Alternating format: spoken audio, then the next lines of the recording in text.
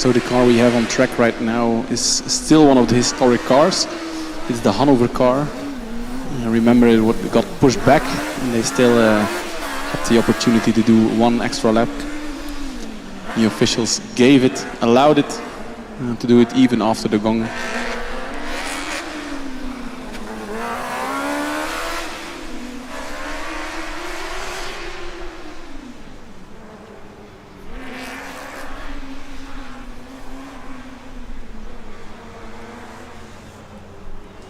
Looks like a very smooth lap from the driver.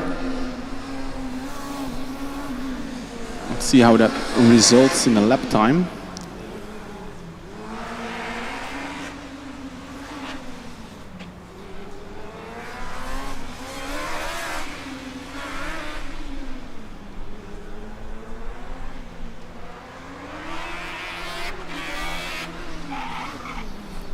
Locking up the front wheel in the big braking zone.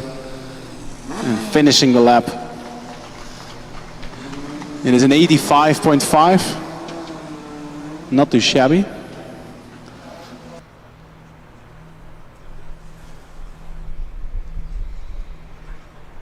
And that is also their final lap and the final lap of the historic cars. I see in the queue quite some cars being started. We will start off with the electric car from Deggendorf.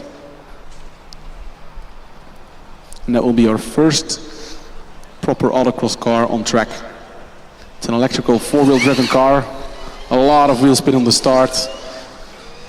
You can see it sliding around, finding its way out of the exit of the corner.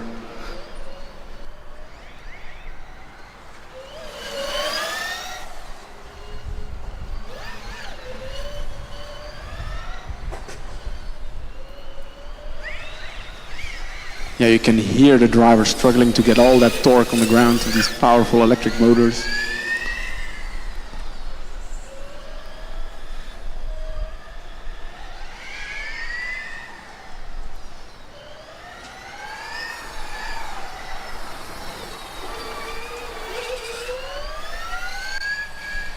Into the pendulum, taking it quite cautious over there.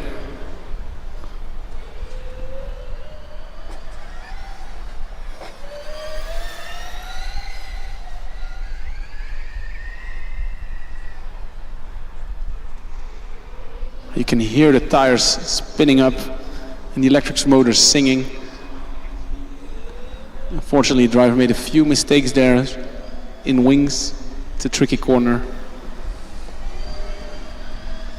And as Deggendorf approaches the finish, we have Milano about to get the green flag. And off they go.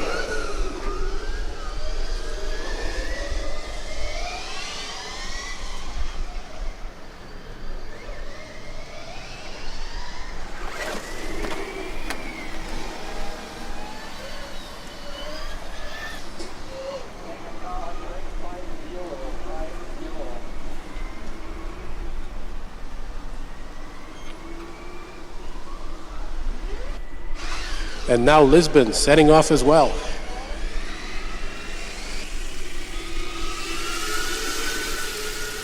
Looking very quick through the first sector. A little bit twitchy, but staying on the track, not hitting any cones. As Deggendorf lines up for run number 2.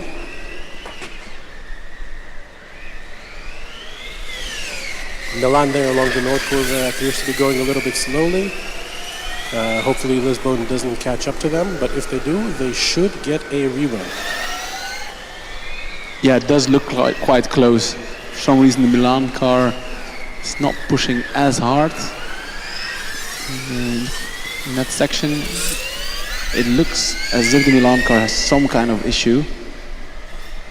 It's really in limp home mode currently. Driver not pushing at all.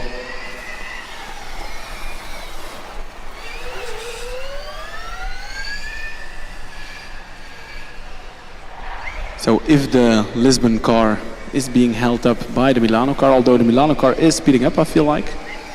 But if that would be the case, then probably they could get a rerun from the officials. So far, and I think they will be getting a yellow flag. Yes. In that case, they can abort this lap time, and they will get a rerun.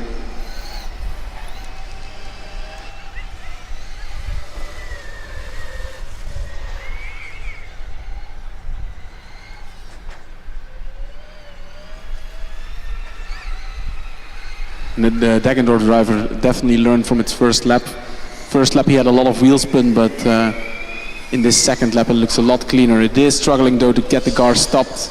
Clips one cone at the end. It takes that cone all the way across the line.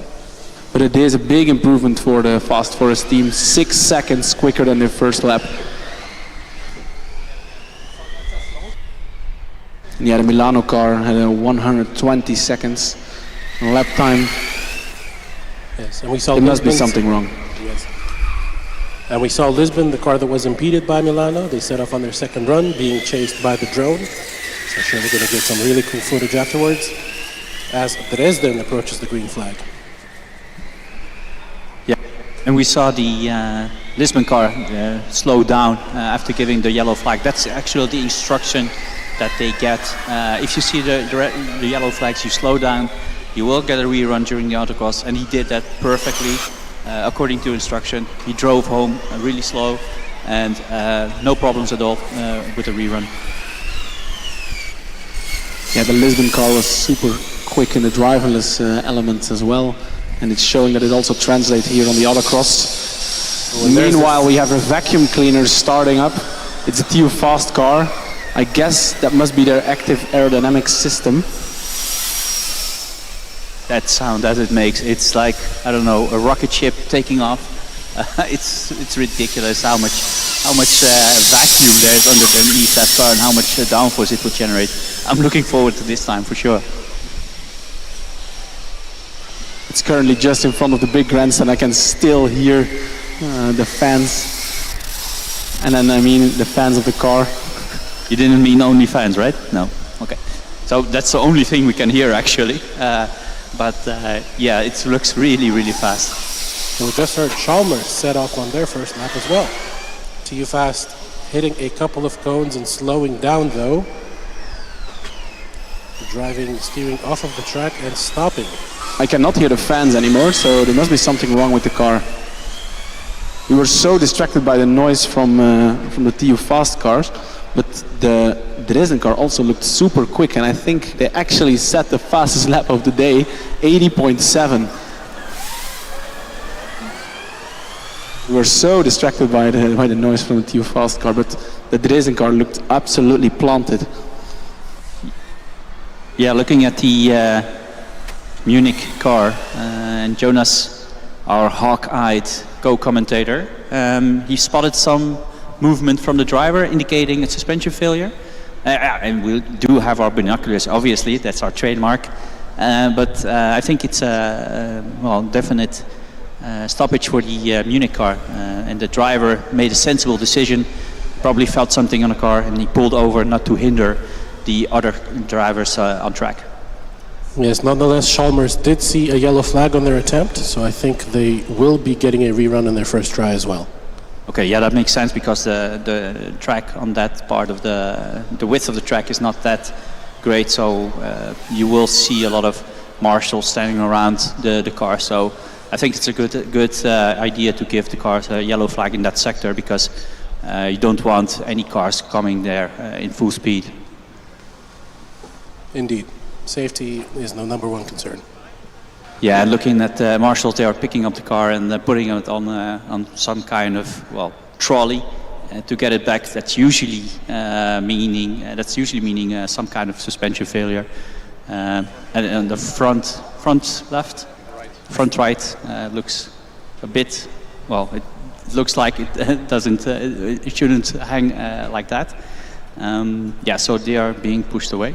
Let's hope they can. Fix the car quickly because that car was quick and we were really bummed that it didn't set a blistering time. Yeah, it might have happened in the transition from the track to the parking. Remember, Mickey, there was a big jump there in the corner. Who knows, the suspension might have gone there because only a few meters after the TU Fast stopped the car.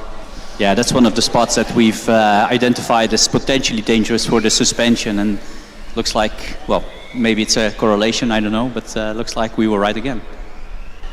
Meanwhile, Lisboa car has been launched again, and I think launched is the correct word here. Absolutely flying through the first section. You can very clearly see the blue light underneath the Lisboa car, and also the Dresden car going even quicker here. Super impressive by the Dresden driver. I mean, there's like infinite grip on that car. Look at it. Yes, Matthias is impressed. He's not easily, so if Matthias tells it's a quick car, then it probably is. And it's a purple light, to be honest, Matthias. Not a blue one, it's a purple one. And one of the cars that is competing for the Formula Student Underground Cup with the most blinkiest cars in the competition. The Lisboa car is fast, but the Dresden car is actually catching up with the Lisboa car. So we might, just as I say, so Dresden making a mistake there in the transition to the parking lot, hits a cone. Driver needs to take a breather, but then full throttle again. And a big spin again from the Dresden car. There must be something wrong, maybe. You can hear the Chalmers car scraping along that famous FSG bump, but continuing nicely. And we have the electric Hamburg car being launched right now. Lots of wheel spin on the rear axle.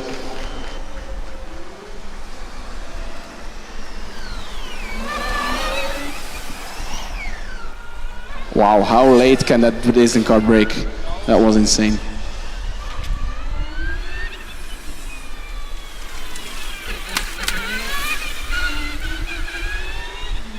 In front of me I have Ulm, ready to be launched.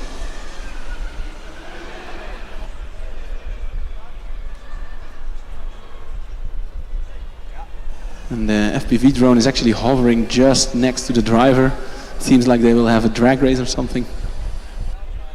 Yeah, we have a stalled car just in the part of the track that we can't see really well, but we do have eyes on them on the YouTube. And that's, which car is that? I think it might be the car from Porto, but I'm not sure.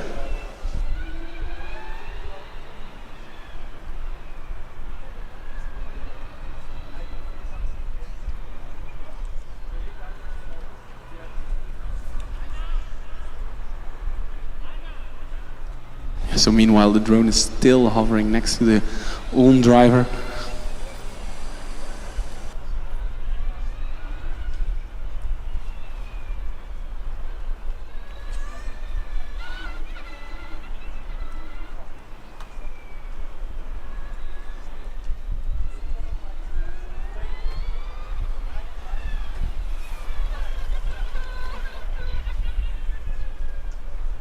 And the Ulm car is ready to be launched. Official is still waiting for the instruction that the track is clear. Green light is on the Ulm car.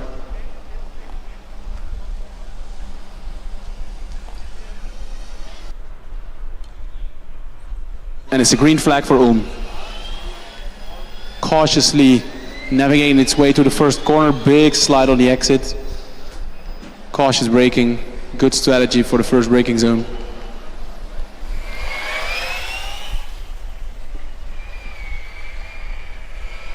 And we also have the beautiful blue and yellow car from Chalmers that is ready to be launched. And there he goes. We were just able to confirm, looking at the timing, that it was indeed the car from Porto that DNF'd and got stuck on the opposite side of the track. The Chalmers car just launched out of the first corner, but it must be some kind of issue because he immediately pulled to the side. Marshall's running towards the car. So again, we have a car stalled on track. It should not affect the Ulm car because it's just at the very beginning here.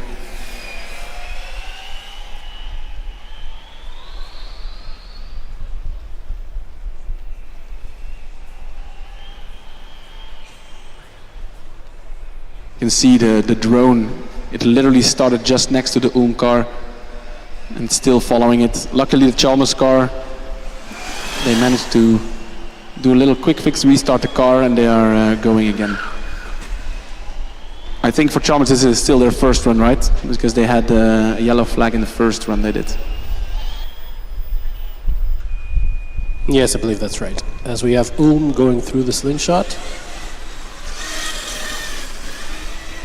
Coming in on the last few corners, navigating them nicely, and across the line for Successful first run.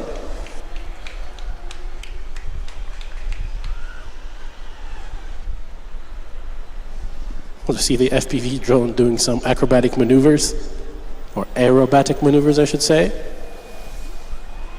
There's not too much action on the track at the moment. We see the Chalmers car going back along the Noordkurve section, but going a little slowly and it does seem stopping. to have, indeed, it does seem to have a few issues. I think the officials will let the Chalmers car finish first before sending any other cars on track.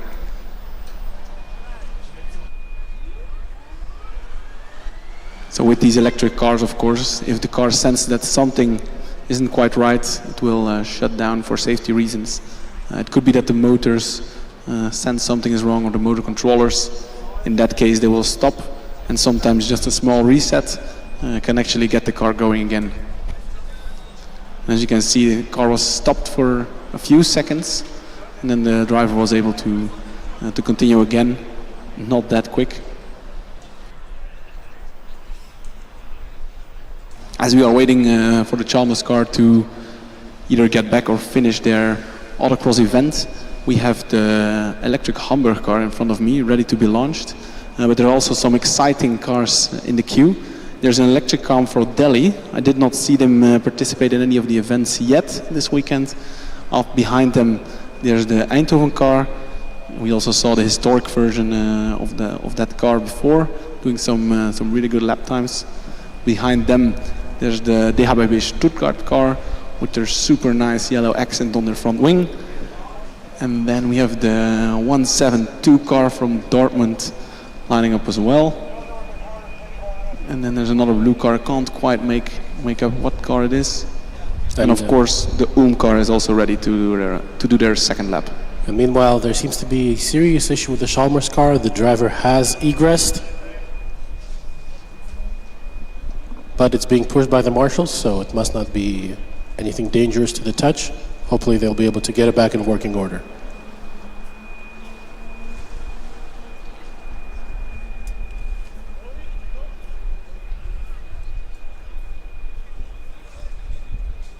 Yeah, so either they instructed the driver to get out, or one of the safety lights went on that triggered the driver to jump out of the car. But they can do a few simple checks to see if the car is safe, and if so, then they can actually touch the car and get it out of the dynamic area. Yeah, there was definitely something wrong, because it stopped every 100 meters or so, and well, if the car does that, it's no use to continue on, and you're holding up everybody. So maybe it was the decision from the driver itself, saying, okay, this is not cannot continue like this. Let me clear the track for the rest of them. As we saw Hawks setting off on their first run.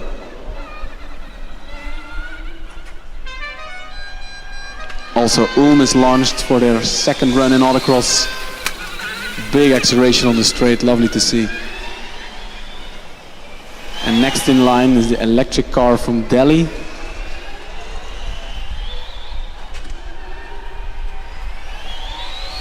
Big cheers from the grandstands here, lovely to see. They actually have quite some pace. And the fourth car is even about to enter the track. It's the car from TU Eindhoven.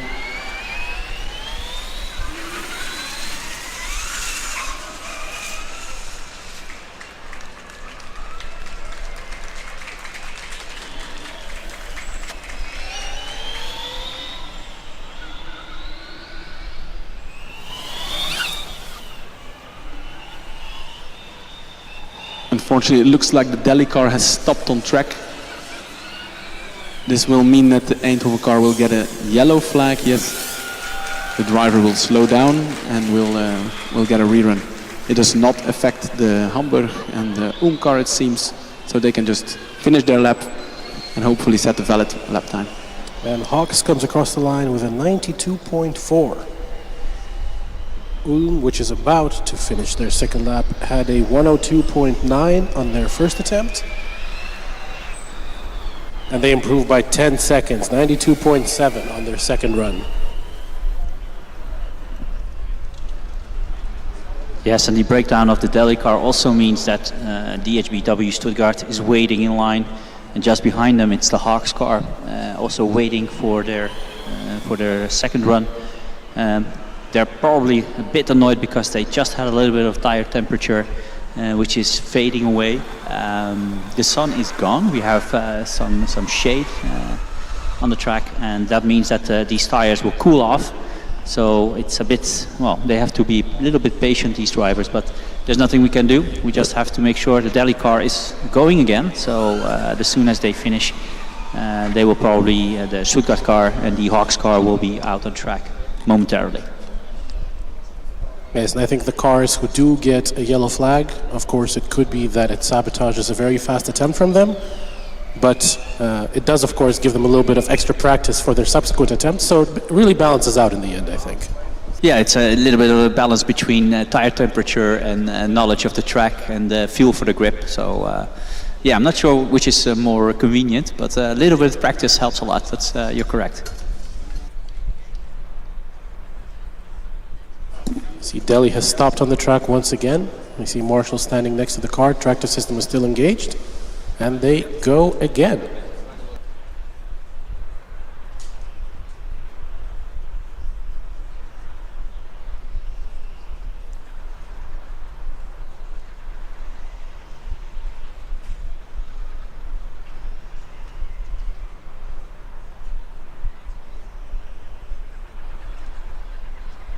Yeah, you can hear the Delhi car on throttle. It's a bit jerky.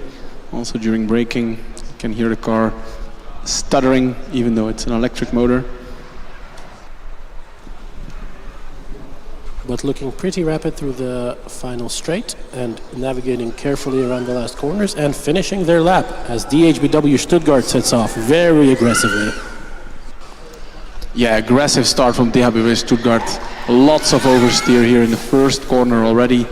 Looked like the car is struggling to find some grip. And Hamburg has been launched as well.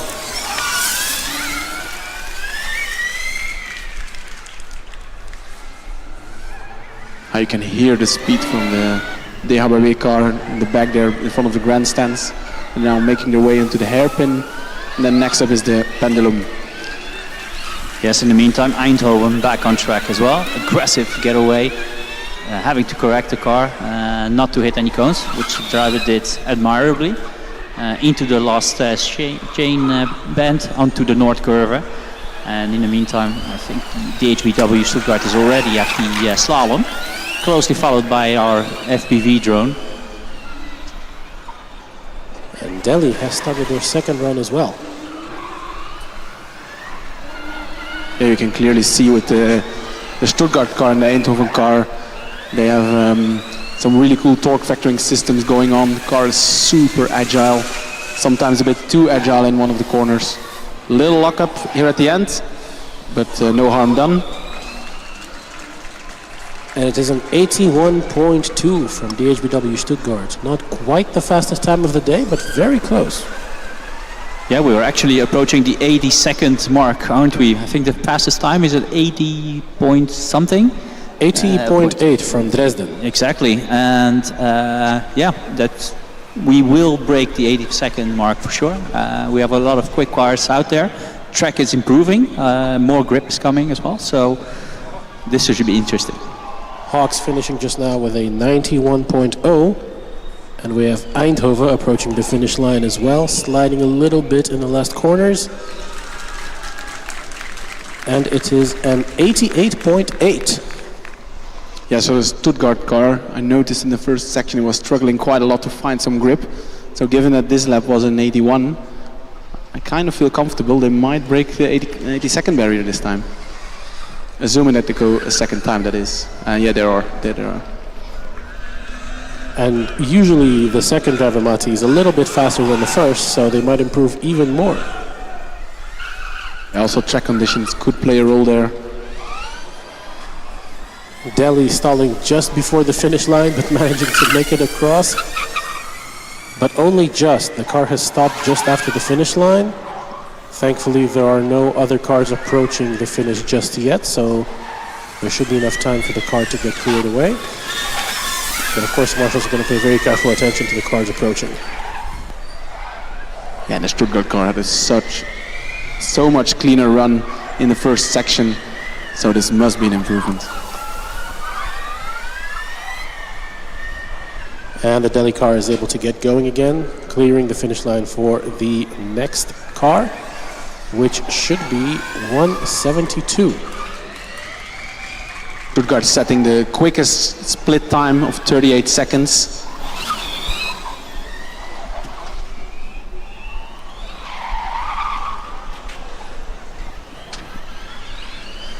I see Stuttgart almost catching the Dortmund car that is ahead of them, but I don't think there should be any yellow flag situations.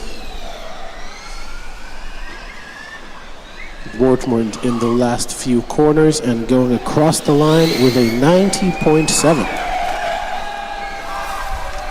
And Stuttgart right behind them with a 78.5. Wow, an improvement of almost 3 seconds.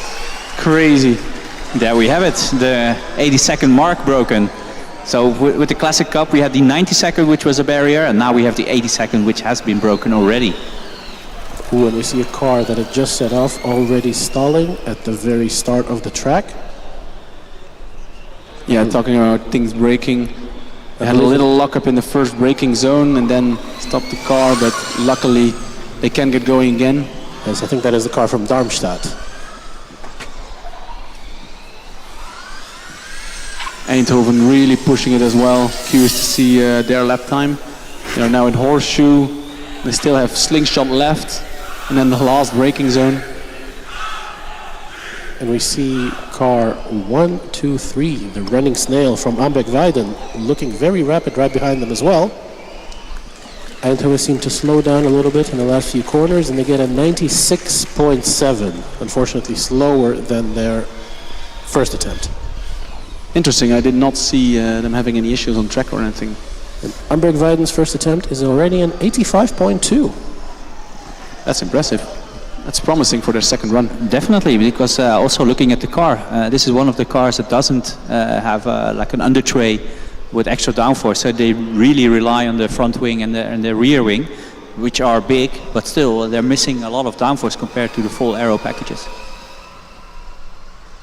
While we were observing the Eindhoven and Ambeck-Weiden car, I think the E24 car had some issues just behind where at the acceleration zone. I saw some marshals running, but looks like they got going again. Yes, that is a contestant from Darmstadt.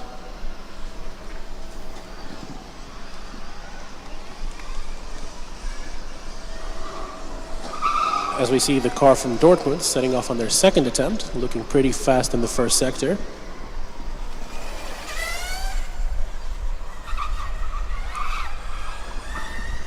Darmstadt seemed to have hit a speed limit of some sort on the back straight, making it through the last few corners a little bit twitchy, then making it across the line with a 138.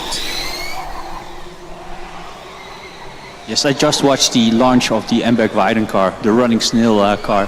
Seriously impressive. It looks so good and so steady on the first couple of meters. It's so quick. It's unbelievable car.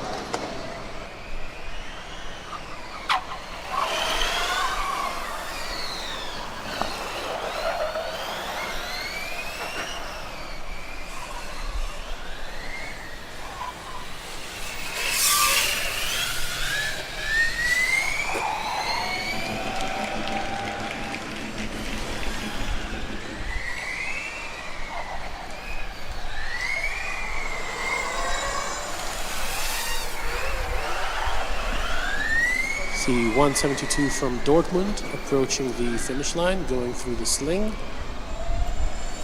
And onto the back straight, accelerating nicely, braking well, going through the last few corners and across the line with a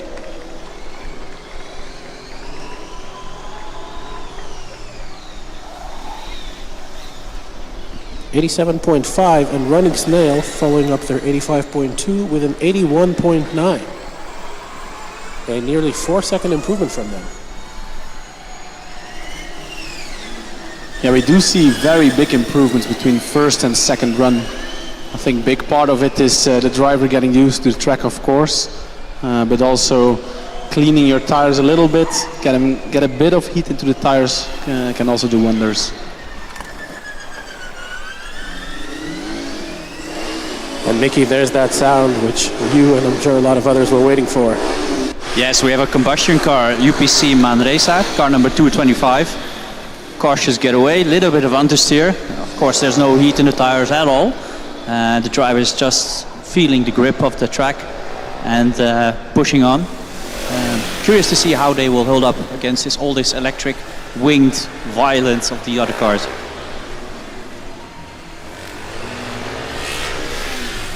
Meanwhile, we can see car number 53, Owl Racing Team, approaching the finish. Slowing down considerably on the back straight. Hopefully not a serious issue with the car. Making it through the last few corners and finishing with a 121.1. And Munich Motorsport hot on their tail, car number 113 with a 94.2. Yeah, we have the car from Ingolstadt on track.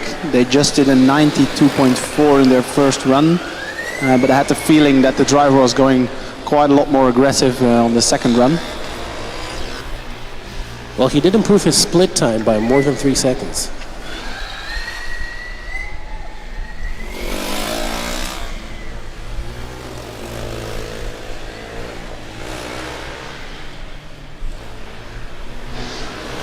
And yeah, these combustion cars really are an assault on the senses. You can hear them, you can smell them. Really the essence of motorsport wafting around in the air over the track. And as you say, so the team from Manresa eating a cone.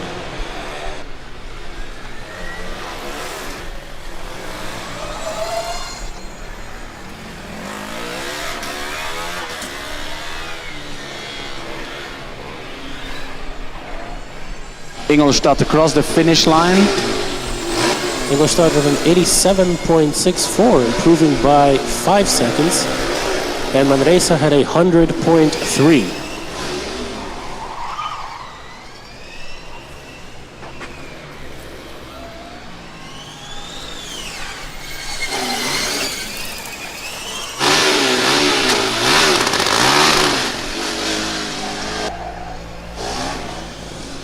Sorry guys, I just had to let you hear one of the combustion cars from Manresa. Was really revving it a lot, just eager to get out on track. It's really nice sound. As we have car from Pravega Racing, number 254, going around and swinging into the final straight. Coming around and across the finish line, also one of the combustion contenders, and they set a 109.7. We see two cars very close to each other. We see car number 53, Owl Racing, and Munich Motorsport very close behind them. I think they will be able both to finish without any yellow flags. Let's see if that is the case, as Owl Racing slows down quite a bit on the final straight.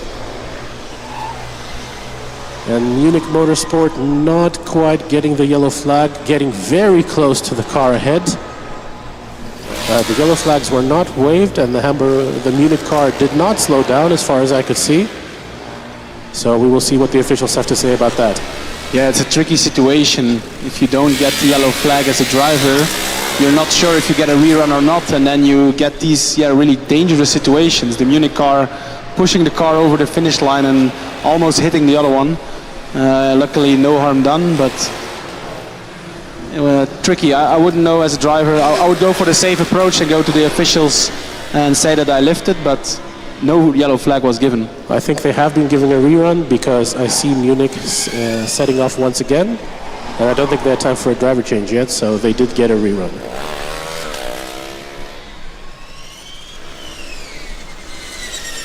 Indeed, I think this is a good signal to the other drivers as well.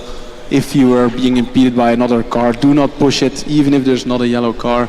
Take the safe route, and the officials will probably get you a rerun if you are being impeded by another one.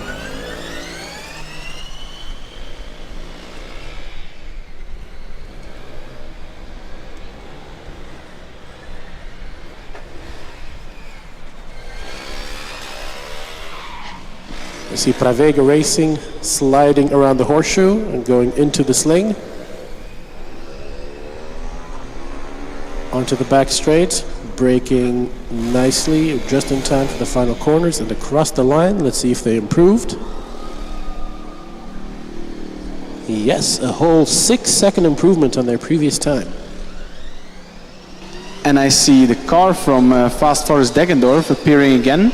I think this is their third run. They're still struggling with the traction issues on the rear axle as the driver was sliding around the first straight.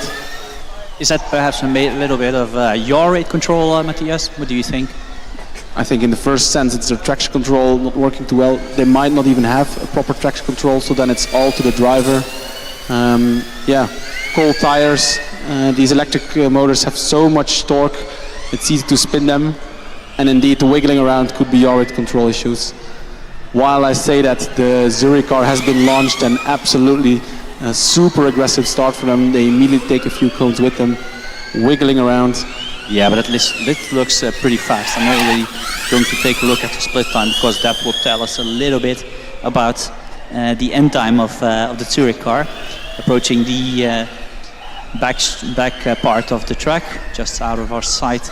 But they will come up to the into the pendulum, and just after the pendulum, just next to the first big timekeeping sign, there's the split time, right where the Zurich car just went.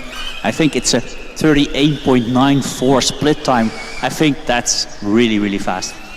Yeah, and given that it's its first lap as well, and the driver's making a bit of mistakes because of its aggressiveness, I'm sure the second lap will even be quicker.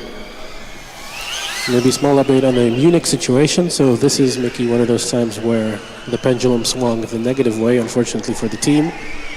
The run that they had the unlucky encounter with the team from our Racing, they set an 87.4, and on the rerun they set a 91.1.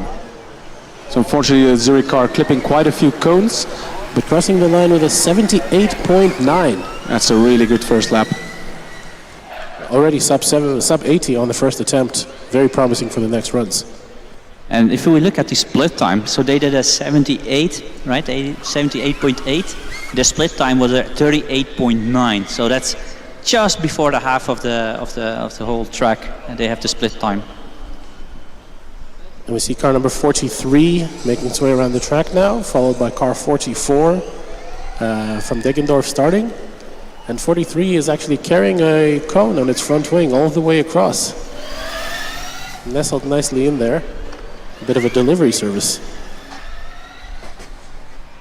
Well, we've heard of drone deliveries, but I've never heard of cone deliveries.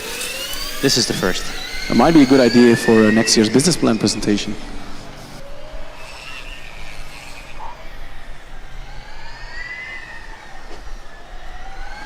Constance coming across the line with a time of 94.5. Meanwhile, Deggendorf finishing actually halfway down their lap. What I find interesting is I think this is already their fourth run. It's only car to 3, and that would mean that the Deggendorf team already did all of their Autocross laps. Well, as Mickey said earlier, the sun is away, the wind is blowing a little bit, the track is not going to get any warmer than it is now. It is in fact going to keep cooling and cooling. And I don't think whatever amount of rubber being laid down by the teams running right now is going to compensate for that lack of temperature. So hopefully we will see teams making their way over to the queue very quickly, because it's looking a little empty at the moment. I see only 2 or 3 cars waiting for their runs. Yeah, and I also see the Zurich car being pulled out. They're not going for their second run, interestingly. Yeah, and Deggendorf just missed their braking point in the last chicane. The chicane that we've marked as one of the cone collector chicanes by the cars, and he just managed to brake a little bit too late and carried a couple of cones, but he did manage to finish the run, the Degenkolb car, so well done for them.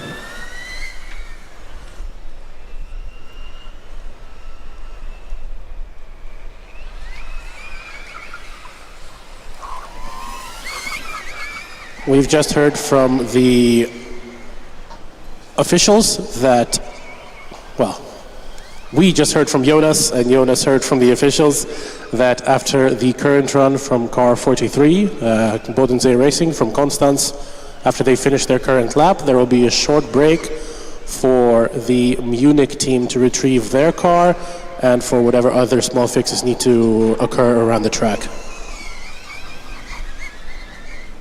Yeah, and I think there are a couple of other cars that have been pushed out of the way. So just let the teams collect their car to be able to fix it in time for tomorrow and get even maybe to scrutineering later on today. And even maybe, if they are fast, then they can be back for their third or fourth run.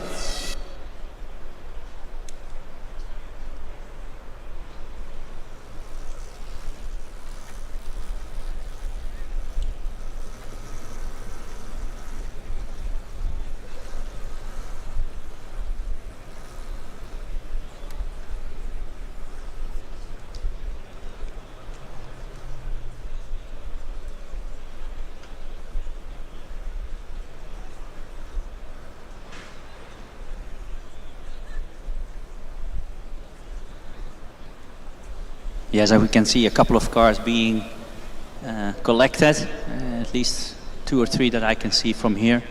And I think looking at the track, it also gives them, the marshals, a little bit of time to get a pit stop, get some drinks. Fortunately, it's not as hot as it was earlier today, so that's good news for us. As far as we can see, we have a fairly empty queue, although there are some cars coming, so they will be able to attempt a couple of runs in a couple of minutes. Yes, and I see a car being rolled off in the distance there. Can't quite make out the team. See the too fast car has been rolled into the track and is now being put onto a trolley of some sort.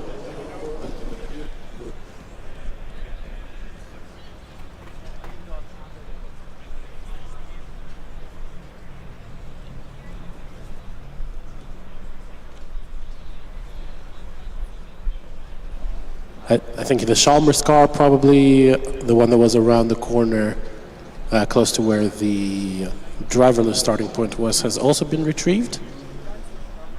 And just some final checks being done on the too fast car over there, make sure it's safe to transport, safe to retrieve from the track. And after that is done, we should see the Autocross resuming. Yes, and we still have a lot of time in the Autocross. It will be open until 7. As we know, so that means we have a lot more action coming our way, and even these cars that have been they broke down during the first couple of runs, we hope to see them back, and until then we'll keep our fingers crossed for them. And it's always nice to finish at least a couple of runs in the Autocross, because it's still a lot of points for the championship, so it's very important. And let's not forget, it will also determine the starting order of the endurance. And there's one thing you don't want to be as a fast car, is stuck in a very low ranking together with a lot of slower cars around you, because that will cost you a lot of time on the endurance.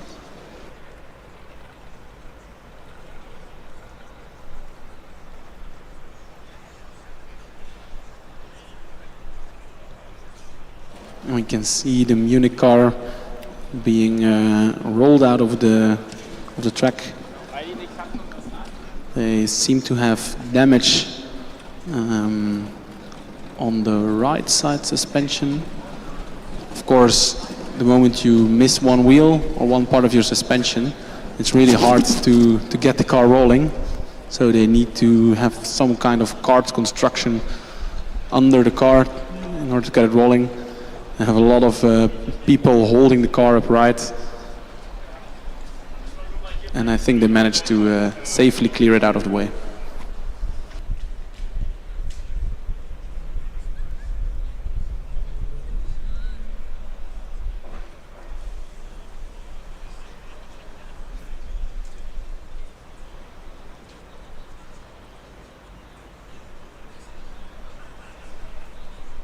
Yes, and we have our spy, Jonas. He's looking at the Munich car, assessing the damage. We know Jonas used to have a lot of experience with damage on cars. Mostly he was the one that had to fix them. So he has a keen eye for it. So he will probably report back on the extent of the damage on the Munich car. It was really a shame because it was such a fast car. And we didn't get to enjoy it properly. But hopefully we will later on. Upper ball bracket ripped up.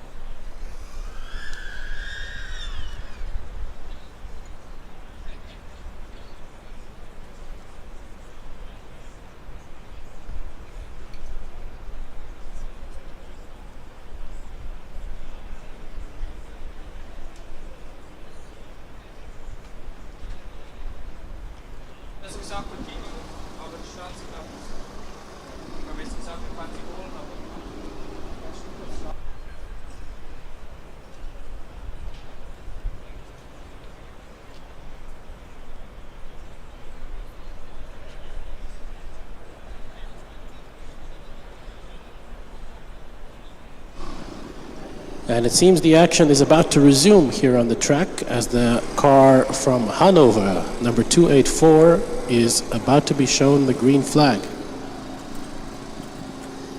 Just waiting for the track marshals to get back into their positions.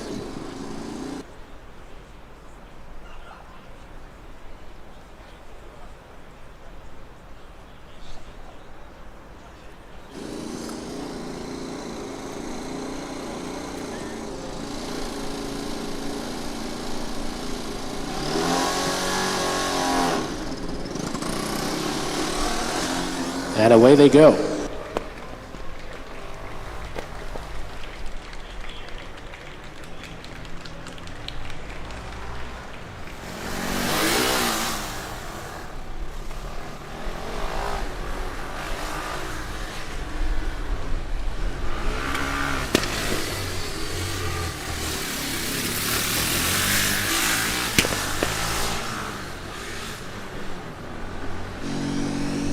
Next up, car number 216.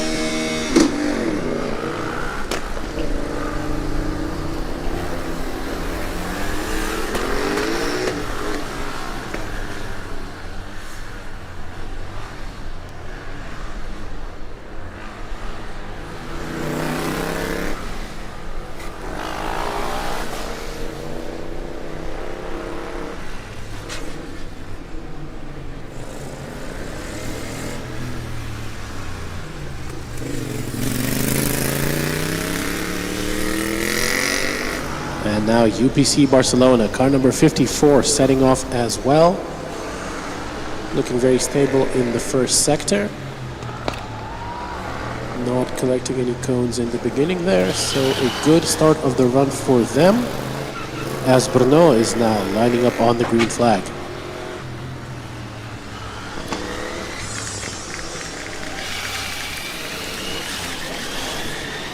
Matti, how's it looking over at the finish line? Yeah, the UAS Hanover car 284 just finished here. I'll have a quick look. They had a 95.5, so I think that's a really good first lap for them.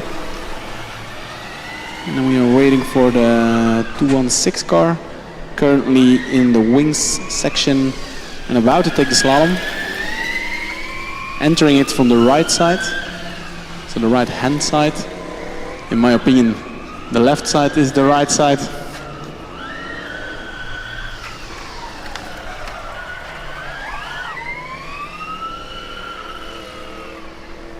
Yeah, the driver of the 216 car taking a cautiously approach. A lot of backfire from the Hanover car on their second run, but it is looking quicker than their first attempt.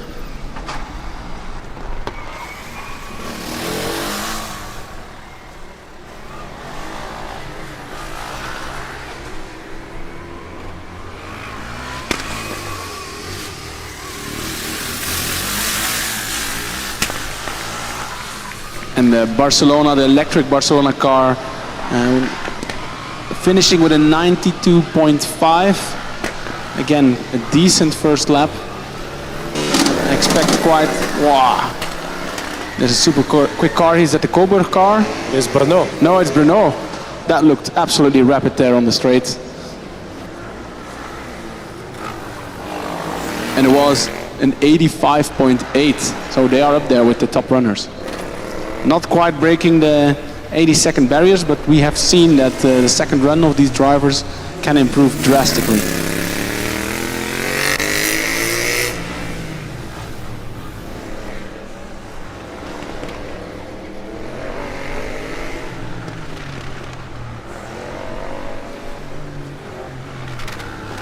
The Hanover car struggling sometimes to get it shifted. Driver really pushing it. Could see it sliding in the slalom. Final corner coming up and across the finish line.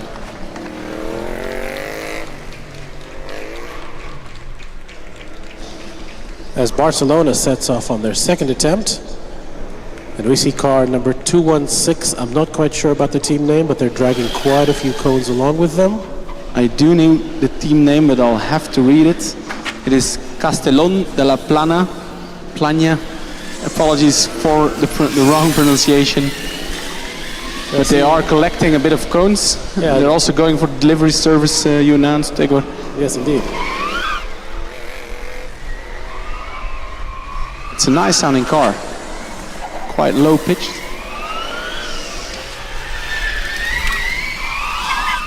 Locking up, understeering in the last corner.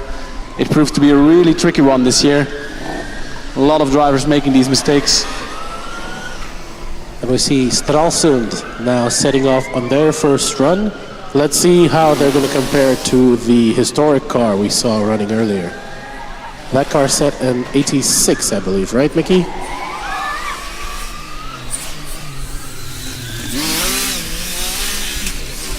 Yes, I think so. Maybe even faster. Barcelona scraping a little bit on the bump going into Horseshoe. Now into the sling, onto the final straight.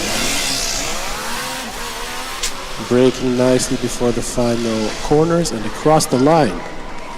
It was an 89.4. Yeah, so an improvement. Definitely. Breaking the 90-second barrier. Oh, but now we see Brno. Ooh, only barely making the final corner, clipping a cone on the way. But that looked very rapid. Yeah, it was an 82.7, so almost flirting with the 80-second barrier. But it's a 3-second improvement from their first lap. I did not believe that it would make the corner because he braked so ridiculously late. I was just amazed. He only clipped one cone. I thought, okay, he's going to go straight on. Well done by that driver. As we see Stralsund now coming onto the back straight. Let's see if he can beat the 86. So a little unlucky in the final corner there. Yeah, we have a car stranded there, Igor, on the left. Is that, what car is that?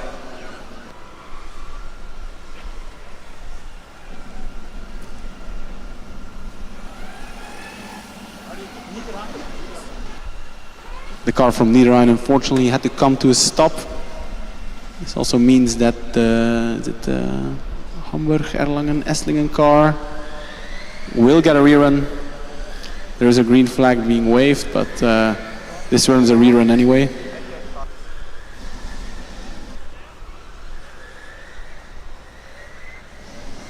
And the Niederrhein car looks to be completely out of power, being pushed off the track by the rescue team. As we see Esslingen now making the way around. And I'm just looking at the times here. Mickey, you were very impressed with the times of the Stralsund car, the historic one, 86, and rightly so. The current one setting a 96, of course, with that little bit of trouble in the final corners. So with a clean run, I'm sure they can, at the very least, match the historical times. Yeah, indeed. Nice little detail on the rear wing of the current Stralsund car. It says Danke Ulf. And that's actually a tribute to Ulf Seinfurt, one of the former members of Stralsund. He was actually building cars for Stralsund, and then he was the head of scrutineering for a long, long time here in Germany. He says this is his final year, but he did say that a couple of times already, so I tend not to believe him, but who knows, maybe it is definitely his final year. So anyway, a nice little detail, current team thanking one of the founders of the previous teams. Yes, lovely to see. And also lovely to see is the Delhi car going for their third run. Yeah, I'm really impressed by how quick these marshals can clear out these cars. I didn't even notice that the track was clear already and a new car was being launched on the track. Unfortunately, as I say so, the Delhi car seems to be getting to a stop. Marshals are running towards them. It's the 117 car. Yeah, it seems similar to the troubles that they were having during their first attempt. I think on the second they managed to do a full lap without stalling, but slowing down in a few places. Exactly, it's the same situation. We saw also with the Chalmers car driving a little bit and then coming to a stop, starting off again and coming to a stop again. So similar problems. Not sure what exactly is it. Probably something with the software or the battery management. In the meanwhile, though, we can see that the queue has filled out a little bit. I see the car from Esslingen getting ready to go for the rerun of their first attempt. I see Hawks Hamburg in the second run queue. And then in the first run queue, we have car number 122 from Diepholz. We have car number 35. I can't quite make out the name of the team. And just behind them we have car number 20 and then car number 364, and that car I can recognize anywhere with their distinctive yellow. It is the car from Malaga. Yeah, so we have the Esslingen car here waiting for its second run, but its first run was interrupted by the car that was parked over there. So they do get a rerun. Of course, the driver of the Esslingen car could do a little bit of practice. That will definitely help him, but he has to wait now, so the tires will be cool already. Yes, well, we'll see how it goes, because we saw already with the Munich Motorsport car, they did get a rerun, but unfortunately the rerun was a little slower than their actual attempt. Thankfully, that wasn't their last run of the day, so they'll still have 2 opportunities to improve.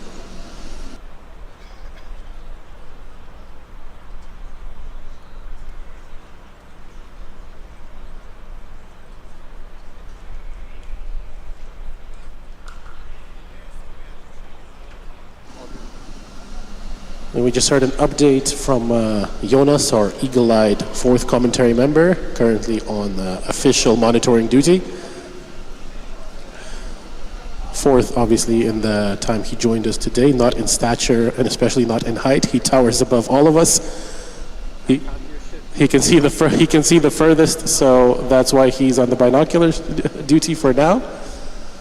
He just got the update that the car from Delhi, they suspected that there might have been a voltage problem. They checked for the voltage on the car, but it was safe, and the car has now been safely pushed off the track, and we should be seeing the action resume very shortly.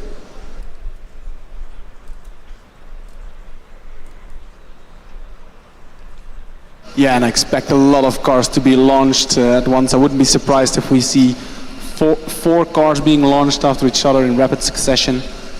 That will be the Stralsund car being launched as we speak. That is the Danke Ulf car that Mickey was explaining. Quickly followed by the UES Esslingen car.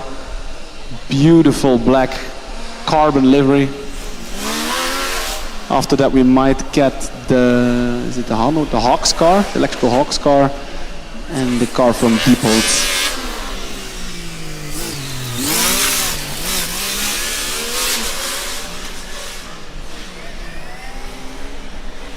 The Esslingen driver is not leaving any time on the table, immediately pushing in the first section.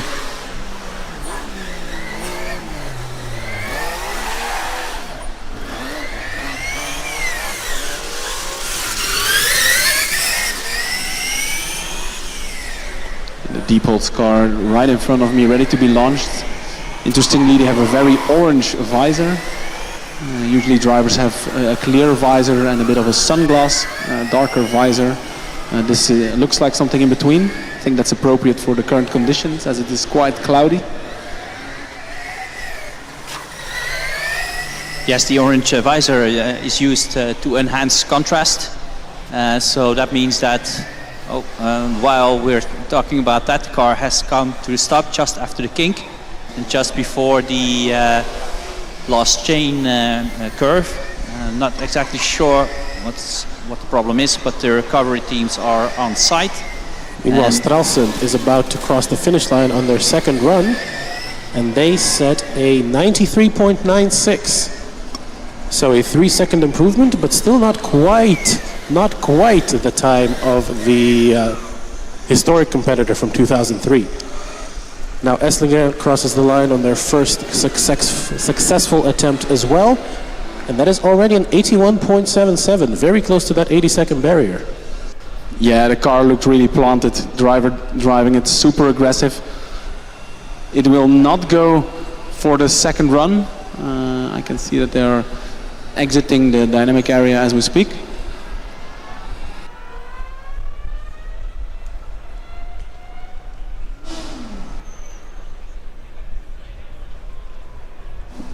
And is that the Diepholz car driving in the distance there? Has it managed to get it going again, or is that another contender? No, I think you're right. They did manage to get it going. The driver is taking a bit of an easier approach, it seems. I mean, their time won't be representative anyway, so the driver's probably just trying to get it home at the moment. Maybe taking a little closer look at the track for later? I think he's mostly concerned about his car at this point. Yes, we have a new car on track, UAS Australia, very silent, so he sneaked under the radar. We couldn't really hear them launch, but it looked really fast in the cone killer chicane and into the kink. Another very well-built car, as far as we can tell. Looking forward to these lap times. Yes, and now Magdeburg getting the green flag and setting off on their first run. Looking a little hesitant through the first corner, but speeding up. Looking clean through the first chicane. And disappears out of view as Hawks Hamburg comes around for their next run.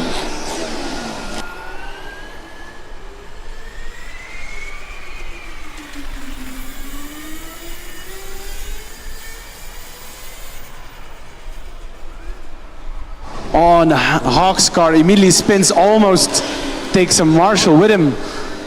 Just goes to show you how quick an incident can happen.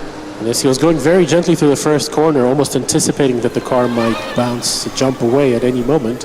And it did as soon as he got on the throttle in the straight. Yeah, it does seem to be a trend here. Of course, you start off with the long left-hander, which is slow. A lot of cars go on throttle quite aggressively, spinning the rear tires and wiggling around. In case of the Hawks car, he did actually spin and go off track. Yes, and the Malaga car after him, waiting until the car is nicely lined up and straight before getting on the gas. And so no spinning, no trouble for them. And who has Australia doing a 91.02, very decent time for them. And we have Magdeburg on track still, just after the slalom into the slingshot, into the horseshoe. We have the car from Cadiz starting now as well. Is that 4 cars on track now? Getting through all of them very rapidly, and very well that they are, because the queue is starting to get quite long again. Yeah, and we have some exciting cars in the queue as well. The team from Zurich is back for their second run, potentially the second run of their first driver. And they might also have swapped drivers, of course. So they looked super promising in their first run. We also have the Ren team Stuttgart lining up. So we're going to have a good next 10 minutes. Now Ostfalia has set off on their second attempt, looking very firm, very planted through the first sector. Yeah, looks super clean. Also the driver managing to find the correct balance between speed and grip. No mistakes whatsoever.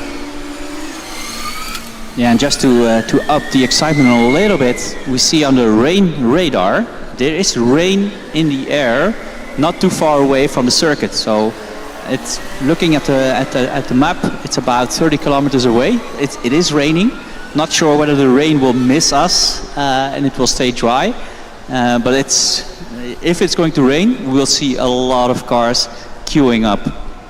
Yeah, still quite a lot of time in the day, 4 hours to go, so very possible that that rain might reach us. Yeah, but once it rains and the track is wet, it does stay wet for quite a while, so it might not dry up in time. And this might actually explain why the team from Deggendorf already did the 4 of their runs. Maybe they saw some rain coming and decided we're having none of that.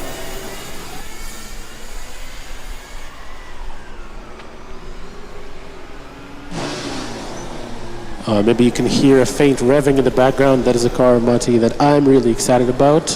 Car 229 from Renteam Stuttgart. And again, the car E24, I think in the previous attempt they also bogged down in the first section. Luckily they got going again.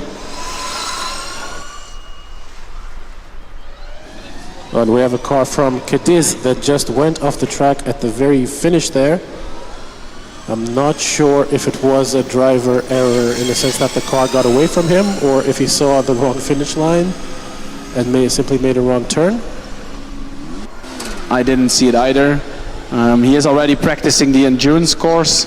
Unfortunately for the Autocross, you need to take a tight left and exit the track before that. Luckily the marshals showed the driver the way, and hopefully he will do it correctly in his second attempt. As we see Hawks about to go on their 4th run, I believe.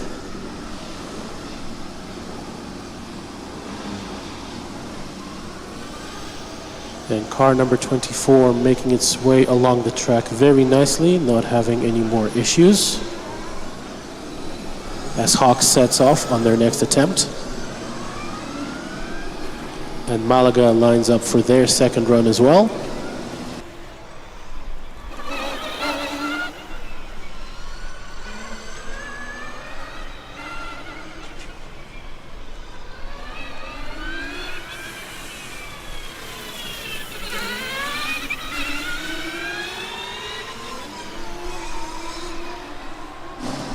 The Malaga driver a little bit more aggressive through the first sector and already looking quite a bit faster forward. And how's the leaderboard looking at the moment? What are the fastest times that other teams will be aiming for right now, Matti and Mickey?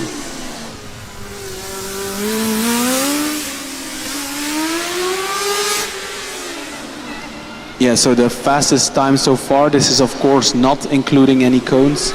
The DHBW Stuttgart car did a 78.5. The Zurich car, super impressive on their first run, did a 78.8. Then we have Dresden also on their first run at the 80.7. They had some issues in their second run. Also the Esslingen car was super impressive. They have a 81.7.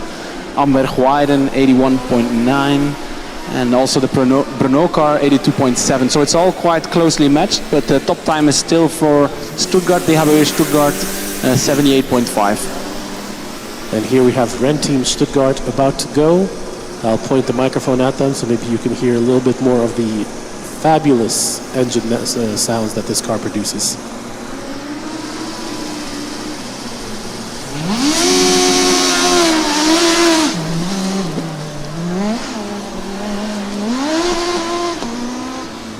Yeah, and the driver as well struggling here just after the first corner on the straight to get all the power down, wiggling its way on the first straight. It seems to be a trend with all these drivers in their first run. As Ostfalia goes for their next attempt. I'm not sure if this is number 2 or number 3 already. I have a feeling this is the 3rd time they passed. Maybe they had a rerun, I'm not sure.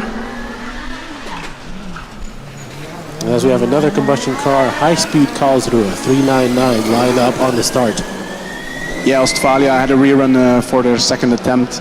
Probably got held up by one of the cars. So this is their second proper run, second timed run, I should say.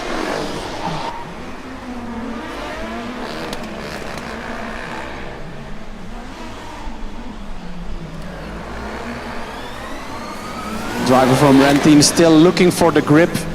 Struggling to get that power down, sliding away. Yeah, I've been looking at this car through a couple of turns, Matthias. It looks really fast. He is struggling, he's finding the grip, but it is fast. And I wouldn't be surprised if this was one of the cars that would get into the top 10.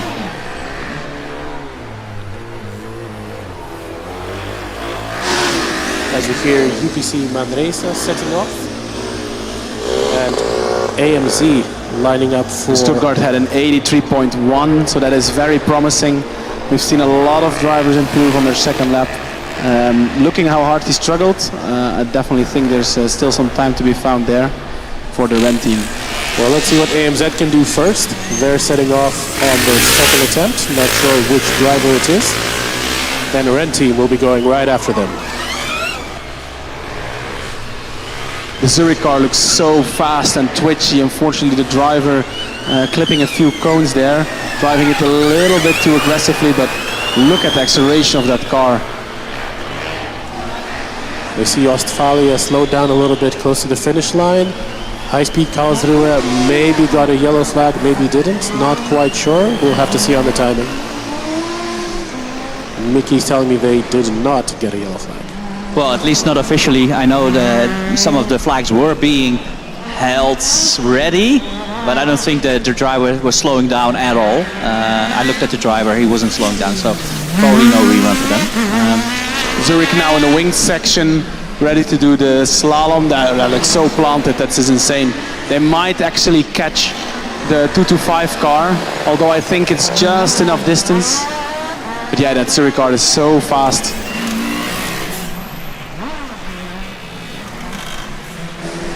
Ren team, meanwhile, setting a 39-second split, only 1 second behind Zurich. And Zurich with a 78.44. Fastest time of the day. Yes, but we did see a couple of cones, at least here in the last chicane. So it will be added to the time, but the time 78 is really, really fast. Yeah, and I think there's even more potential in the car. The driver was still struggling with the inputs it need to give. So I expect to see some quicker times for the next driver. I see Stuttgart coming around now with an 80.55. Very close to sub 80 seconds, but a couple of cones in the final turns as well.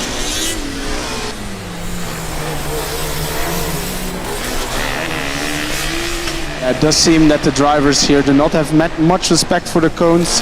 I think FSG even launched a video, Cone Lives Matter, but not to these drivers. A lot of cones being eaten.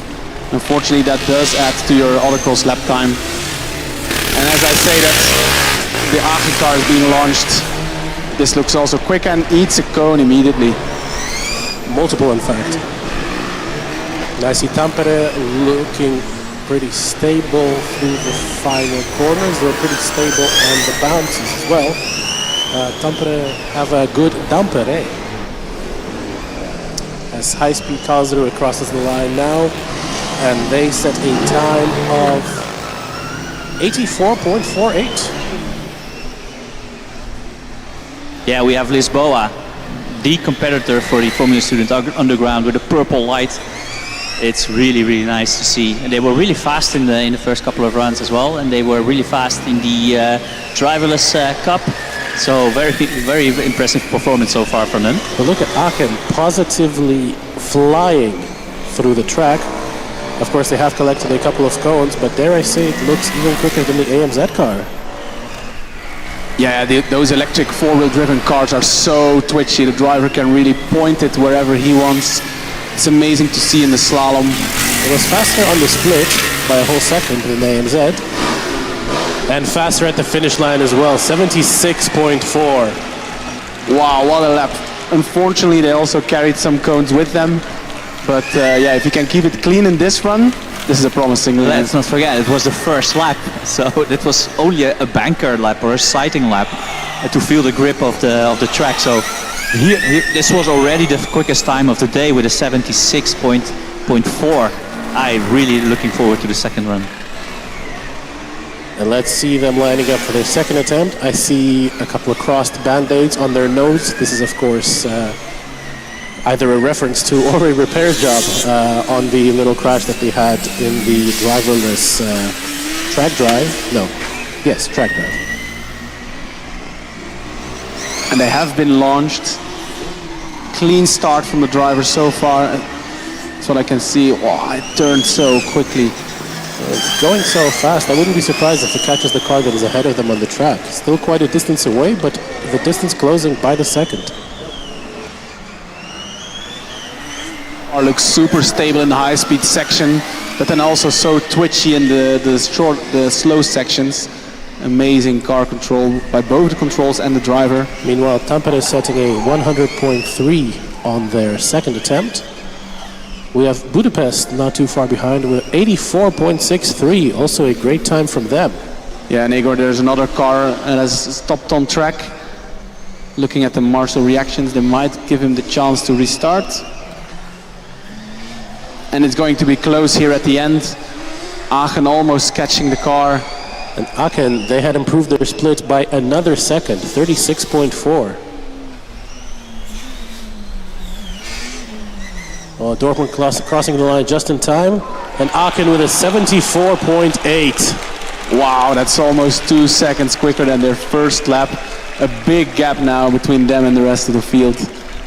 And that was actually an interesting strategy of this driver, because he took more risks during his first run.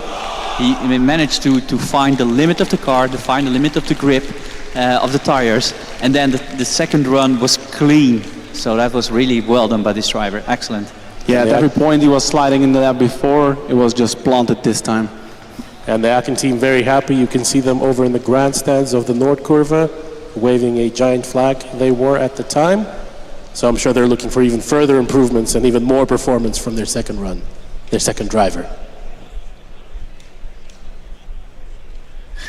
As Lisbon sets off once again with that incredibly unique blue underglow, purple underglow. Purple lights for purple times, they hope, I'm sure. Yeah, we had a talk with them on the driverless acceleration or the manual acceleration, one of the two. And they said the light is for their speed sensor, and sometimes when it gets a bit darker, maybe like now with the clouds, they do need a bit of extra light in order to see the track properly. And that's where the underground light comes from. It looks super cool. And now we see behind Lisbon, Budapest, we're setting off on their second run as well. First run was in the mid-80s, so I'm sure they'll be hoping to see the low 80s on this one. And the car has stopped. The Budapest car, Marshall's running towards them. I think, Igor, you just jinxed it. The moment you said it, they stopped on track. I think Igor has some superpowers as to the commentator's curse, because this is, I think, already the third time or second or third time that he called out everything's going well, and then the car stops. Lisboa car hitting ground hard there just before the tighter hairpin. Also here in the horseshoe, hitting it quite hard. Yeah, so for everybody that is wondering, is that allowed to hit the ground with your wings and under tray and so on? Yes, it is allowed. While the car is collecting a couple of cones just at the end of the track, it is allowed to hit the floor or the track with your wings or other body parts. It's up to you if you do that. If you have damage because of it, that's also bad luck. You have to make sure that your car ride height is good enough not to cause any damage. We used to have years that it was prohibited, so if the car would touch the track with the wing or the floor, they would get a penalty or even a disqualification, but they let that go. So now it's up to the teams to decide what kind of ride height to implement and whether to take the risk of damaging the car or not. We heard from the officials just now that the Budapest car is done for the moment. The driver is out. The rescue team is pushing them away.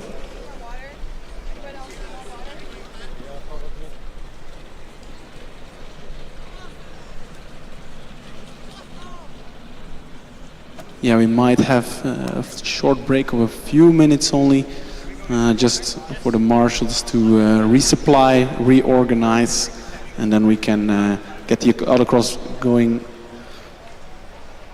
Yeah, and also collect the broken down cars. I already see a couple of teams getting ready to enter the track and retrieve their car and to fix it as soon as possible.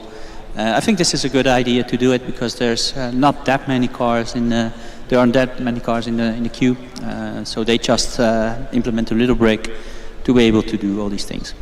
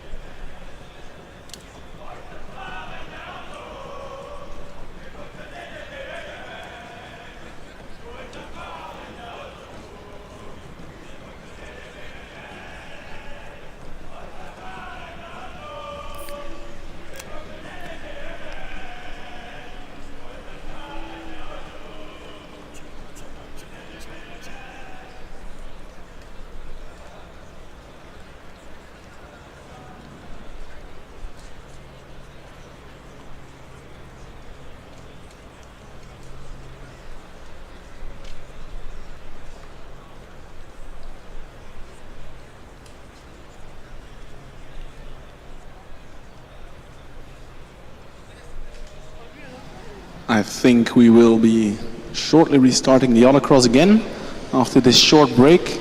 Yes, I see TU Valencia being given the green flag and setting off.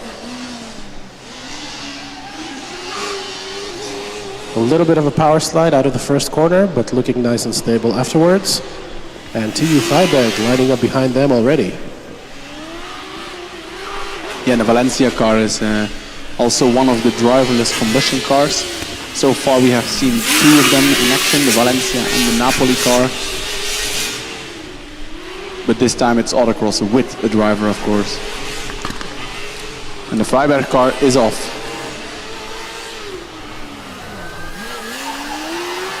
And I see in the queue approaching the 120 car from Karlsruhe, still without a front wing.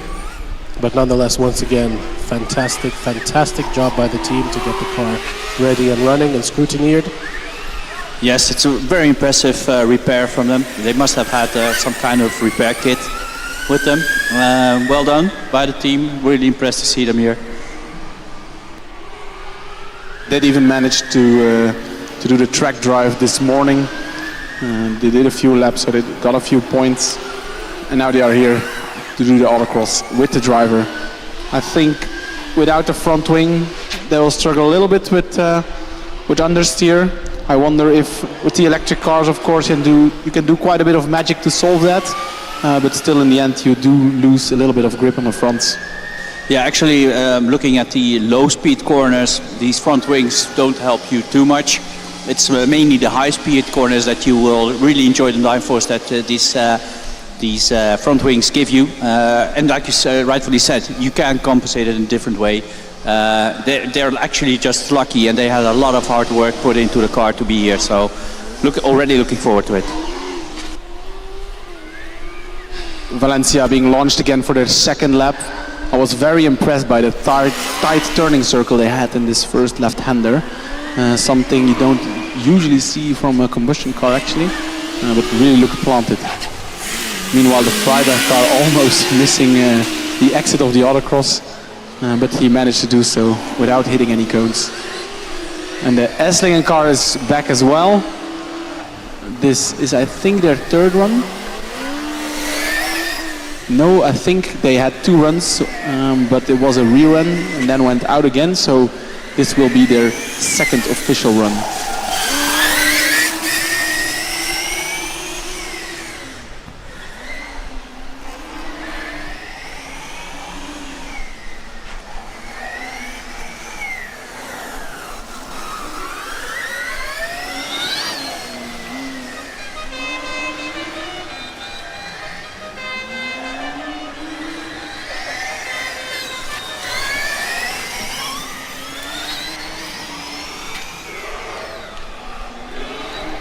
And we see kids now making their way along Nord Curve.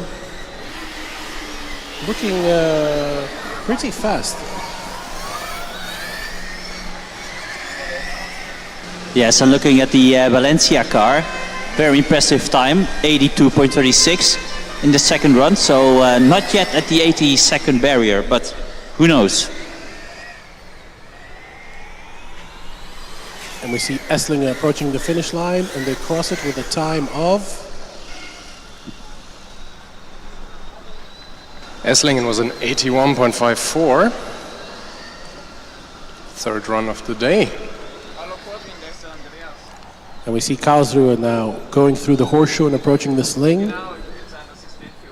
Let's see what they're able to show on the finish line.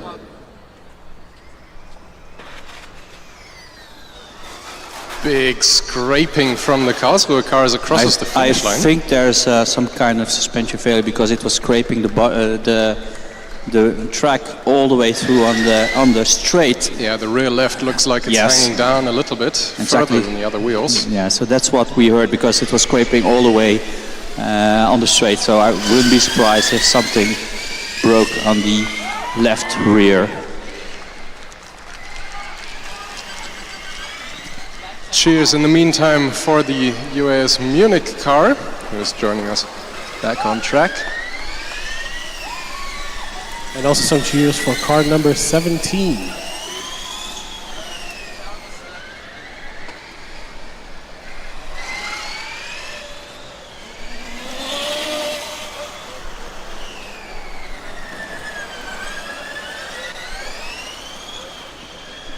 GFR, car number 13, also lining up on the start line.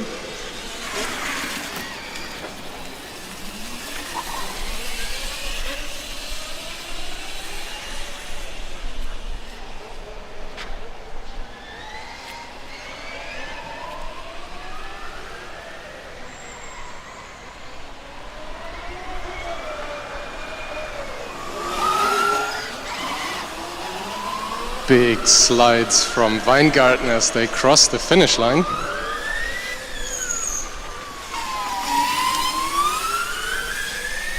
As Montreal sets off on their first run.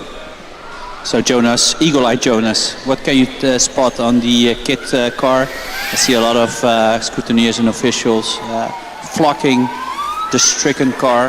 What do you see? It is a little bit difficult to tell. I don't see anything obviously broken.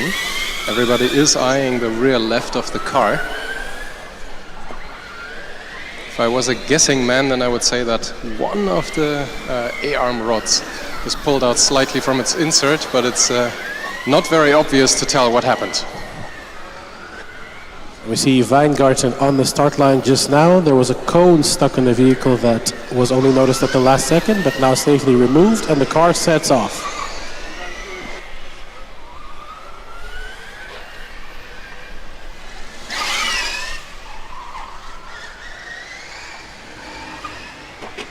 Now it's getting closer in the final few turns. Yeah, that was definitely a hindrance for the Oregon State University. Global Formula Racing, they had to back off significantly. They were not given any sort of flag, but the driver did the sensible thing. He backed off because he didn't want to hit the car in front of him. Yeah, both of them are immediately going for their second run as well. So that means race control will have to give these cars some extra space before they let them go.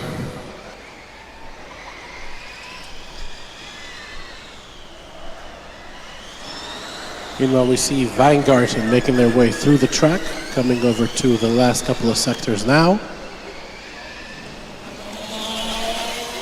Looking mostly stable, sliding, a big slide there in the corner, entering the horseshoe. But stable on the exit, sliding a little bit onto the sling. Going along the back straight, big sparks there from the bump, and going through the last corners, and they set a time of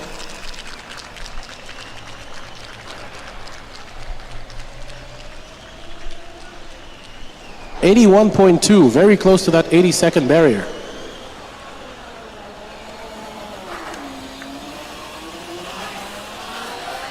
As Munich Motorsport now makes their way back to the finish line, and they set a time of 81.8, an improvement on their previous attempts.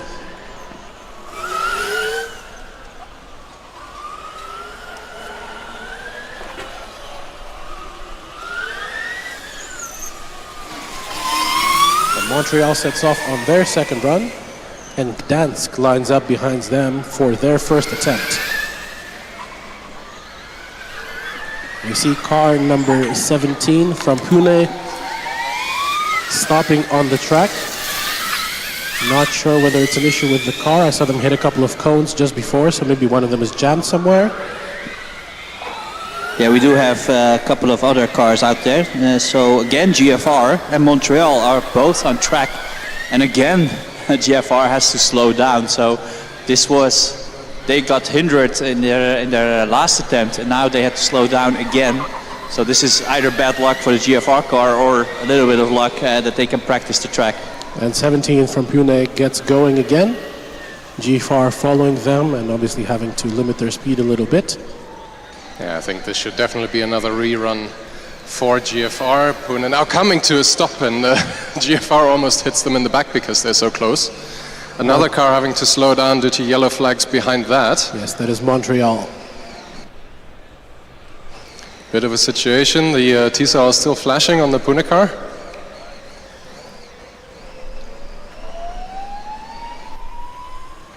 GFR and Montreal getting the green flag now. So they will both be allowed a rerun, and Pune gets going again.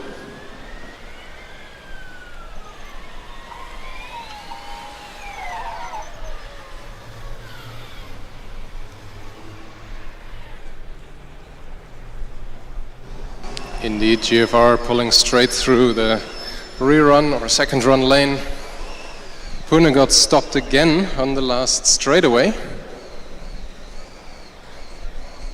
Diesel is still flashing again though. Looks like a recurring issue. Yeah, we've seen the same issue with a number of cars. We've seen Chalmers, I think one of the ending cars as well. Darmstadt as well was continuously slowing down as well. So intermittent fasting or intermittent stopping on the track. Anyway, I think the marshals will wait until this car will clear the track definitely, and then having GFR run and ETS run again. But before that, Gdansk is being let on track. Oregon lining up straight behind that. Yeah, this is their third run for GFR, and they have yet to complete a clear lap.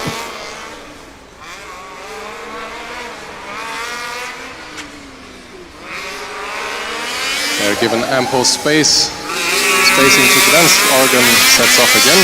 Montreal is next at the green flag. Yes, I think we saw the battle yesterday between ETS and Akron, I think. It was North America, so we had the North American battle. And we have another North American battle today between Montreal and Global Formula Racing. Next up at the green flag position, Tsinghua Yuni. I think this is the first time that we're seeing this car out on track. Big slides into all the corners that the car has mustered so far. Looks like either the tires are cold or the driver's getting cold feet.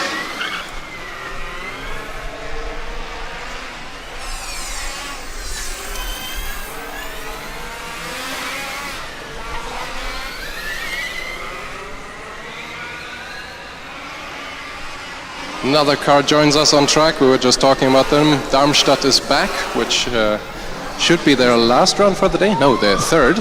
As Gdansk crosses the line, and they set a 88.7.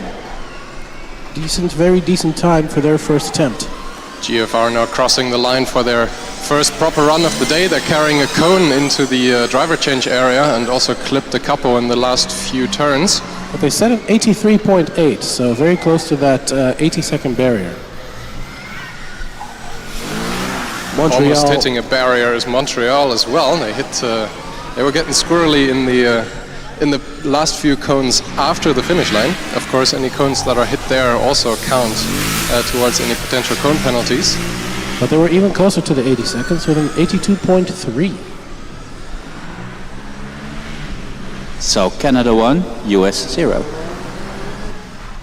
Well, when you adjust for the cones, it might be the other way around, but provisionally, yes, Canada 1, US 0.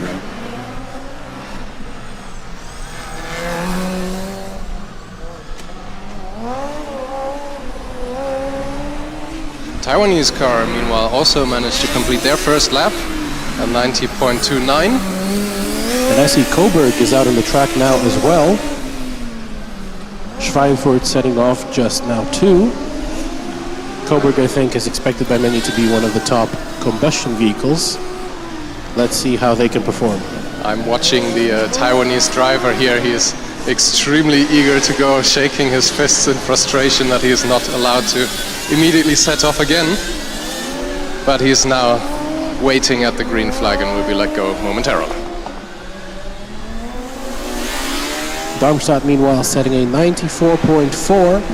And Urle is about to cross the line with a 97.6. Green flags for Taiwan. Only two other cars on track. I'm taking a brief look at the queue. We have Napoli, Strathclyde, Innsbruck, Lemgo, and another car that I don't think has joined the queue properly yet.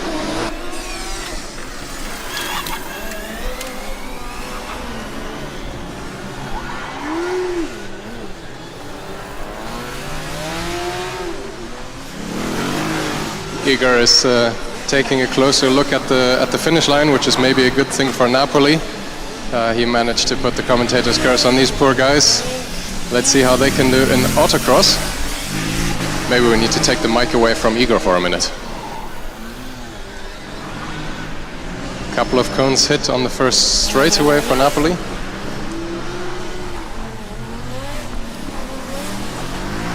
And going for their immediate rerun. A lot of noise coming from the track now, a lot of combustion cars going around.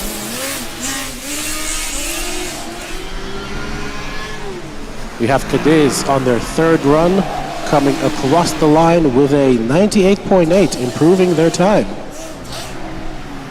A big slide from the Taiwanese car behind them. But they still managed to improve with an 86.6. 4 seconds faster than the previous run. Ole now going through the horseshoe.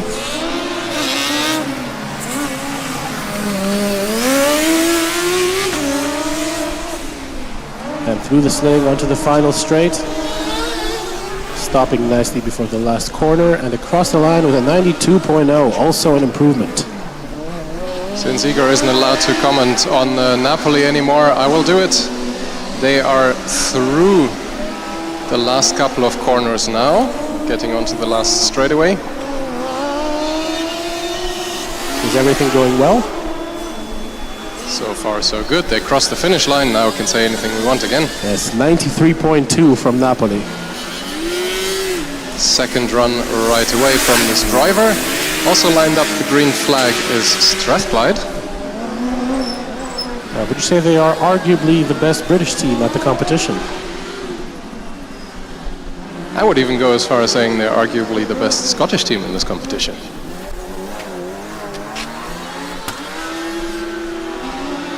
Race control giving Strathclyde ample space. And meanwhile, Coburg coming across the line, improving with an 87.2. And 2 cars on track at the moment, Schweinfurt and Cadiz.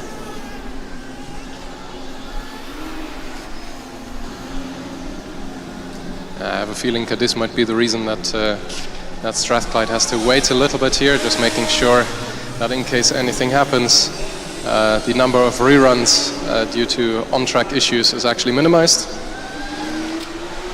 Schweinfurt just barely stopping in time for the last corner, still clipping one of the cones and setting a 105.44. And Cadiz coming up soon behind them. This is Cadiz's final attempt, and they set a 98.4, their fastest time of the day on their final run. Well done, Cadiz. Napoli is set off on their next attempt, and they are immediately being followed by Innsbruck.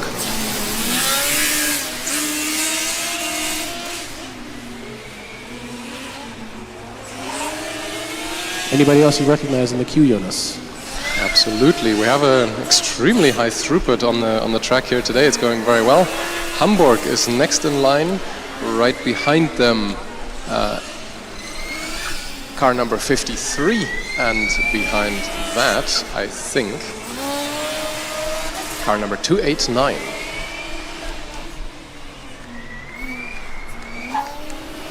And meanwhile, I can see on the timing sheet here that Cadiz's final run, even though it was their fastest, they are eligible for a rerun. They might have had a hindrance at some point. And so I think they will be going for their rerun very soon. Hamburg now out on track, immediately being followed up by Lemgo at the green flag position. And Strathclyde just got across the line with an 89.4. I heard some cheers from their team members. They were very happy with that performance. Napoli now across the line as well, improving considerably with an 88.25. 5 seconds faster than the previous attempt.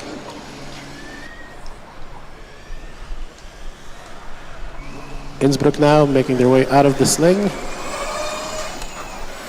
Deciding to brake a little earlier, neatly through the last few corners and across the line with an 89.1.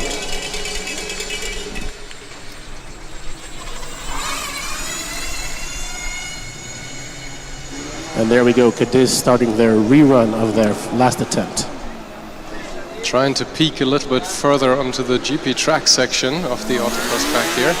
Lemgo, I think, is taking it very cautiously, causing a bit of a gap to be left between them and Cadiz. Strathclyde is also back for their next run.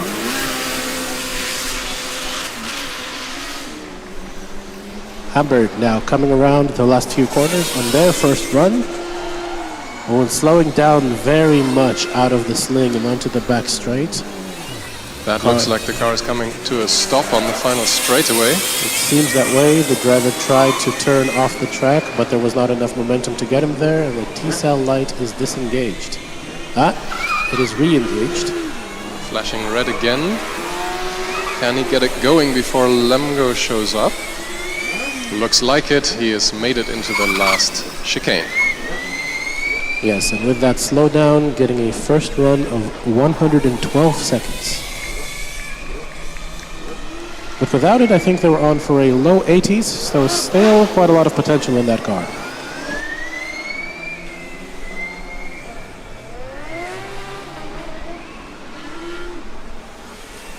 Ostrava has now joined us on track for their second run.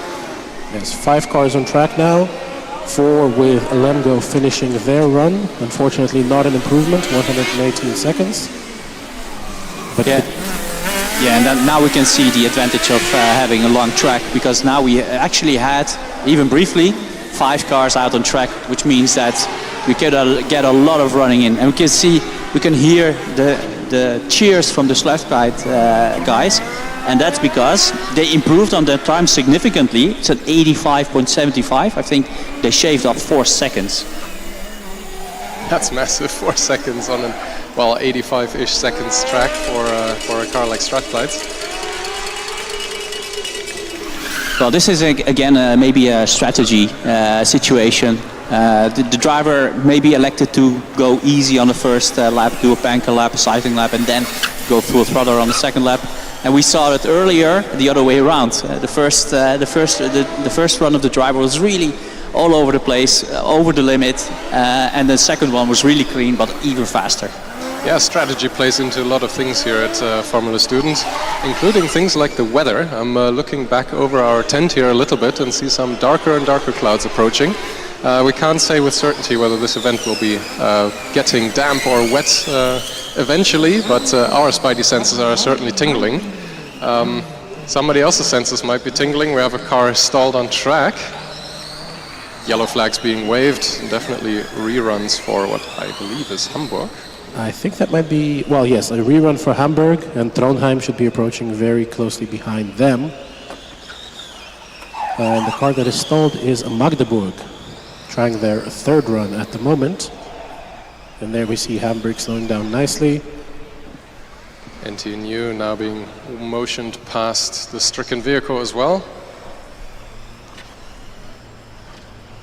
I'm glad I didn't say what I was thinking earlier, that we weren't seeing nearly as many reruns as we saw earlier in the session, that the track proceedings were going more smoothly, but... well, it appears just thinking about it is enough, Jonas. Yeah, Magdeburg, thank you very much. Strong is the commentator's curse. Even in thought. Trondheim now on the final straightaway. Braking hard into the last chicane and across the line. Of course, we don't get to see a time on the official timing. We get to see a rerun label. So we will see what they will set for real very soon. Judging by how Trondheim looked on track, though, I think that should be one of the better times of the day again. Yeah, beautiful car as well. We went by the pits and they actually told us, don't say our car is black. It's purple black. So we corrected it, because yesterday we told everybody it's a black car. No, it isn't. It's a black car with a lot of purple, so purple black. I'm not sure if I can fully agree with the team. If it looks black, it is black. The purple, I think, is very well hidden.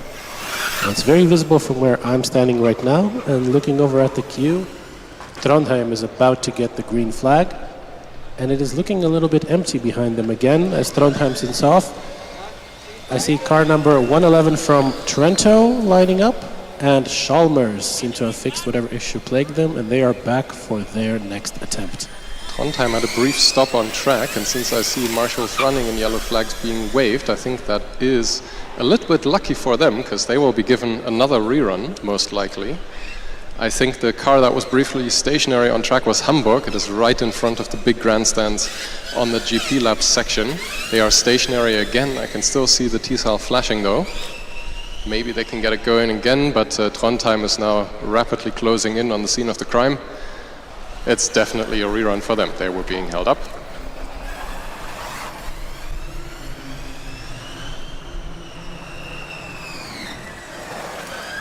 Of course, we can only guess at the issues that Hamburg might be having.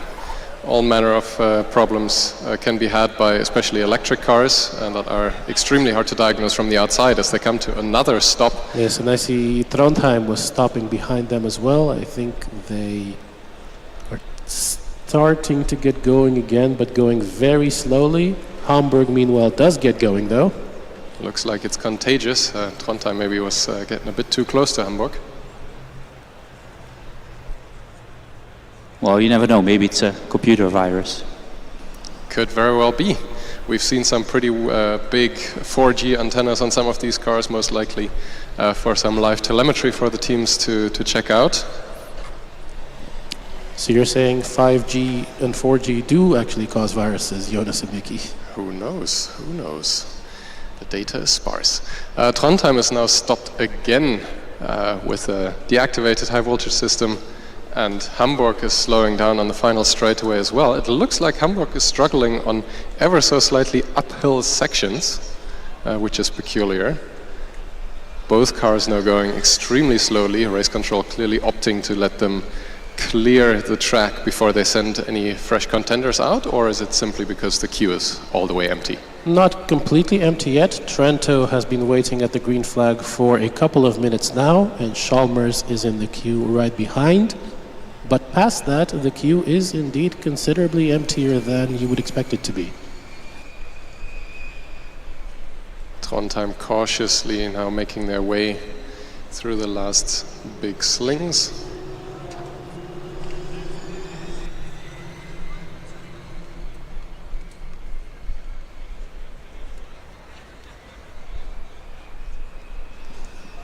The officials deciding to be 100% safe and not letting the Trento car start until Trondheim is all the way off the track. Which is the case right now. He is being shown the rerun sign, the Trondheim driver, but he is opting to simply exit the track. The team member is clearly eager to check out whatever ailments the car has. And meanwhile, Trento has been given the green flag and has set off. And Chalmers is now approaching the starting line, back from their unfortunate first run, where they had some sort of technical issue that forced them to be pushed off the track.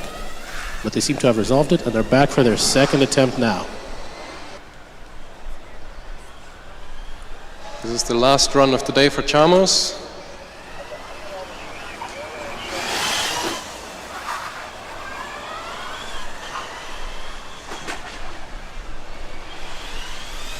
Hitting the bump quite hard. I could hear it from all the way over here. Trento hitting it on the way back as well.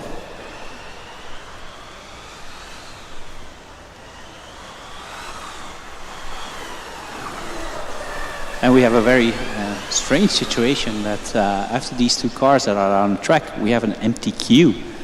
I only see one car in the distance, but that's not being properly queued for now. But that's about it for now. So it will be quite a little bit boring after these two cars have finished their runs. We'll have to wait for a little bit more action later on. Well, perhaps they go for their second run immediately, at least Trento. Chalmers, of course, is on their last attempt. Trento navigating the final corners, and they finish with a time. Mickey, you were saying that it might get a little bit boring. I do have to commend the teams that were here, though. We've had an extremely busy session so far. Very few breaks that were caused by an empty queue. So congratulations and thank you to all the teams for showing up early. Big slide from Chalmers in the final corners, but they do manage to make it across the line with a time of 84.21. A couple of cones collected, so that time will have to be adjusted, but we will see how they pan out. And Chalmers coming around now for another run. Jonas, I think you might have been a bit premature with saying it's their final run. Well, the timing screen was showing me that it was their fourth. Let me check if there were some reruns in play. Yes, their first run was a rerun. Well, there you go. So this is their final attempt.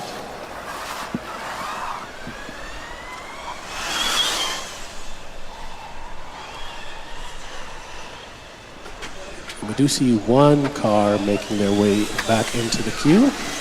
Yes, that looks like Deep Holtz is approaching, getting swarmed by officials for the pre-flight checks, and Trondheim is returning, presumably with their second driver installed now. Well, they did still have a rerun on that last run, didn't they? Even though they had slowed down of their own volition as well, they were impeded at one part of the track by Hamburg. Yeah, they had definitely had some issues because the car stopped a couple of times and the driver indicated he didn't want to take the rerun as he came in. Instead, he was pointing towards his team and whatever issue they had, let's hope they fixed it so they can send this driver out again. Meanwhile, Trento improves with a new time of 88.6, and Chalmers seems to be going faster in this attempt that they did on the last one. Though the bouncy FSG infield definitely taking its toll on the car. We hear a lot of bumping and scraping. Looks like the car is very softly sprung, and the track is therefore not taking kindly to the aero. Big cheers now as Trondheim makes its way back onto the track. Chalmers finishing with an improved time of 83.1 on their final attempt. Solid time. And yes, now we see their Scandinavian compatriots go off on their second attempt.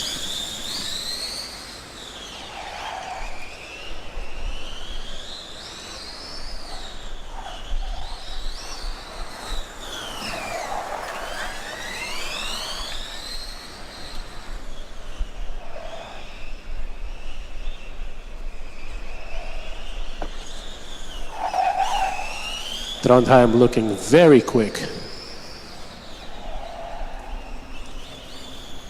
Yeah, they definitely managed to fix whatever was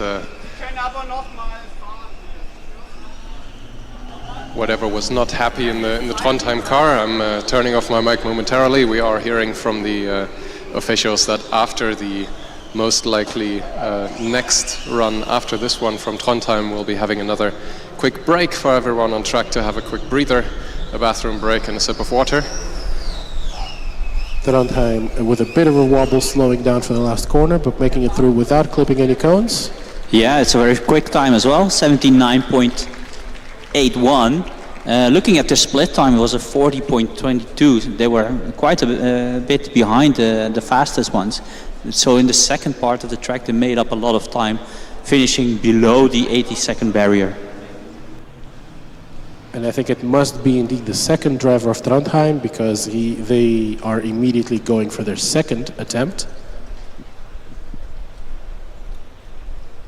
So this should be the last run before the break.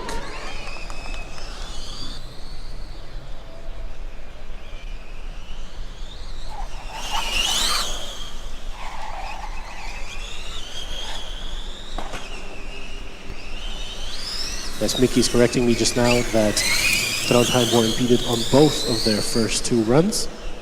So the run that we just saw was their official first attempt, and this is now their second run of the first driver.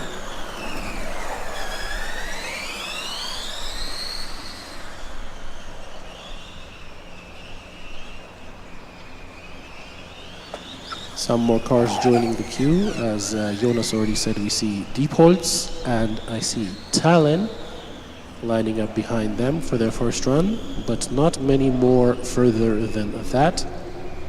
I see Porto, they've been in the queue for a while and are now pushing forward to the starting position. So we do have some Ryans lined up for after the short break that we will be having, but past that, not a lot of action on the horizon just yet.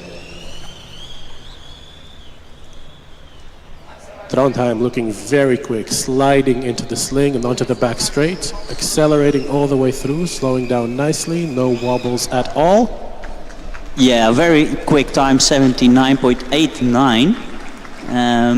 Yeah, I'm just looking at their split time was really fast, 37.55. It was almost 3 seconds faster than the previous split time, but the end time was actually not that different. So compared to their previous lap, they lost a little bit of time in the second part. Well, hopefully the second driver will be able to string the two good halves together, because definitely a little bit more potential to be squeezed out from the car.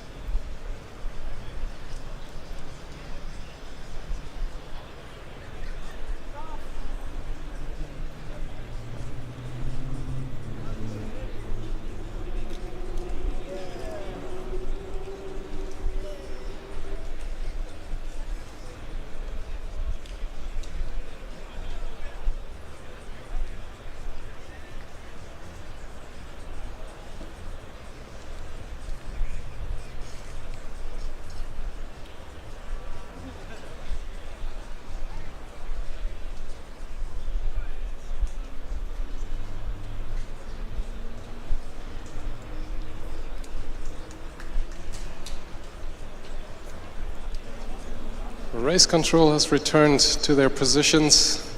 I think we're about to get going. Everybody had a bit of a breather here from the busy autocross session so far. In the queue, we have Tallinn, we have Berlin, we have what I think to be reading as Mannheim, we have Porto, and we have Napoli. The last two are in the second run and beyond queue.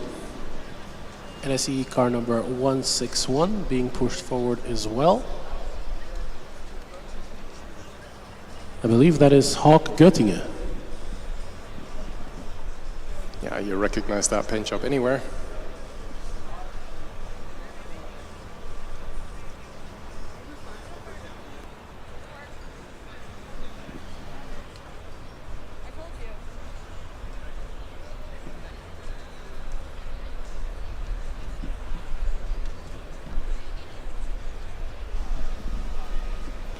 Porto now being waved to the green flag position.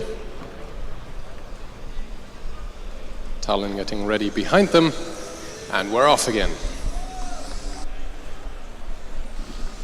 Big cheers from the crowd as Porto sets off. They had some trouble on their first attempts. Hopefully they do not run into them this time around.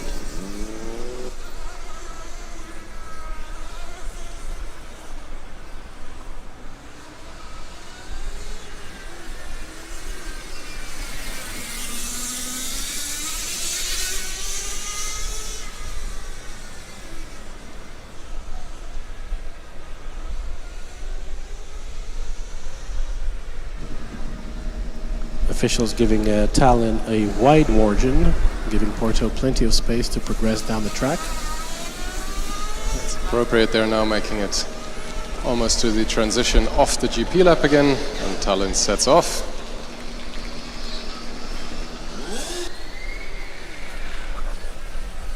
Next up we have Napoli getting ready. Porto now is slowed down significantly and actually coming to a stop just after the first big sling from the GP lap onto the infield. The yellow flags are getting readied. Tallinn isn't quite close enough to actually need them though. As Porto does get going again. That is good news for Tallinn. That means there is no danger of a rerun yet, though the margin between Porto and Tallinn has shrunken significantly.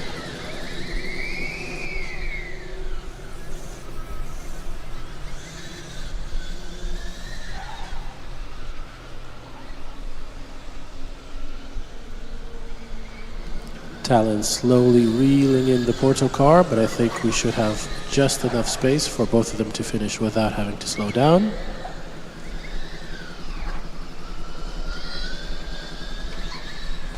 And it's going to be tight, but not tight enough for concern. Clipping a last cone in the last chicane. Porto is across the line. Right behind them is Tallinn, hot on their heels. Yes, Porto with a 132.3 and Tallinn with an 86.9.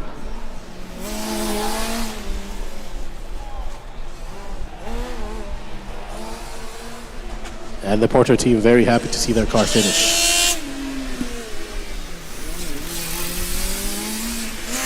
Napoli snuck out on track and will be followed right now by Tallinn again.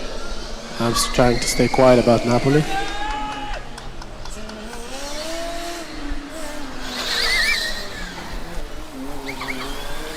Next up, at the green flag, to Berlin. Is the driver wearing pants, Jonas? I think so.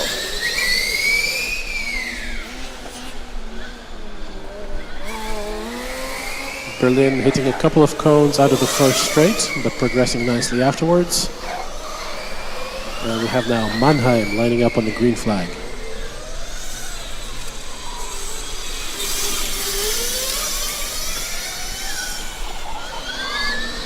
Mannheim now out on track. We have 4 cars running concurrently again. I think there is potential for more, since we have Göttingen now rolling out to the green flag, Nürnberg, right behind them, and behind that car number 85 from Delft. Let's see. Probably Göttingen will be let on, and yes, there they are. And we have, for the briefest of moments, 5 cars on track at the same time. I know you can't say anything, but Napoli made it across the line. Did they manage to improve in their last run? Not by the looks of it. It's a 98.66. But Tallinn is about to cross the line, and do they improve? They did. They're getting close to that tantalizing 80-second barrier, and 80.84. Since that was only their second run of the day, I'm sure we'll see Tallinn again, eager to improve. Napoli sets off on their last run for today, barring any on-track calamities that cause reruns. And a big spin from Berlin. That looks like a definite suspension failure or something. Yes, the rear left definitely looks very out of shape. The car actually spun first 180 to the right, then 360 to the left. The rear left definitely not looking happy. I shouldn't have said on-track calamities, because right as I did, this happened. That means for Mannheim this will probably be a rerun, since they are fast approaching the scene of the crime. The yellow flags are at the ready.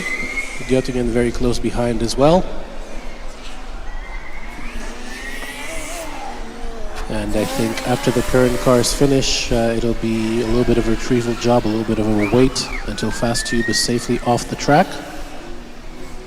Yeah, this will definitely be a case for the boards again that the track marshals use to scurry cars away that have suspension issues. I'm looking at the Napoli car. They were briefly carrying a cone with them in front of their side pod, but that has since departed. They are now also approaching the stricken Berlin car, yellow flags waving for them as well. So another rerun.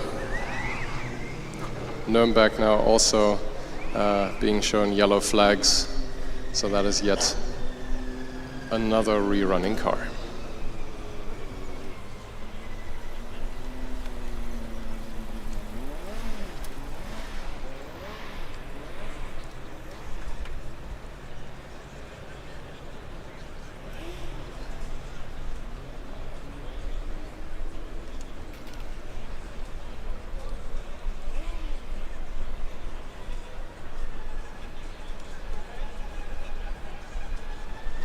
We're trying to take a closer look at what happened to the Berlin car, as Nürnberg makes it into the rerun queue as well.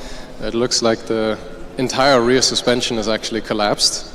The officials are trying very hard to get some scooter boards underneath so that the car can be removed. I don't think until that is the case we'll be seeing any more new cars joining the track, though Mannheim is patiently waiting at the green flag.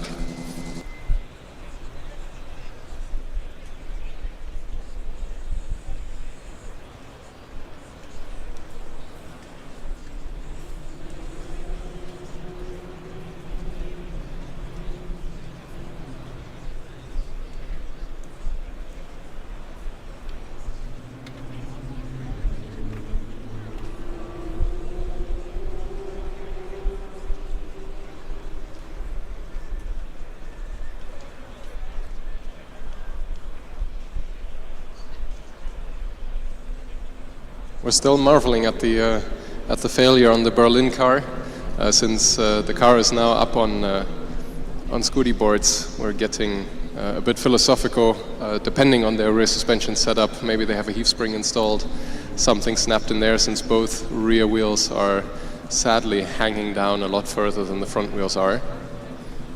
But the car is about ready to be moved away.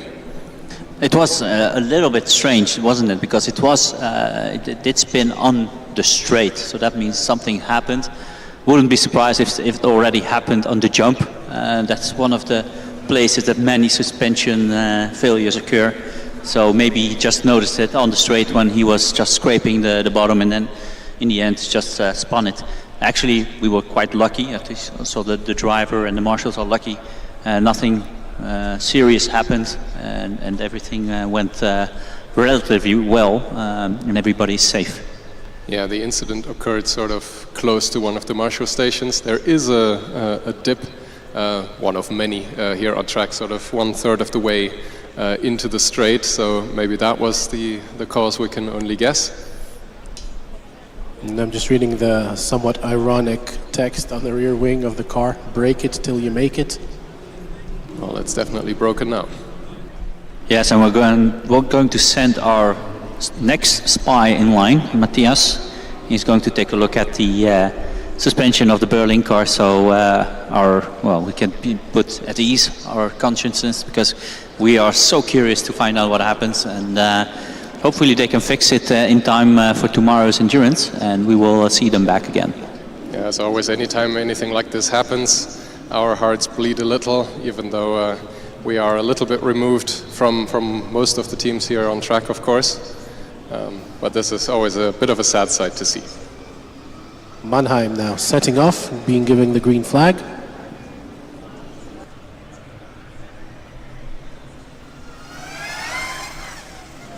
And the next car already lining up behind them. And being given the green light as well, and that is Hawk Göttingen getting their rerun.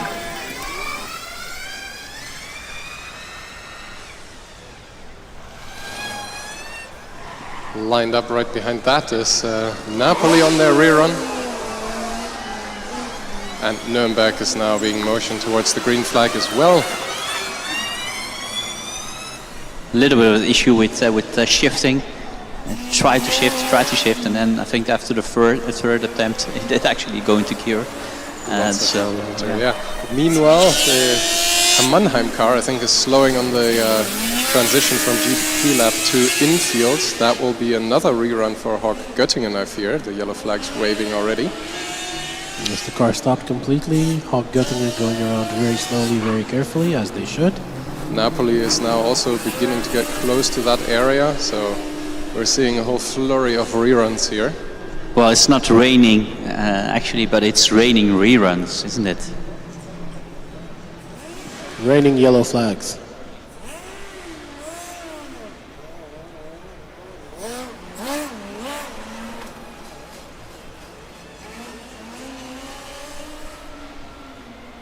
Since I think both Göttingen and Napoli will no doubt be getting reruns, I'm taking a closer look at the discussions that the Nürnberg driver is having with the green flag official.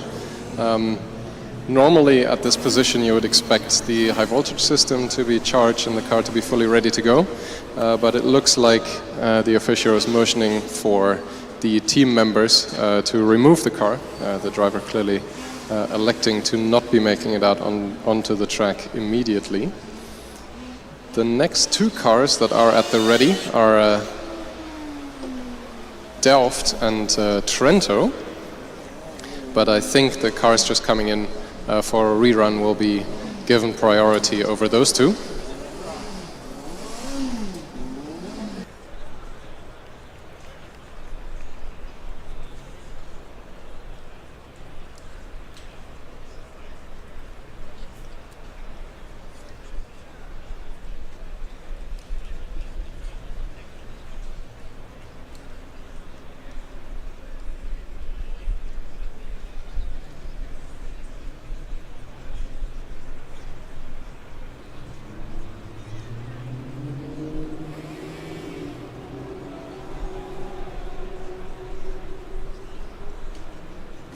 Göttingen now ready at the green flag.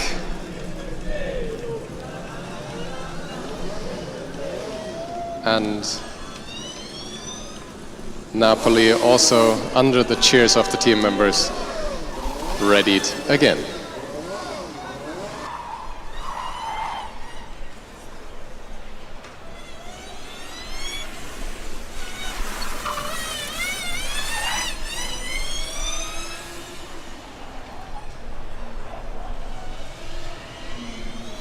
Next up, joining the track, we have Trento, and now no doubt beyond that, we will have the Delft car being motioned as well.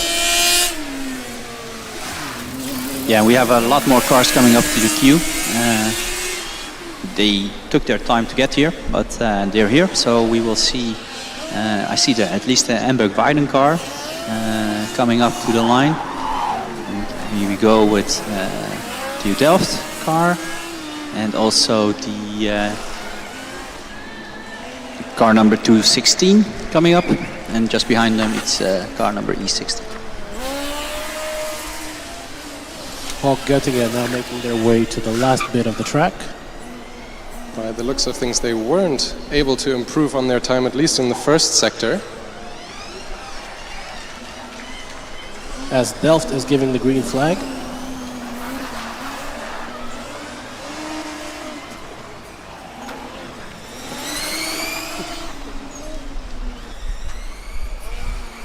Hawk Göttingen completing their run, now not requiring a rerun anymore, no hindrances on this lap.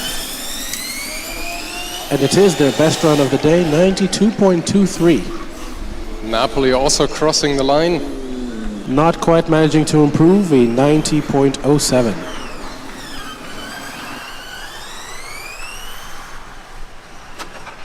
Trento with a few scuffs and scrapes through the last few slings. Delft, meanwhile, setting a split time of 43.1. So a couple of seconds off the fastest teams that we've seen today. But maybe they can make some of that back up in the second half. Very aggressive braking from Trento into the last chicane. That might be an off course, and he's also collecting a couple of cones. And crossing the line with a 92.7. Waving hands and head in disappointment.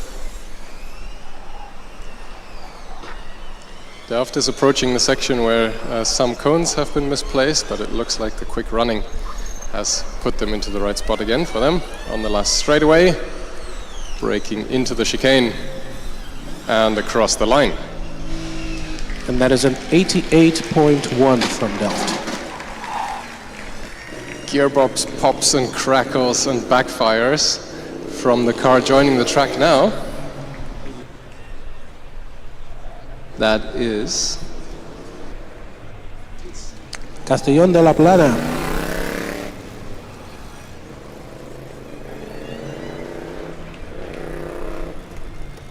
Göttingen is almost through their, what I believe to be their rerun lap.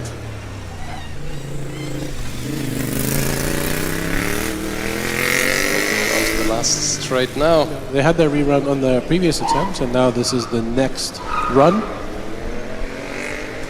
And they improve with an 85.8.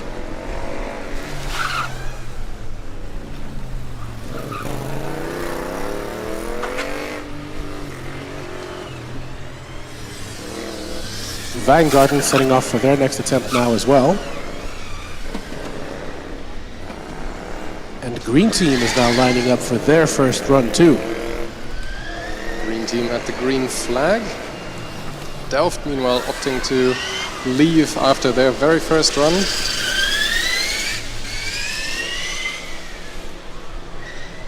It's a very aggressive start from Green Team. They are pushing extremely hard already through the first corner. Our car looks extremely rapid. Also lining up, car number 278, Tampere, 123, Amberg Beiden, and 62, Regensburg are waiting in the queue.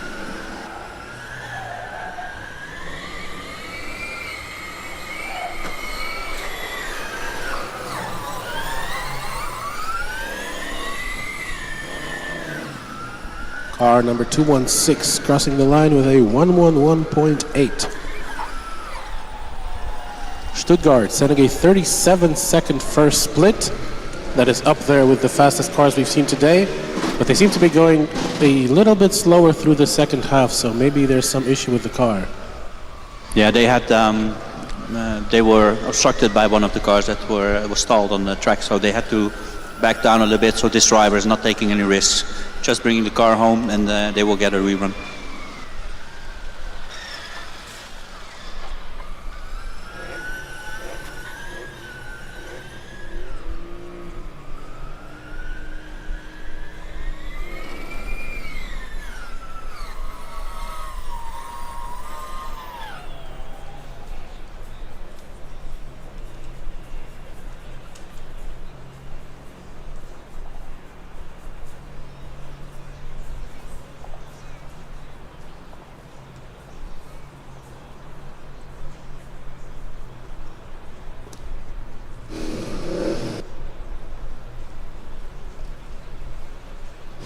Since Trento is slowing down, I think there was a bit of a pause. If car number 216 doesn't have a nickname yet, might I suggest the toothbrush? It sounds like the gears are grinding on every shift. Shouldn't that be then the grinder?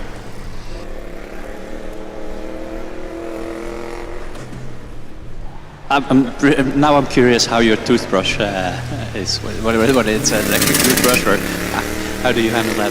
Anyway, it's an interesting sound to listen to. In the meantime, we have the Ravensburg Weingarten car waiting patiently in line. Right behind them, I think Green Team will go for their second run immediately. A rerun of their first run.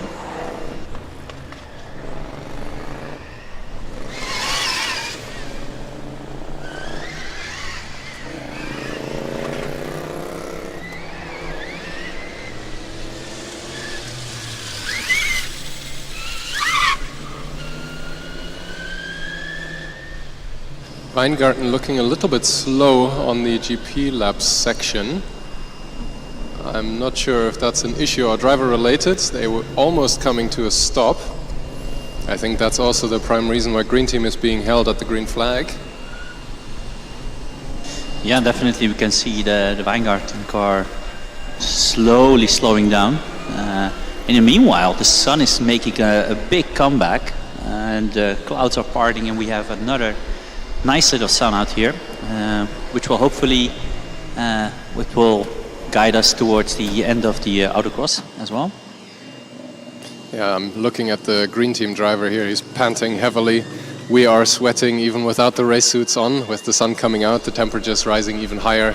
This is going to be an interesting afternoon. Yeah, let's not forget this is hard work. I mean, it's very short. It's let's say around 80 seconds, 1 minute 20, 1 minute 25. But you have to work really hard for it, and the adrenaline kicks in. And talking about adrenaline, the car really shot out of the start line, immediately collecting a cone in the cone killer chicane. But it looked really aggressive, really nice. Mickey, I thought you were going to say that being a commentator is hard work. Yeah, well, you always have a difference, obviously. Being commentator is really hard work, all day, all the time. Being a driver is only a couple of minutes, and tomorrow, obviously, it will be a bit longer. But our performance is exquisite. Weingarten slowing down a little bit in the second half again, but crossing the finish line nicely. No signs of slowing down from Green Team, though. Maybe that would have been for the better, though. I see at least a couple of things flying as they cross into the infield. But Stuttgart with a 36.3 split. I think that is the fastest we've seen today. I wouldn't be surprised if this time would be around the 74, 75 second mark. Looks really, really fast. Into the horseshoe. I think he'll be into the 73s. Whoa, a lot of slide there, so he lost some time there into the sling and onto the straight. Oh, definitely missed his braking. Oh, that's too bad, but it looked really, really fast. Yeah, that might be an off course and at least 2 or 3, yeah, I see 3 dislodged cones. Well, even slowing down for that off course, it is still a 77.34.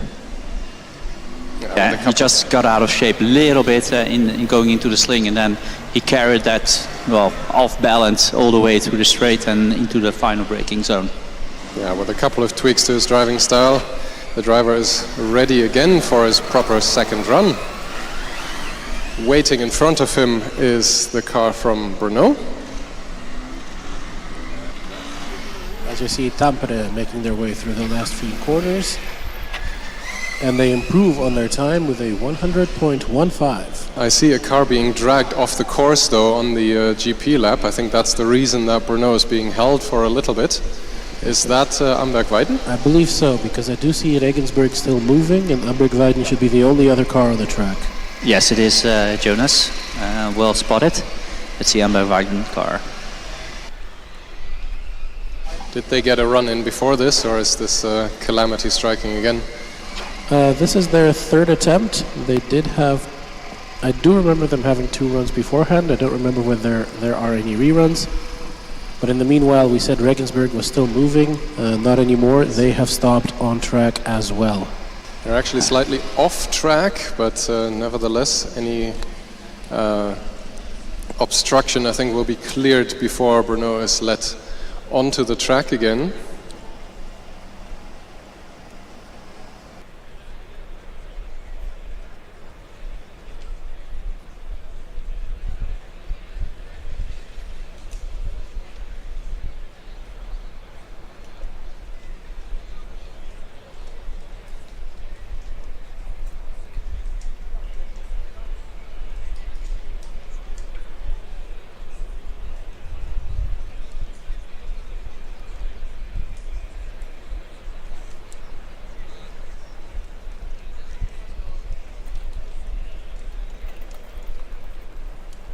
Some discussion at the Regensburg car. The dollies are being fetched. Looks like a failure by that motion. The driver has definitely left the car. Usually if the car is easily pushable, the driver stays in for a little bit. But no, the car is moving on its own four wheels, so at least we'll get it cleared away in but a jiffy. Yeah, it might not be a full suspension failure, but something like a steering rod or something like that. As a driver, you immediately sense something going on with your steering system and your wheels are not pointing in the right direction, then it's probably safer to pull over and get out of the car and push it away. Yeah, definitely you can see the driver directing the front right wheel. So I'm guessing something with the drive rod. Yeah, I was actually wondering for the longest time. All the drivers always telling me, yeah, you just feel what is broken with the car, which corner it is. That is just the case. It's very hard to describe that feeling, but you just feel which corner of the car has an issue. No issues so far for Bruno, though. Only one cone hit on the first straight. Next up, we have Green Team lining up behind them. Seeing a lot of promising times from Green Team so far, so let's hope they can string a clean lap together, show us what they can really do. Even pieces of rubber flying off that tire here in the concular chicane. That was super aggressive. That's very nice to see.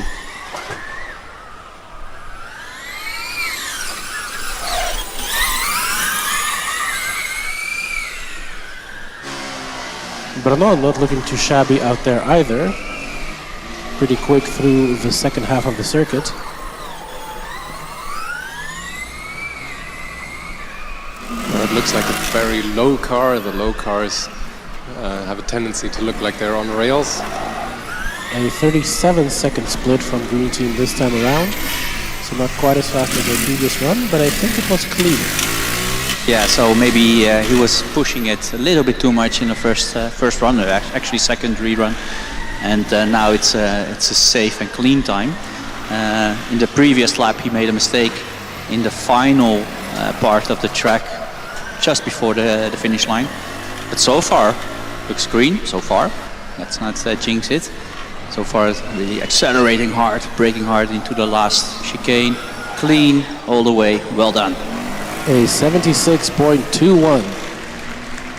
I was also paying attention to the cones that the driver from Green Team hit last time around. So both the end chicane and the infield big sling were without cones this time. And Mickey, for the drivers out there, what, in your personal opinion, is the better approach? Is it to go full send on the first attempt to truly try to find the limits of the car, or try to set a banker lap on the first go and go faster on the second? Well, what I used to do was go full send on the first lap. Why? More heat in the tires, you get to feel the limits of the car and the limits of the track as well. And then the second lap, it's easier to find the limit and not go over it. If you are really set a banker lap, which is 10 seconds slower than your fastest lap, it's just no use because you never go near the limits of the car. So really slow banker lap it's just useless in my opinion. Makes sense. Speaking of slow, Lübeck is on track, unfortunately. While I was suggesting car nicknames earlier, I might suggest one for this one, the Backfire to the Future machine, because there are a lot of cracks and potholes coming off of that car on the GP lap section right now. They were precariously slowing down for the hairpin there, but have made it onto the infield. Jonas, did you not mention it's the Lou Backfire, really? And the car sounding its agreement with Mickey's name there. And over on the finish line, we just had Tampere set a 99.86 and Brno with an 82.05.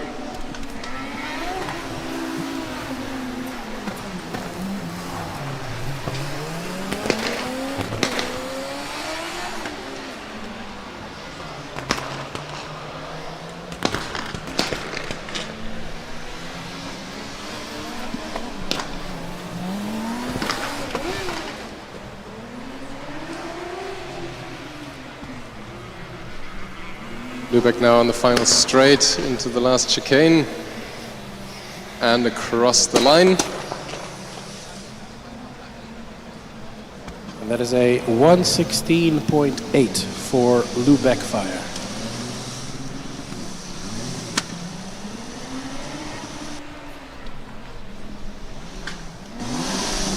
Meanwhile, we have 338 from Warsaw, rounding the last couple of corners out of this lane and onto the back straight.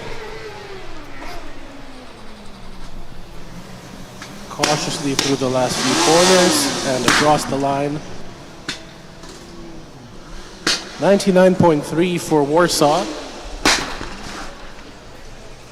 Lübeck Fire definitely making a name for themselves again. I almost lost my eardrums there. They also tipped over the second cone on the left as they were joining the track. A couple of more cones collected along the way down to the transition from infield to the Nordkurve.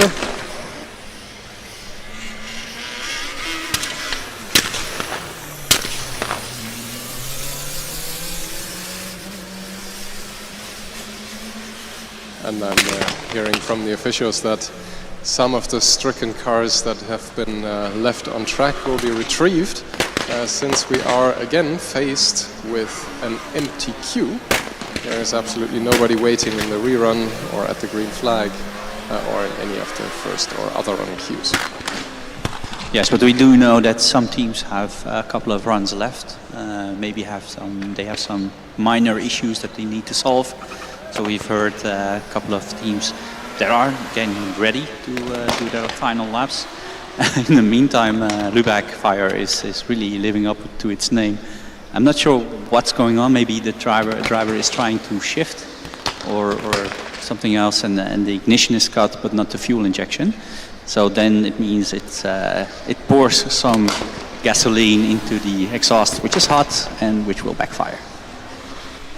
I think if you're shifting as often as this car backfires, then you're doing something wrong. But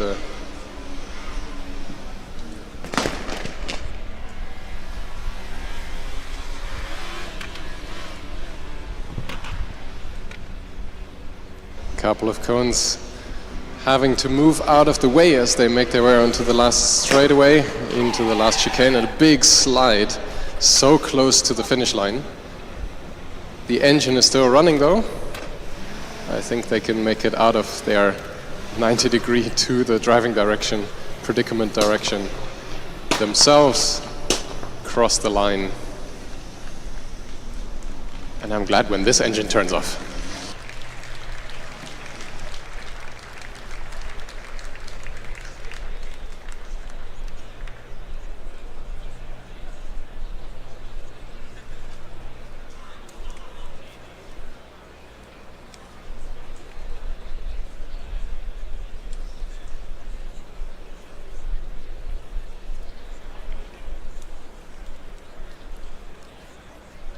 So let's summarize what we've seen so far today on the Autocross, Jonas. We've seen very, very quick times, well below the 80-second mark, 74, 73-second laps. A lot of cars just around the 80-second mark. And to be honest, I see a lot of DNFs out on track for both electric, but also a couple of suspension failures. What do we think about that? A lot more suspension failures than I remember seeing in the last couple of years anyway. Electrical issues can always happen, you never know. And they're also a lot harder for us to tell. Suspension failures are usually pretty obvious because the car just gets lifted up on dollies. Also on the test track in the last couple of days, we have seen quite a few suspension failures from teams like Delft. Are the cars trying to go faster than their suspension is made for to handle? Well, I wouldn't be surprised, because if I look at the aero cars now, they have so many wings that generate downforce, and they actually are very successful in generating a huge amount of downforce, with some of them even with a huge fan. But almost all of them, they have under trays, big wings, winglets, all kinds of aero devices. I wouldn't be surprised if those loads are just too big in combination with the jumps and the broken dream chicane and the switch between the North Curve and the infield. That's something. If your car survives this carnage, then it's a very reliable, good car. Yeah, that's one of the appealing things for any team to be making their way to FSG. Of course, this is one of the most demanding tracks you can build, simply because most of it exists on what is a glorified parking lot, and then the transition from the infield, the glorified parking lot, out onto the GP track both ways is also quite the divot to maneuver. So yeah, those hard hits in combination with just fast cars apparently doesn't mix very well. Yeah, let's not also forget the tire development. Tires get softer, stickier, providing more grip. Let's not forget the temperature today. Yesterday and today was really hot. Asphalt temperatures were high, and the tracks is getting more grippier as well. So that means an increase in load on all these suspensions. So I'm really not surprised that we've seen so many suspension failures today. No, and of course the track was also pre-cleaned by the historic cars earlier, just after lunch. So this was also a bit of a unique situation. Usually we do see a little bit of development as the normal running cars that come here early clean off some of the dirt and debris that is inevitably left on the track, put down some rubber, but that was pretty much the case right from the get-go. So this is also something unique this year.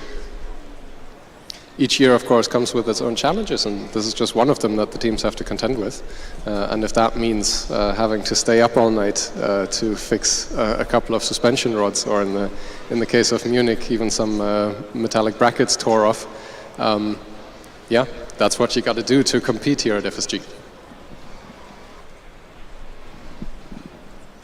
In the meanwhile, during our little break here, the queue has started to fill up a little bit again.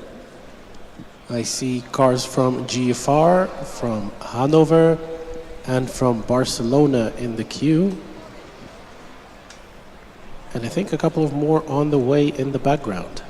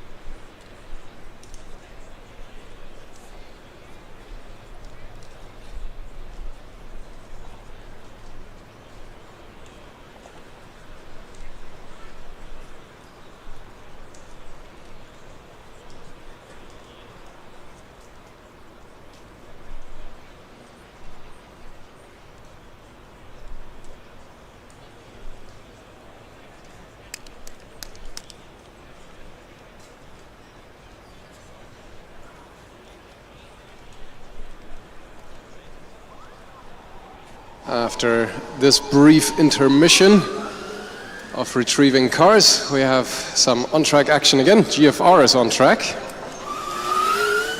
Lining up behind them is Hannover, and Lemgo is also returning for a couple of more runs.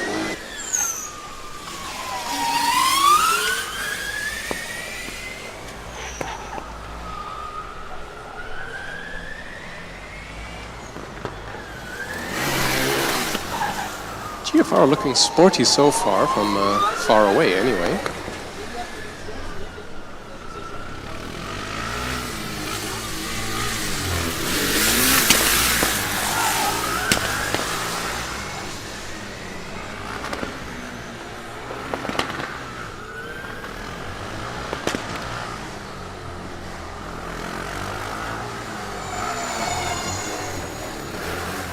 The GFR looks sporty is because it is 42nd in the first sector, now definitely gaining some penalty points though. There's at least 2 cones that I see flying very far away.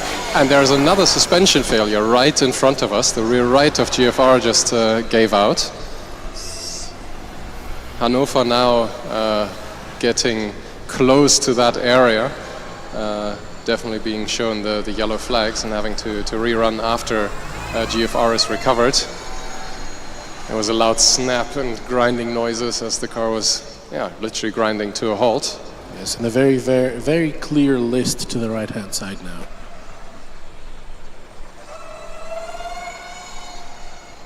Yeah, we were just talking about all the suspension issues that we've seen here all day, and so far GFR fits perfectly into our observed trend.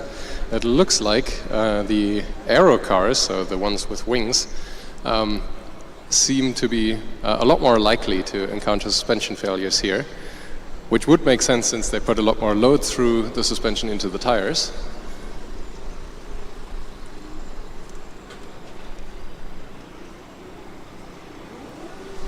Hanover getting to cut their lap very short, but of course they will be getting a rerun, so this is of no consequence. Same for Lemgo, they're also being motioned into a bit of a shortcut across the finish line, and GFR is going to be parked at the far side of the infield from our position anyway. Should be allowed to retrieve it at the next break, whenever that may be.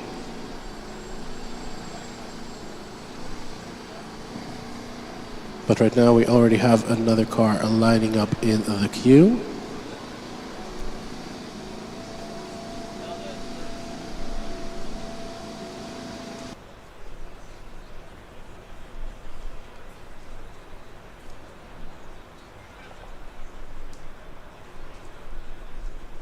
GFR is close to the gap in the fence, in the tire wall, lined up at the green flag is Amberg-Weiden. Right behind them, Hannover and Lemgo will be let go momentarily as well. Further in the queue, I see the yellow car from Malaga and Innsbruck at the ready too, car number 107.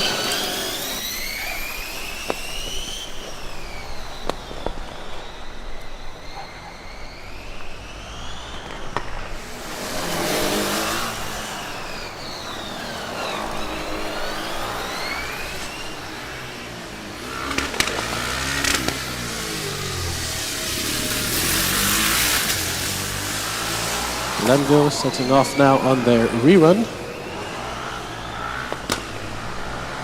Amberg-Weiden looking pretty rapid out there after their issue on the last lap, the last attempt.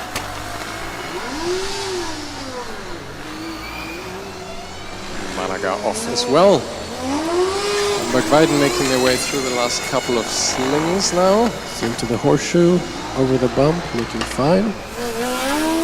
Fine over the next bumps as well, into the final sling and onto the back straight. Braking just in time to make it through and finishing with a time of 82.04. Not quite their best time, but still a very solid performance. Innsbruck on track.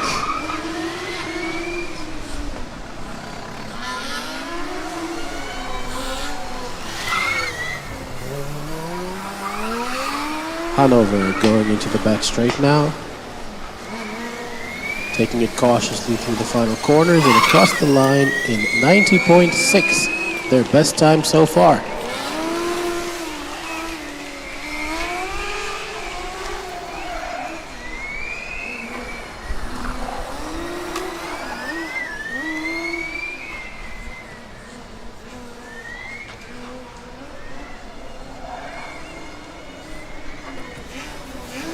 Lemgo scraping over the bumps near the end, clipping a cone there into the final sling.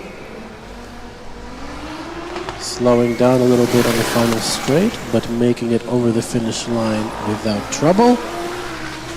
And it is an improved time for them with a 105.9. Malaga right on their heels, accelerating nicely down the back straight, slowing down nicely as well. And over the line with a 100.2, their best time so far. And Innsbruck also very close behind. Making their way through the final corners and across the line with an 85.5, but quite an improvement for them. Quick update from the queue. We have Ulm, we have Gdansk returning.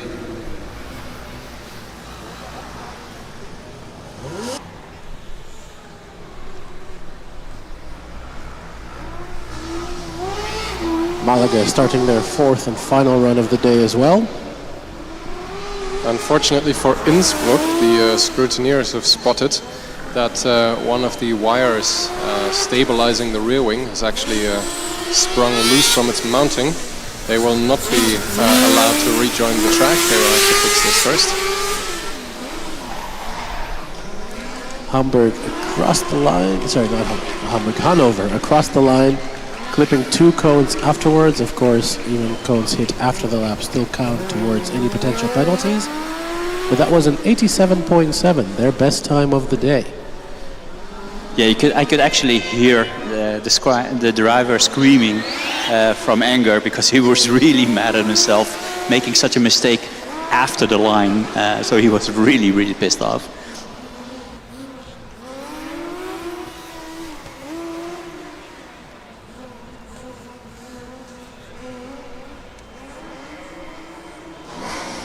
While Malaga is maneuvering into the last few sectors of the track, Gdansk is ready at the green flag.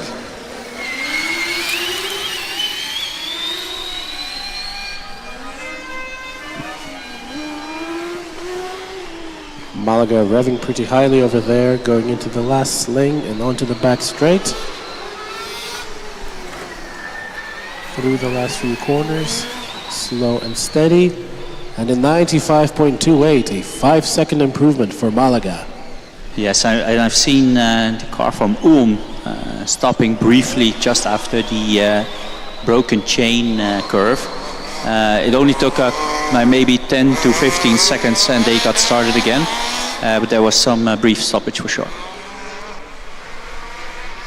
Returning to improve their time for the Battle of the North Americas is Montreal now at the green flag. Interestingly, one of the very few cars that I've seen with a mounted pitot tube on the nose to measure the airspeed going over the car.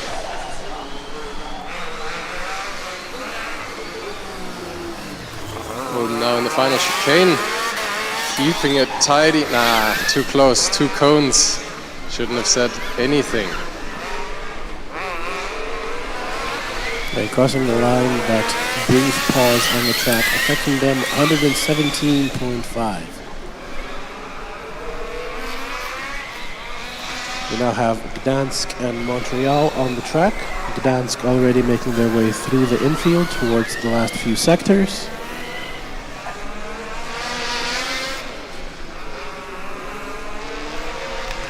The driver keeping it nicely between the lines. I have to say, the Gdansk car is one of the better sounding combustion cars I've heard so far. Of course, there are the classic contenders like Renteam and Coburg, but I like the sound of this. And I like the look of it across the line as well, with an 87.55. Montreal getting screamish in the last couple of slings. Bouncing and scraping on the last straightaway to the last chicane and across the line. And that is a new best time for them, 80.1. And a split time of 39.48. So probably still a bit of performance to be squeezed out of it. And the driver will attempt to do so immediately, going on their second run. Definitely a much more aggressive launch for them. I did briefly see some bodywork flapping in the breeze all the way underneath the rear wing. Doesn't seem to phase the car though. Nothing's flying off. That's a good sign.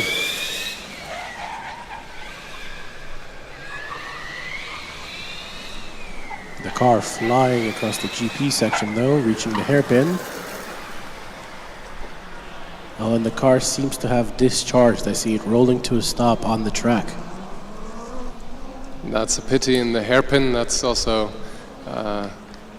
quite far away from where we can see it. What I can see more easily is Lausanne waiting at the green flag, though I imagine that whatever issue Montreal has will have to be resolved before they are allowed on track.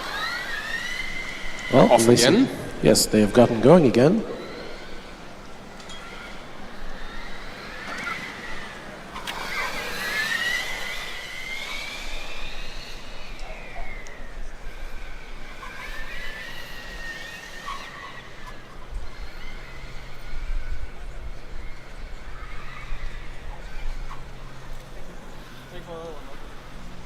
And again, they're slowing to a stop. Again, the car looks like it has discharged the high voltage system. This was very close to a release for Lausanne. The green flag man was getting ready. We hear the beep though. Lausanne can move under its own power again. It is Montreal, Jonas, on track. Lausanne is waiting at the green flag, I believe.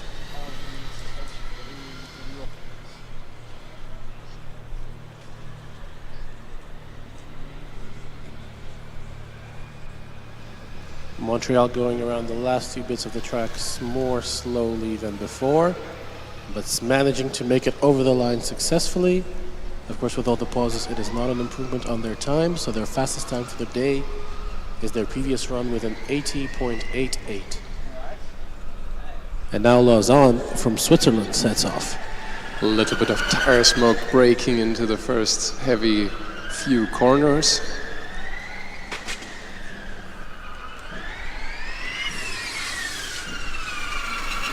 Looking into the queue, very close, receiving the last few instructions from the officials, is the car from Iasi, car number 232. Eindhoven is also waiting a little bit further back. I'm assuming that they will be ready for a run very soon.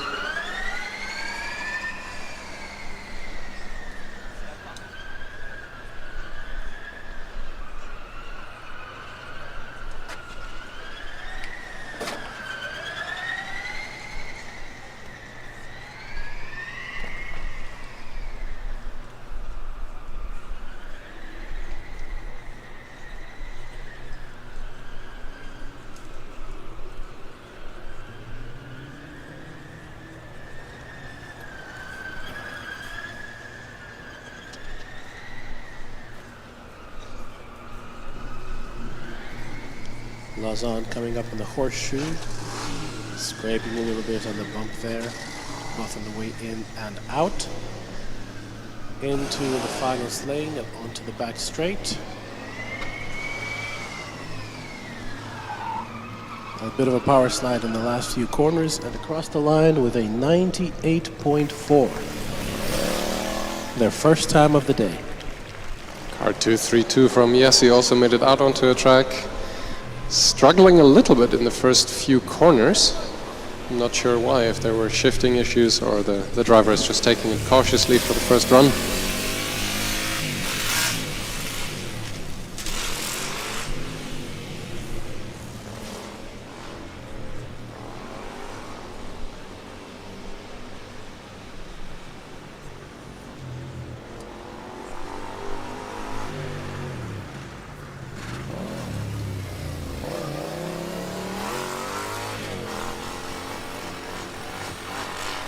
Yeah, given that it's their first run, I would assume that the driver is just taking it easy, making sure you get a banker lap in, and then hopefully on the next lap he can push a bit further.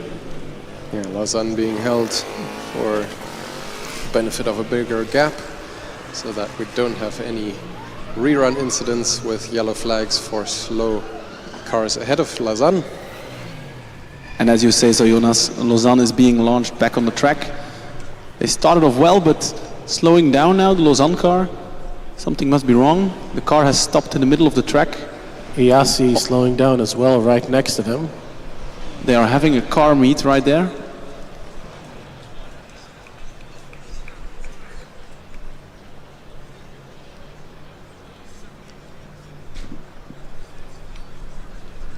Lausanne looks like they're at least attempting to restart.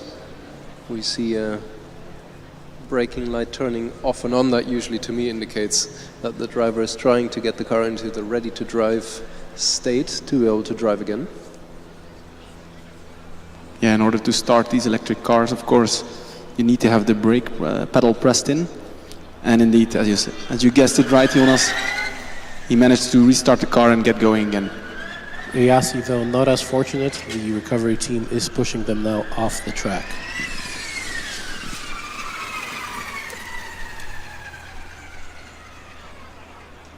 And Lausanne slowing down once more, now in the start of the Noordkurve.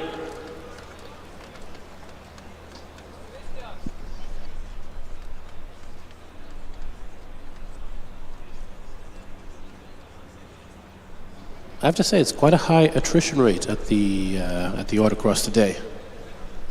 Yeah, we were discussing this earlier about all the suspension failures that we've seen so far. Now we don't know what exactly happened with Yassi, but it doesn't look like there was a suspension issue since they were able to be pushed off naturally on the car's four wheels.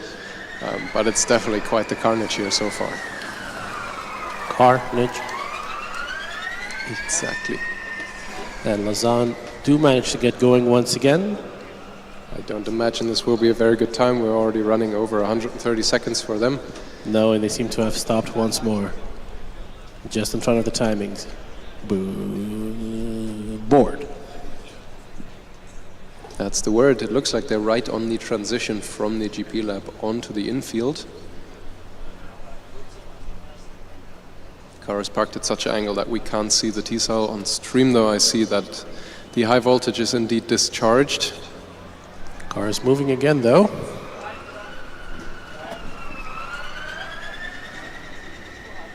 And after Lausanne, hopefully we will get the Eindhoven car, who's currently ready at the starting line. The official is explaining to the driver that there are some cars stuck on track, or at least they are going again. And that's why the driver needs to wait a little bit.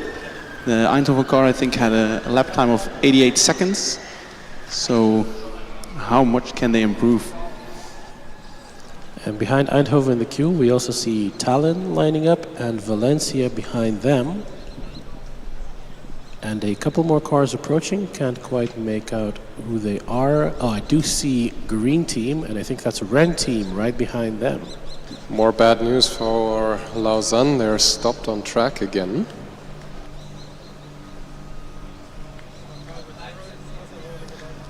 Right in the middle of the infield here, essentially, in front of race control. I hear a beep, though. They're able to set off again. And even at these low speeds, the front wing is smacking the ground in the bumps that we have present here, especially towards the rear section of the infield. Something is definitely not happy in the electrical system in this car. I'm sure the driver and the team are not very happy either, but let's hope they can resolve the issues as Eindhoven gets the green flag. Again, quite a bit of wheel spin coming out of the first left-hander here. This seems to be a trend with all these cars.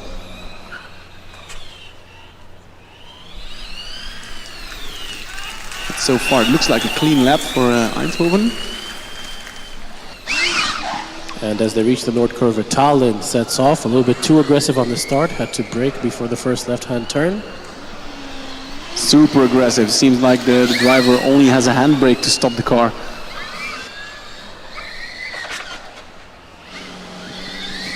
Big wiggle as the car transitions from the infield onto the GP lap.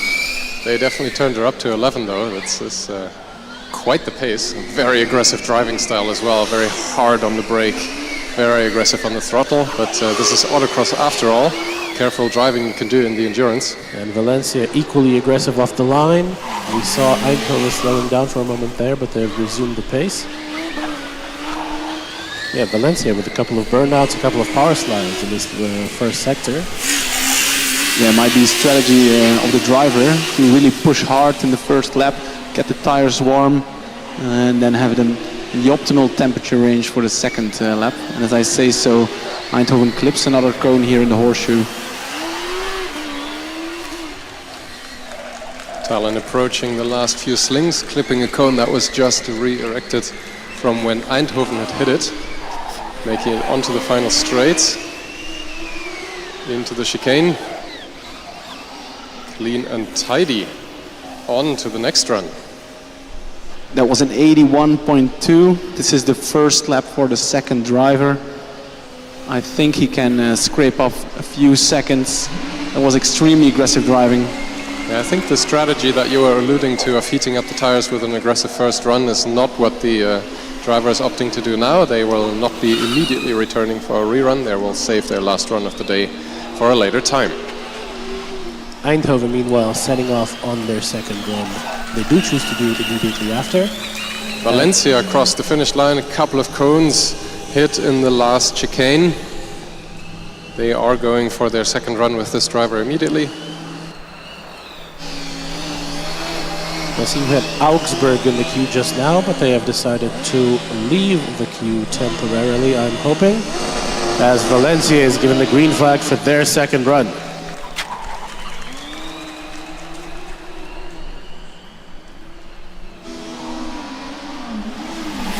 Eindhoven coming around, no issues where they had them on the last lap, seem to be going at full speed.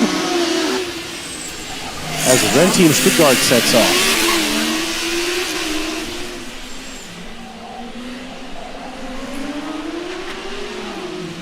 Eindhoven scraping hard on the bump into the horseshoe and on the bump out of it as well.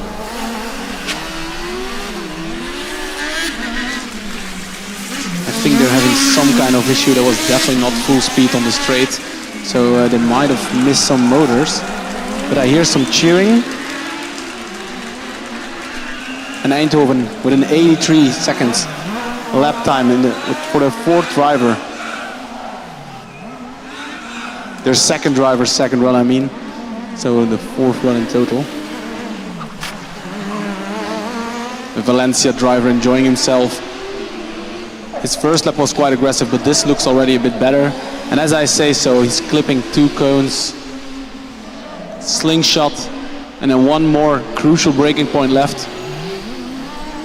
And he sticks it. And the Ren Team driver behind looking even more aggressive, power sliding all around the track.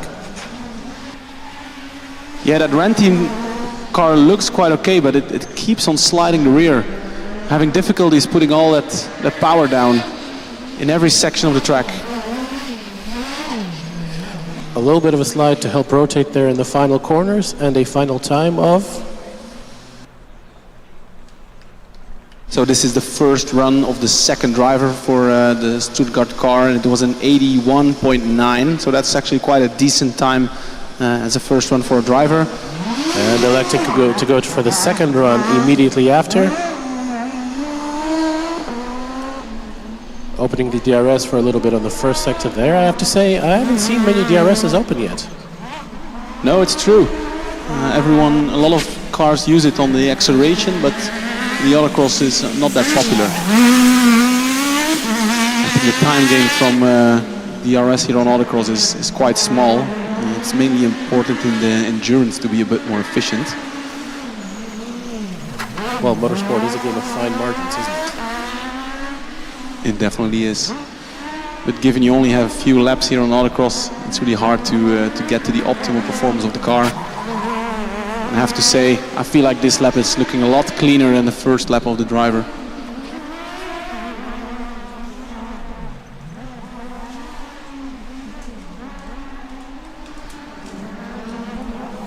A bit of a slide there before the slalom.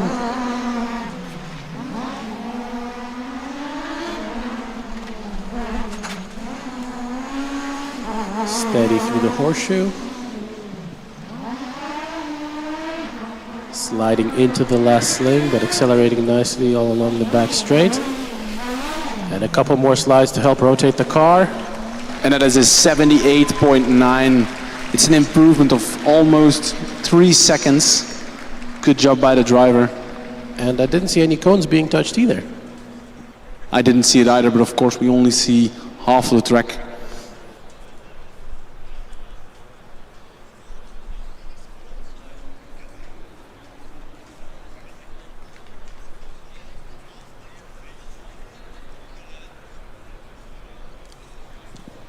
And we're going to have a short pause now to retrieve the car that is stranded on the track just by the last sling. Can't quite remember which car it was. Jonas, Matti, maybe you remember? I think it was the GFR car. I was in the grandstand a few minutes ago and I saw a lot of worried faces and people from GFR running around. So my guess would be at the GFR car. So we have this little break and I'm just having a quick look in the queue. Some exciting times coming up. We have the Diepholz car, which will be the first one to be launched. We also have the Freiberg car. And in the distance, I do see the DHBW Stuttgart car. I think they had one of the best lap times so far. Followed by them is the Zurich car, who looked super impressive. And I think I can see a hint of Esslingen close behind Zurich as well.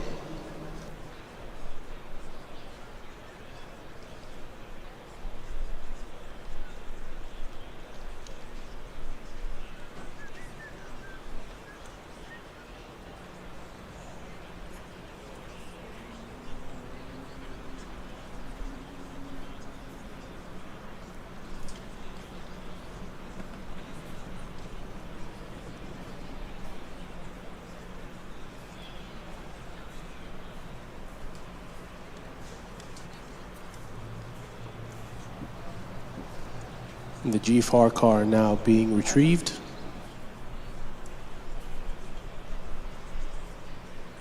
Seem to have hit a cone on the way out.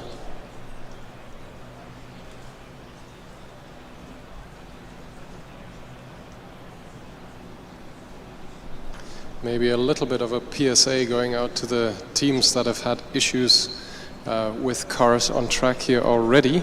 If you still have one of the dolly boards or multiple of the dolly boards that came from the track with you and your car is in a spot where it is safe, then please return that dolly board to the dynamic area, preferably even to race control, as quickly as you can.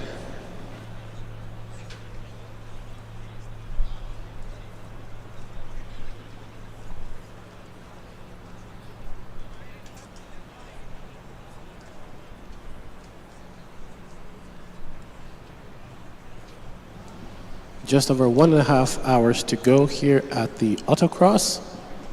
And we do see the queue building up a little bit again. I see car number 120 from Karlsruhe rejoining. And there is another car rolling up behind them. Can't quite make out the team number. And another one behind them. Yeah, well, Igor, I'm just looking here at the GFR car being towed away. The 3 wheels are in the air, but one of them is actually rolling down. So definitely a lot of damage on the right rear suspension of the GFR car. Even though it's on a trolley, one of the tires is still touching the ground.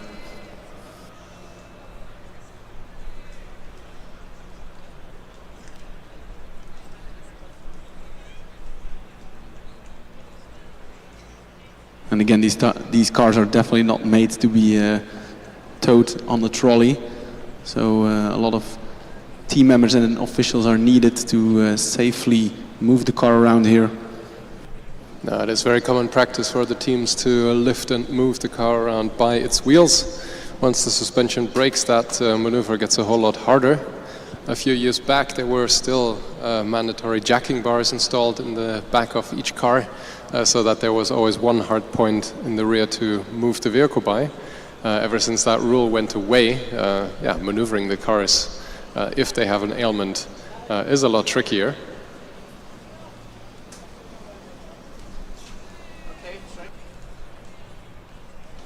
Hearing that the track is fully clear of any recovered cars, we are getting ready to receive some fresh runners here. Like we already mentioned, the first up will be from Diepholz.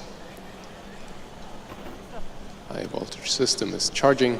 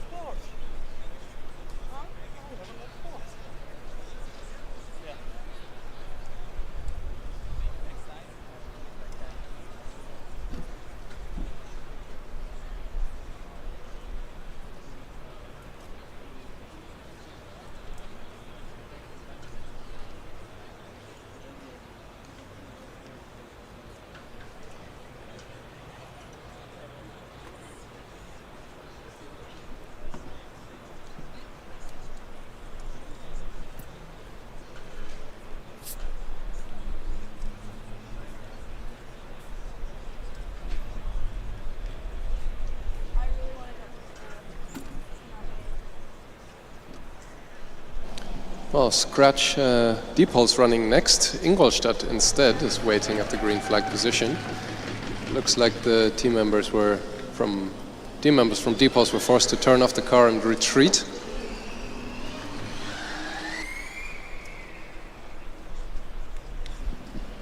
Ingolstadt setting off on their first run with the second driver.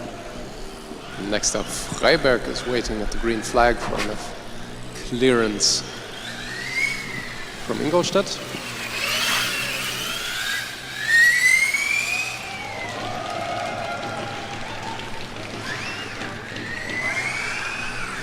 Lots of wheel spin from Freiberg into the first couple of turns and onto the straightaway.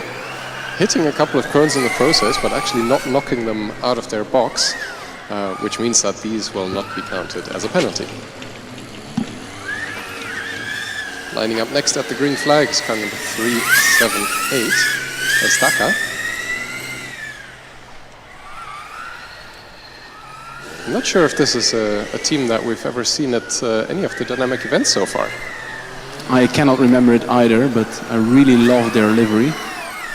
And as I say, so the car stops. I see some marshals running towards them. I cannot hear the engine anymore. That's not a good sign. Sounds like it's stalled indeed. They can restart, or at least the driver is trying to. I was going to say I love the livery. They have blue on one side and red on the other one. So a split livery. I'm a big fan of that. Ingolstadt, meanwhile, finishing their first run of the second driver and improving with an 86.9. Freiberg run in the meantime is definitely continuing the trend of hitting cones here and there. I saw a couple flying in the sections right after rejoining the infield. Yeah, the rears are just spinning up everywhere. We've seen similar behavior with the Deggendorf car, and there actually the driver managed to control it a lot better in his second run. But the Freiberg car is taking the exit and is not going for the second run of this driver. Well, this was the second run of the first driver, I believe. And he did manage to improve by over 5 seconds, but of course with all the cones, that advantage might be erased. Staka, meanwhile, is emptying the starter battery, desperately trying to crank the engine over. Ingolstadt is waiting in the second run queue. I believe they will be the next ones going towards the green flag.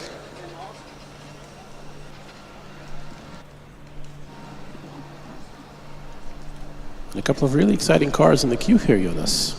Yeah, indeed. After Ingolstadt, I believe we'll be seeing DHBW Stuttgart, Zurich, Esslingen, Kit, Velore, car number 254, and more. I'm looking forward to the and more car. Staka, meanwhile, being pushed off the track by the recovery team.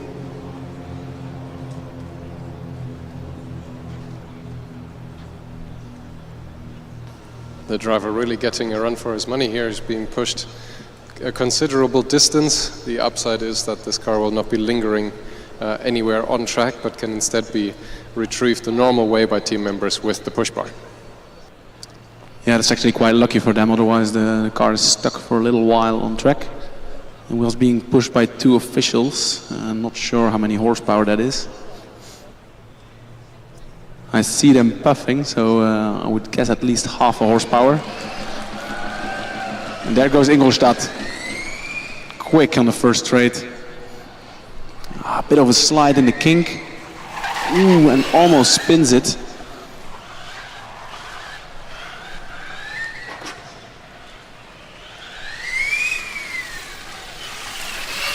And DHBW Stuttgart is launched, almost spinning out of the first left-hander. There seems to be no grip here whatsoever on the first corner.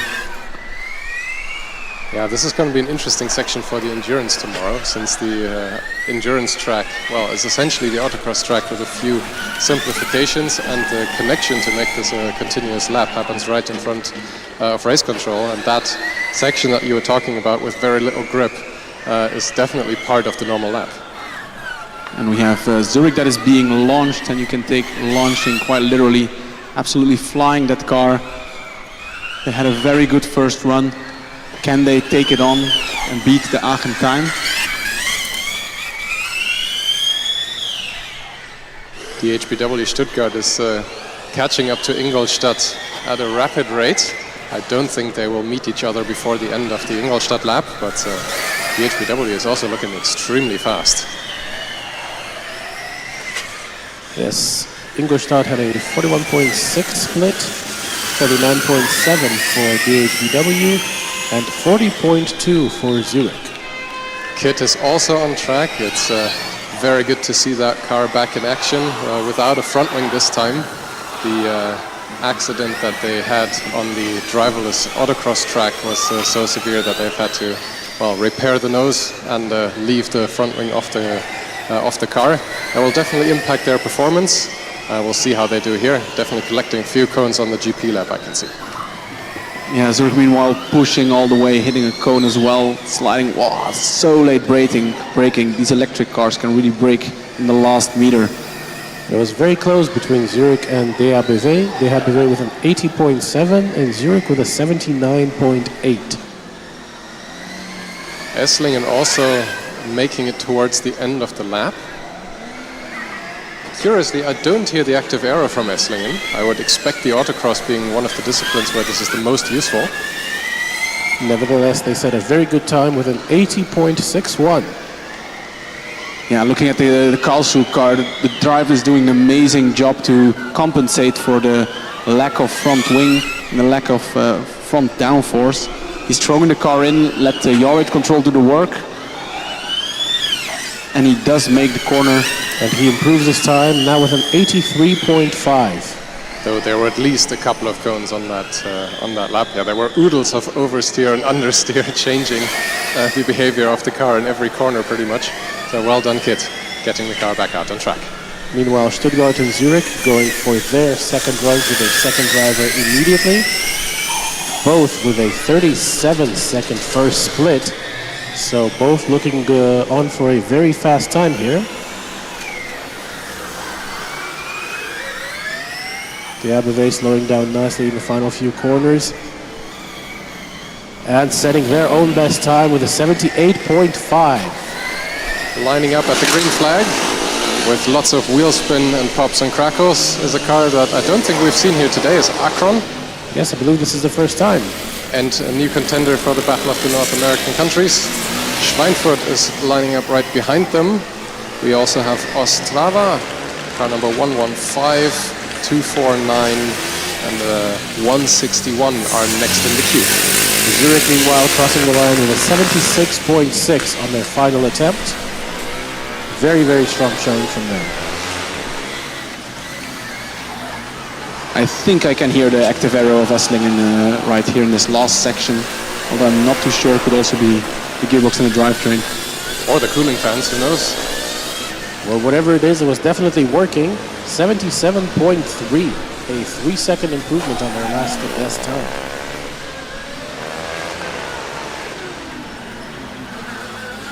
Esslingen now is... No, sorry, that's not Esslingen, that's Akron. They are starting to catch car number 254, Velora.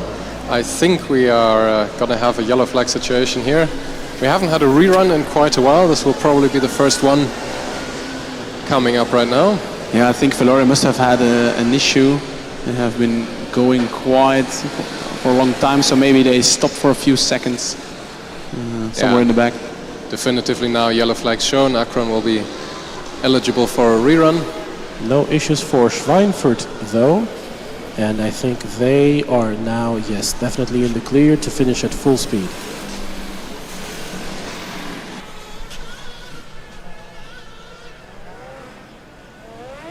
As Ostrava sets off on their third run.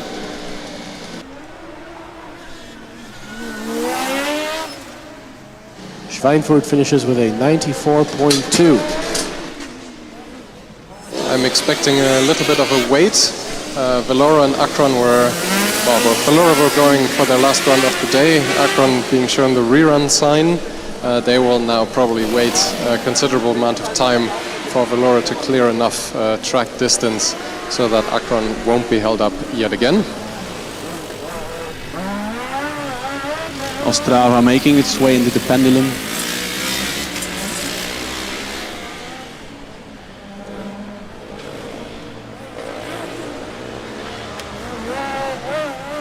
The queue is in constant motion as well. Schweinfurt is waiting in the second run queue. Meanwhile, Strathclyde, Niederrhein, Hawk Göttingen, the Taiwanese team car number 68, and Dresden are visible in the queue. I'm looking forward to Dresden. They had a really good first lap. Some issues in their second lap, so I really wonder what kind of times they can achieve. Meanwhile, Ostrava had a little hiccup here in the horseshoe. Their car seems to be maybe stuck in a gear. The driver cannot get all the power down at least. Struggling on the straight now, but it is going to make it and across the finish line.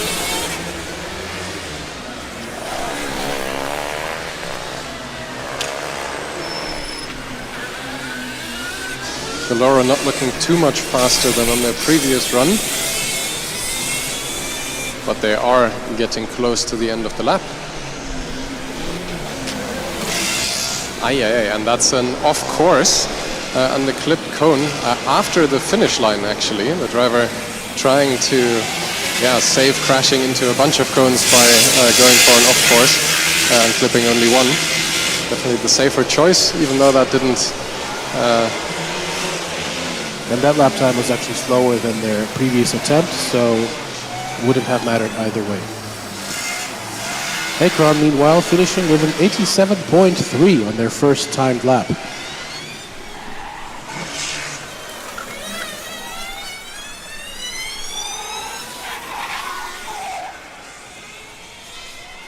And Schweinfurt improving by 6 seconds on their last attempt with an 88.1. Yeah, I saw the driver arriving here, putting a fist up in the air. He was definitely happy with his performance. Taiwan out on track. I think we've seen those guys before. This must be their third run of the day. And arguably the best Scottish team about to finish. And they do with a 94.1 on the first run of the second driver. They have a lovely headrest pattern in these Scottish dress kind of style.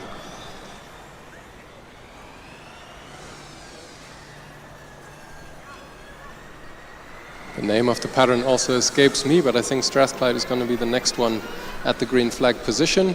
The queue is shuffling around a little bit, but second in line by my sight at least will be Dresden.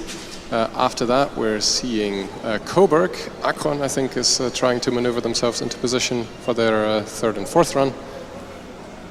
And further back in the dynamic area I can see Tallinn getting ready as well. I believe tartan is the word you're looking for, Jonas, for the Scottish style cloth.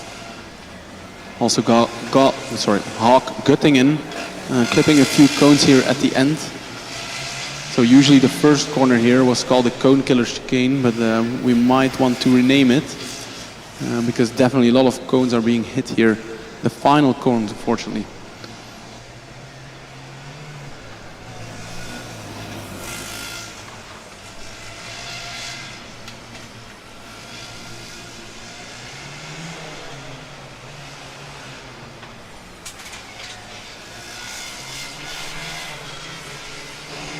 Taiwanese team making it to the finish. The timing indicates that they will be getting a rerun. Yeah, we might have missed something. Maybe a car was stalled on track. And it seems Krefeld was looking at their time, 177 seconds. Akron now setting off.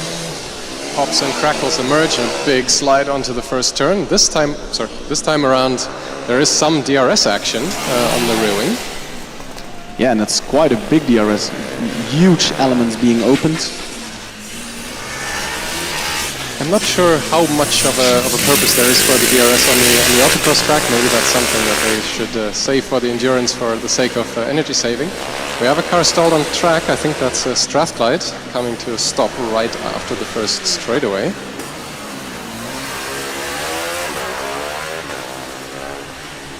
I hear ready to drive sound though, they're ready to set off again. Hawk Göttingen now lined up at the green flag yet again. Tsinghua from Taiwan waiting patiently behind them. Ready to drive in the queue are Dresden, Athens, car number 169, I can't read the name, I'm sorry, Coburg and Tallinn. The 169 is Ljubljana.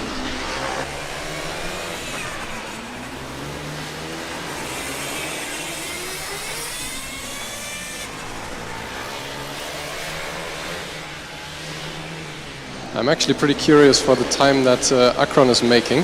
I saw them briefly flick open the DRS in one of the slingshot turns. That's usually a pretty risky maneuver. But they improved by half a second, 86.9.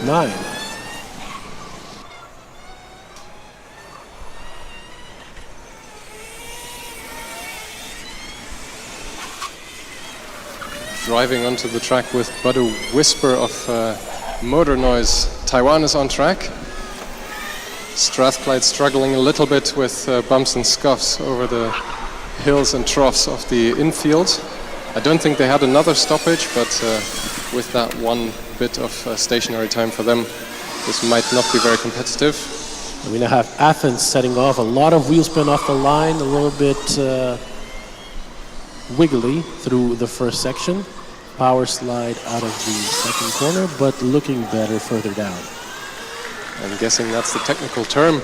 Hawk Göttingen, meanwhile, looks pretty stable through all the corners that I've seen so far. There's sector times indicating that this might not be their fastest run of the day. And I can already see it's their 6th. They were, of course, caught up in quite the kerfuffle earlier with cars stalled on track, having to wait around for a long time. And after Ljubljana set off, now Dresden being given the green flag. They were very quick earlier, so we expect to see even faster times now. Yeah, the Dresden driver having to saw at the wheel into the first turn, which is right after the starting line.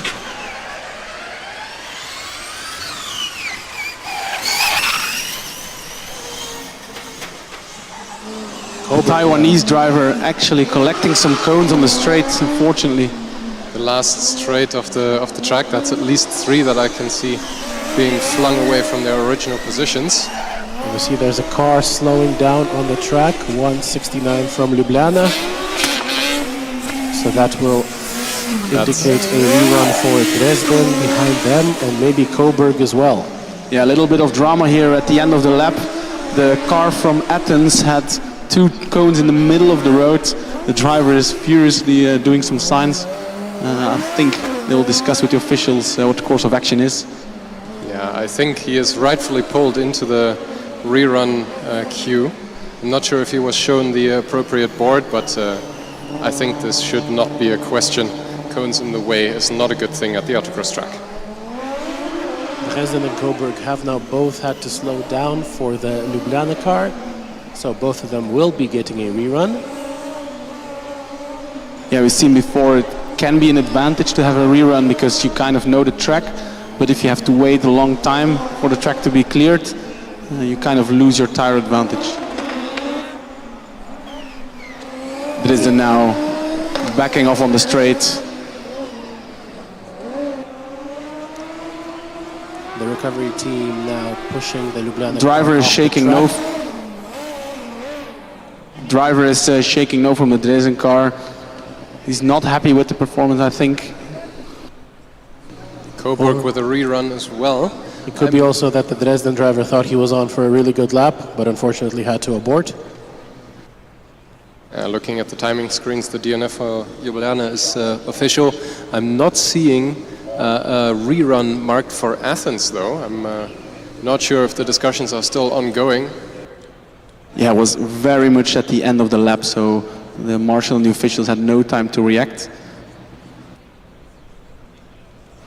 Göttingen, meanwhile, getting the green flag and setting off. This must be one of the reruns, no? This is the 3rd time I've seen them now in the past 5 minutes. If it had been another rerun for Göttingen, I think that would be quite spectacular. I don't think so. but it is their 7th run of the day, so probably all the reruns were happening for the first driver, the second driver now doing 2 regular laps for once.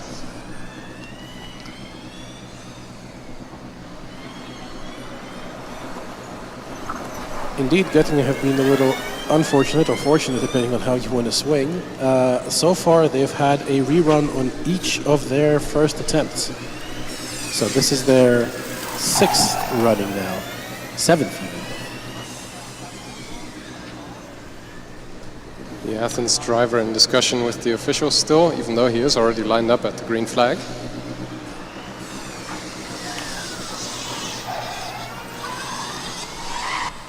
Timing sheet still not indicating a rerun, so we will have to see what the officials decide.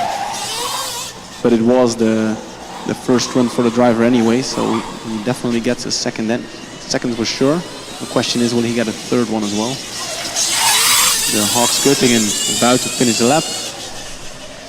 They had a bit of drama in the last corner before, but this time it's super clean.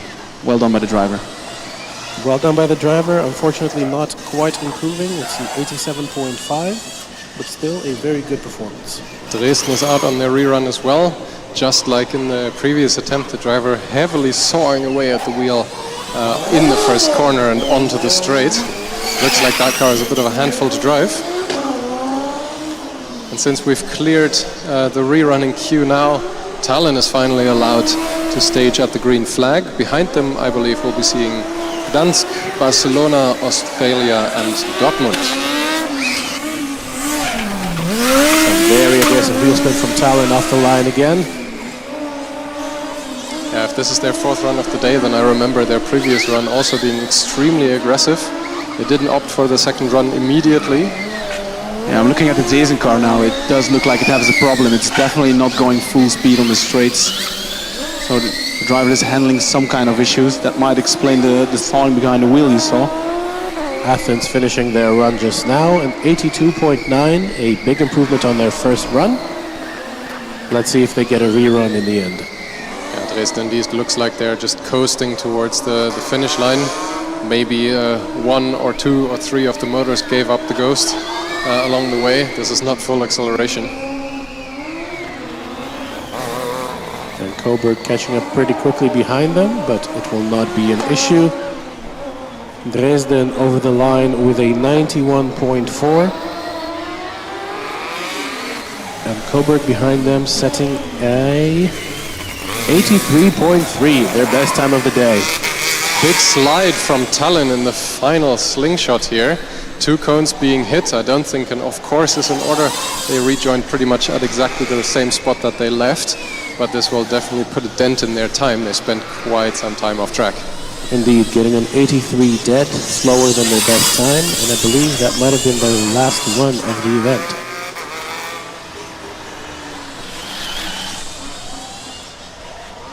The electric car from Barcelona on track as well. And we have Coburg being launched again. And I see Athens is running there in the distance, I believe. Yeah, I think they will be hit with a yellow flag though. Gdansk in front of them is distinctively slower than them. Athens is carrying a yellow cone on the... yeah, that's very close. Athens driver getting very close to the slowing Gdansk car. It's a little slow with the marshals there with the yellow flag. Yeah, a little bit of a delay. Now the Athens driver has got the memo. Has been actually going fully stationary. The car briefly discharging the HV system. Making his way back. This run will definitely be a rerun, if not their previous run as well. Yeah, the closing speed between the Athens car and Gdansk was pretty big, so maybe the marshals didn't quite have the time to react. Luckily, the Athens driver could stop in time. Barcelona is also very close behind Athens. Did you guys see if there were any yellow flags waved for them? I did not see it. I was focused too much on the Athens car. I did not see any yellow flags either. Yeah, Barcelona is marked for a rerun though in the timing sheet already. Oh, there we go. No matter for Coburg, they're also close to the end. They were carrying at least 1 cone with them for a little bit as well. I see the car that just set off on the start from Ostfalia hitting a cone in the second corner.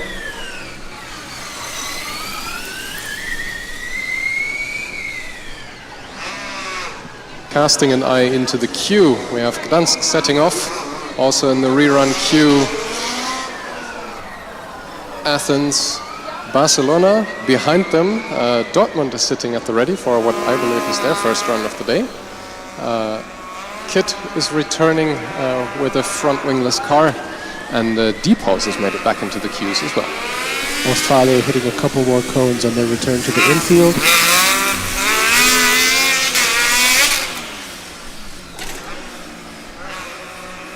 Gdansk going slower than we have seen them before along the GP track as well.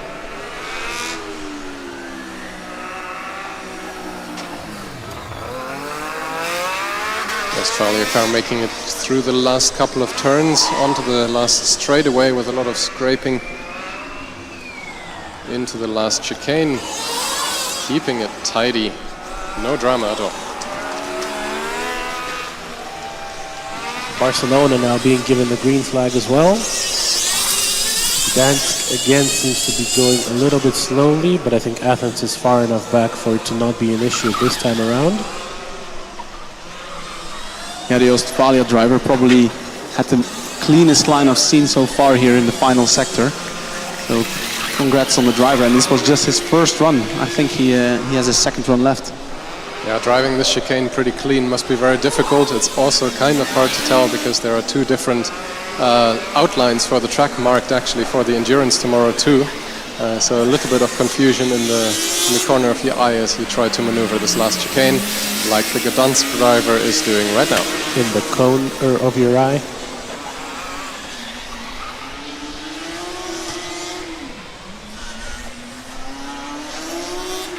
The Athens car finally has a clear track in front of him, but decides to take a cone with him, drops it again. Final sector of the lap now. Also a very clean line with a bit of a power slide just before the finish line for Athens. Huge hit of the front wing onto the ground from Barcelona in the last few corners. And we have the front wingless car from Karlsruhe back on track. They were slowing briefly in the GP section of the track. Yeah, I think the driver had a bit of understeer and either hit a cone or just missed it, but definitely had to brake a bit. Dortmund now coming around to the last few corners. This is the first attempt of their second driver. Slowing down nicely in the end, a clean line through the last chicane. And it is a 92.2, best time for them so far. Now we're watching the Australia car again, if the driver can repeat that clean line through the final chicane.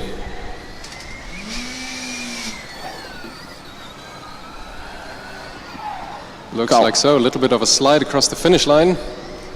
Yes, and not quite an improvement, 83.8. And the Karlsruhe driver really playing with the car. He has to put so much steering lock in order to get the car turned, but he does manage. And as I say so, hitting a cone on the last corner. Yes, a four-wheel slide in the last corner, but still an improvement with an 82.7. Yeah, the Kit car looks like a handful to drive. Though, again, extending congratulations to Kit for getting her back up and running again. What we saw yesterday from them, where the car was, chucked into the tire barrier, a lot of damage, a lot of breakage. What did the time look like? Yeah, despite not having a front wing due to damage, it's still a very impressive time of 82.7. So, well done to the driver, making the best of a scary situation. In a short peek over at the queue, we just saw Deepholz depart on their next attempt. Next up at the green flag is Milano. And the car I'm very interested in is car number 31, TU Fast, returning after their issue earlier in the day. Yeah, they had a suspension failure, quite a big suspension failure. Just after the transition back from the track to the parking. Looks like they managed to get it fixed and re-scrutineered, and here they are again in the queue. Yeah, that must have been a rapid fix. I saw broken carbon and metal pieces, so somebody had the spares ready. Barcelona doing nicely across the finish line. And I'm hearing some applause. They must have improved their time. And I remember the Munich car being the vacuum cleaner. They had some active aero, It doesn't seem to be on right now. At least I cannot hear it. Not this time around. Looks like the driver is having to maneuver the car quite aggressively through the first couple of turns. A lot of steering input again, just like what we saw from Dresden. Hearing some happy noises from Dortmund. They have improved on their final run, 90.6. Diepholz now nearing the final corners.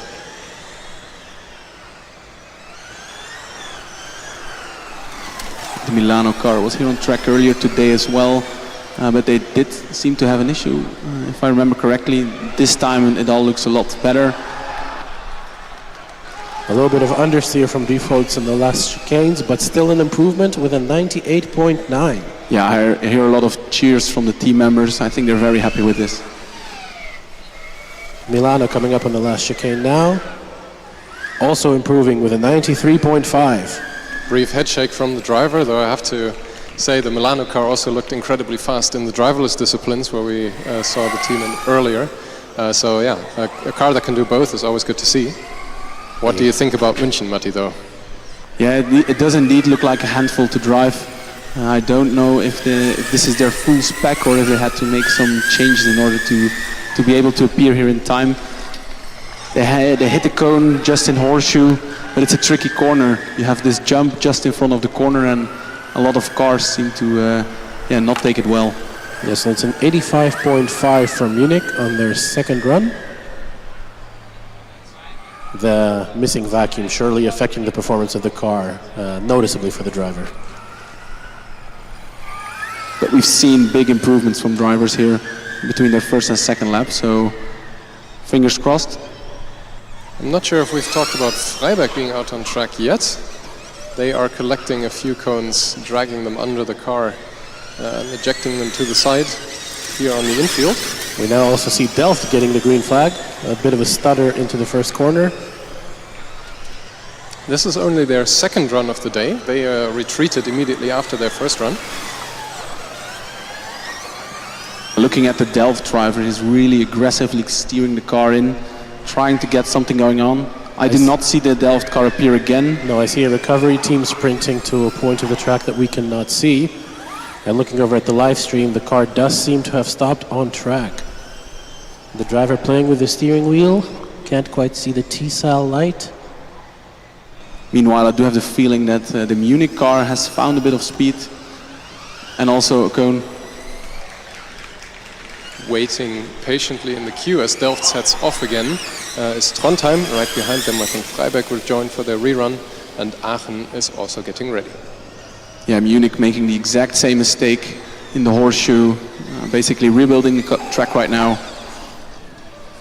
Nevertheless, they improve. It is a 79.5, a sub-80 time. More issues for Delft, though. They've had to stop again in the GP lap section. Got going again. But big congrats to the Munich team. I mean, rebuilding the car during Autocross, that's quite impressive. And they had a sub-80 lap, so yeah. Delft, in the meantime, had stopped and started once again. And again, this looks like a major electrical fault, not allowing the driver to drive continuously. I think I still see the T-cell flashing in red, though. So perhaps it's just a software error. Perhaps the driver should try to bring it home gently. I see the car slowing down again, though. Yeah, it is indeed not discharging. And as I say that, it does so. The T-cell turning green. I think as long as there's no big... The driver is allowed to control everything in the dashboard, so he can discharge and recharge again. Of course, that's not the optimal way to do your Autocross. And it seems that again something went wrong. Car is rolling now, coming to a standstill in wings. I had a feeling that one of the motors was speeding up just before it happened. Not sure if it is cause or effect.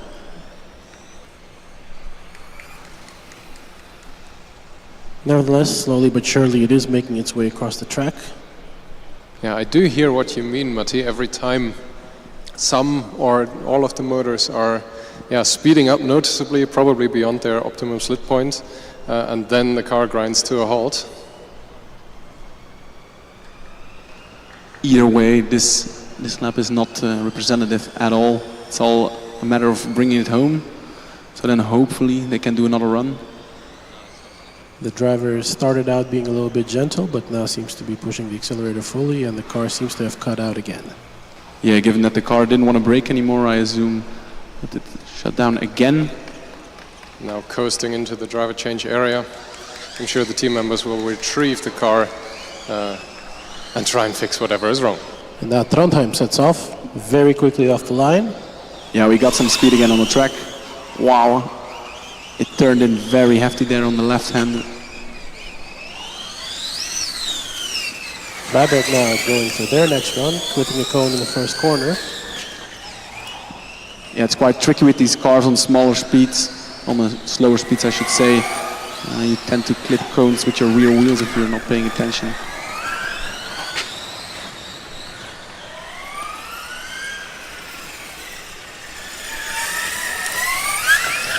And we have our current best time of Aachen. The car that drove the best time, I mean, on the track again. This is going to be interesting. Innsbruck is also waiting at the green flag and given the go-ahead right now. And behind them, big emptiness prevails. No further cars are in the queue. A pretty quick first split from Trondheim with a 38.98. Yeah, it looks really good. The driver knows what he's doing. No mistakes as far as I can see.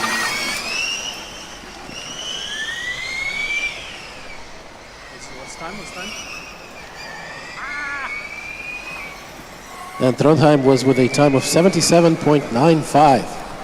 Yeah, I think that's an improvement, and this is just the first lap of this driver. So going to be exciting what he can do in the second lap. Meanwhile, Aachen is about to overtake, I think it's the Freiberg car. Yes, they're so fast, they're going to see a yellow flag now. Yeah, that's getting very close again, come on. Yellow flags finally being shown to the Aachen car. Freiberg, I think, is mistaking the yellow flags as being waved for them. But just as we saw with the Athens driver, the Aachen driver was getting extremely close to the back. And the last thing we want to see here on track is a collision between two cars. Igor, do we have any updates on the split times? Because I think the split time of Aachen will be a representative one. It was 36.45. I think that's the fastest that I've seen today. How much is an improvement on their fastest lap?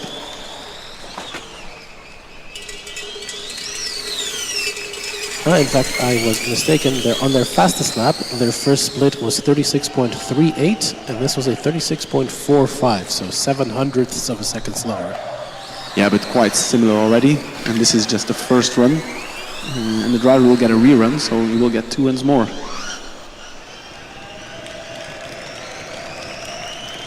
Trondheim now with a 37.45 first split. Definitely collecting at least 2 cones on the transition towards the infield though. I saw them flying off the car, so maybe he carried them from somewhere else for a little bit. And you can hear the tires work on the Trondheim car just before he got into the slalom.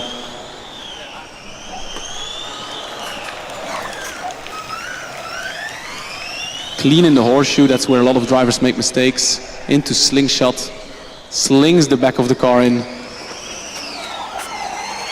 During braking, even hitting the front wing. And an extremely fast 76.11, their best time so far. Aachen, meanwhile, with a 35-second first split. All right, this is promising. And I really like how the driver is keeping it clean. A lot of other drivers that are sliding around, but this car is absolutely planted to the ground.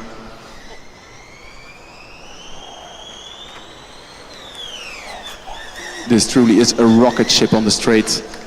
Keeping it clean, purple it's times. It's a 72.5. Wow, that is a 2-second improvement.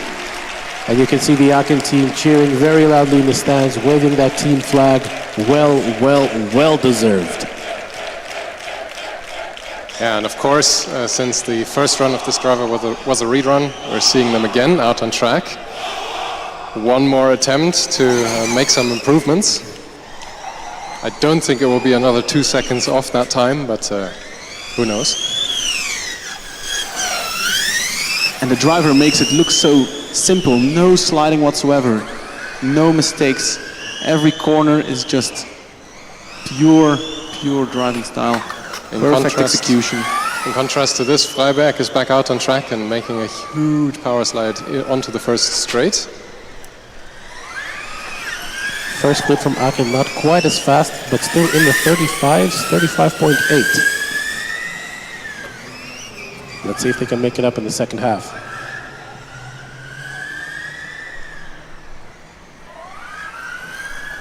I'm keeping it very clean so far. I didn't see any cones flying. And especially that coupled with the fast times makes this performance even more respectable. Very clean in the end. Perfect through the final chicane. Not quite as fast, 74.19, but dare I say this lap was cleaner than the previous one. Yeah, just a small reminder, any times that you see on the timing screens will always be augmented with any cones that the car has collected on its journey. So the final scoring is only going to be known once the scores are published.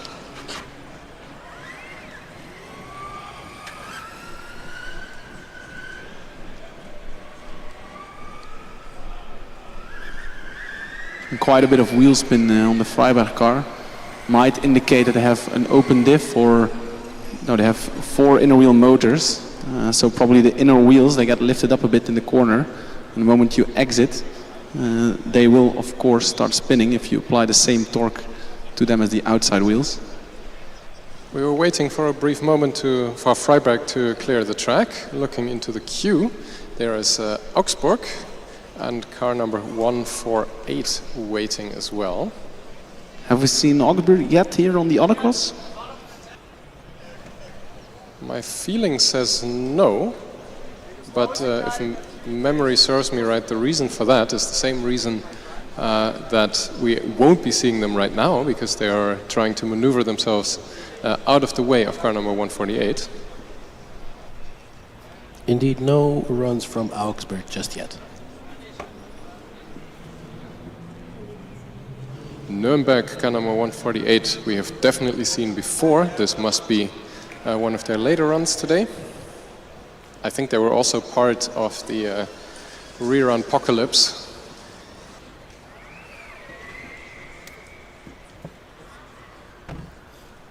Yeah, struggling to get the car slowed down, then a bit of oversteer, trying to get it steered into the first right-hander there after the first braking zone.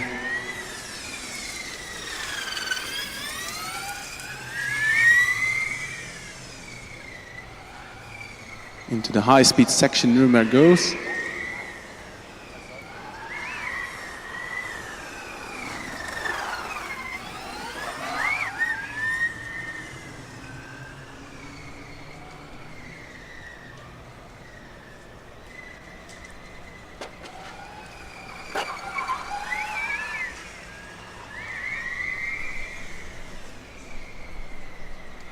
This inner field section looks quite tricky with all the cars. They all tend to slide a lot, apart from the Aachen car. But the Nuremberg driver keeps it clean. I wish I could report of more cars being lined up at the green flag, but at the moment we're entering a bit of a lull here again. The queue is empty, though in the distance I can see green team, car number 169, I think that's Ljubljana, and no further cars actually trying to even sort of get ready as of yet. I think the Ljubljana car was the one that also stalled on track and had to be removed, so good to see that they found their way back to the queue.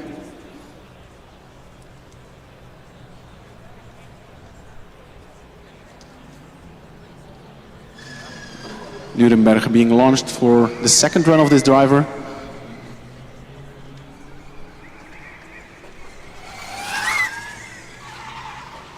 Their first run was actually an 84.8. That is really not too bad. And I have a slight feeling that the driver will improve quite a lot.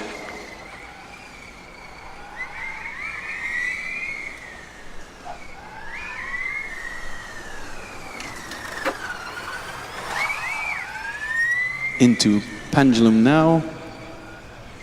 No drama, car seems to stick. And just under 45 minutes left to go on the Autocross event.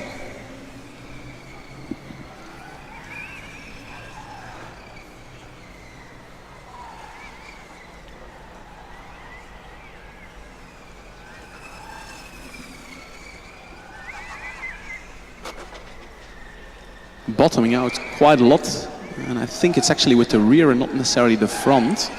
Most of the cars, they bottom out with the front wing. But the rear looks quite dangerously close to the ground. And unfortunately, clipping the last two cones almost. With a nice lap from Nuremberg. Good times though, 81.87. Though with at least two cones, that's an extra 4 seconds added. And I see now a green team being slowly pushed into the starting position. I believe they have the second fastest times of the day right now.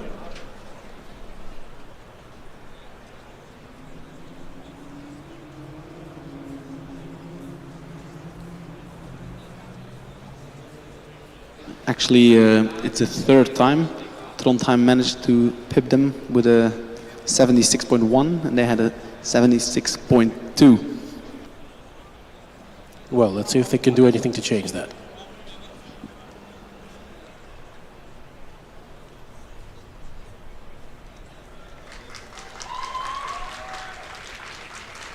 They of course also have seen the lap from Aachen, and I'm sure the driver is informed about the performance of the Aachen car, and he will be very eager to try and beat that time.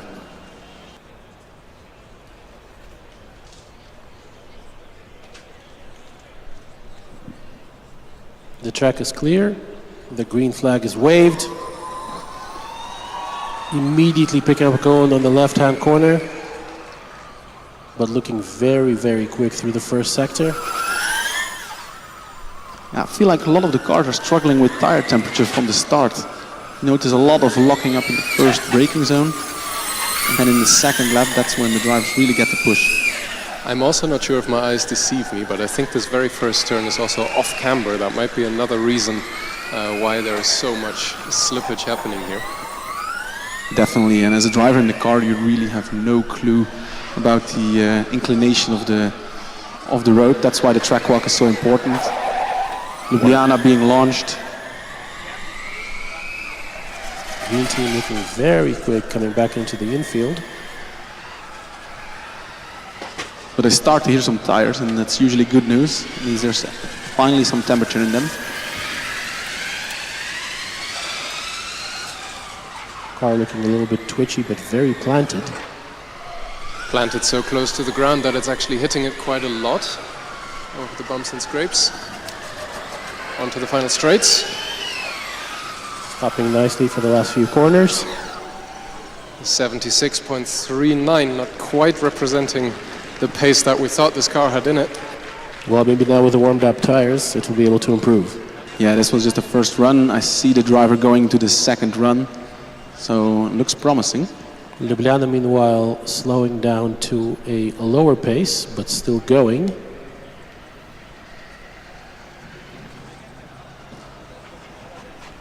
Green team car jerking backwards on the start line. Yeah, it is a bit inclined here, so you need to have your foot on the brake, otherwise you would roll backwards. No, it was a proper jerk, as if the motor spun backwards. Immediately there are two officials tending to that situation, since the ability to drive backwards is forbidden coffee to Formula Student cars. Ljubljana, meanwhile, has picked up a flat tire on its rear right, so that is the explanation for why they have slowed down. The driver now just trying to nurse the car back to the finish line. Yeah, and I see some official being very worried about the green team car, so Igor, you were right. the jerking backwards was not a good sign. I see some waving of the hand saying no. Not sure if this run will be DNF'd or if the scrutineers just want to have a closer look and maybe the driver can go again. Ljubljana driver, meanwhile, managing to get the car back home very safely. Well done to the driver. No damage visible to the wheel. Unless my vision deceives me, I don't think the green flag was waved for green team yet, so I don't think their last run of the day will be DNF'd. But it is still a shame that they won't be able to show a run with hot tires.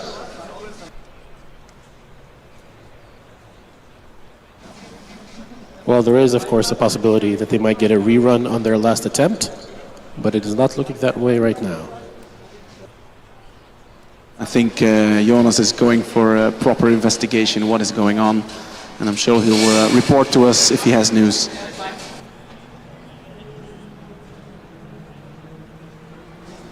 While Jonas investigates, we see Dortmund setting off on their third attempt. And also waiting at the green flag is car number 249 from Niederrhein. Also setting off. A lot of noise. You have a few electric cars, and suddenly you kind of scare a bit if a combustion car takes off. One more car lined up on the green flag line, car number 60 from Weingarten. And I see two more cars in the queue at the moment. Car number 250, Lubeck Fire, as Mickey affectionately calls it. And car number 43, I think from Chemnitz. Quick update on the green team situation. The officials are indeed arguing about that backwards jerk, since that is definitely very much not allowed for Formula Student cars. The discussions are ongoing. I'll keep you posted. Lubeck clipping a cone in the first left-hander and then struggling to get the car downshifted in the first braking zone. Dortmund, meanwhile, coming back around. A bit of a skid into the final chicane, but managing through cleanly. And that is a 99.8 for the Dortmund car. This is probably the first run of the second driver, so he will get another run. Niederrhein, meanwhile, approaching the finish line as well. Clean through the last chicane, across the line. It's a 92.6.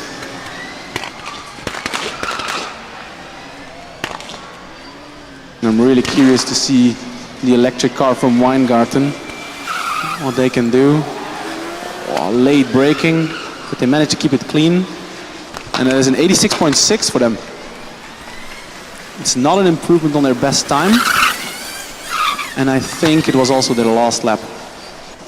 More Lubeck Fire on the track. As Niederrhein joins with a lot of gusto into the off-camber first corner.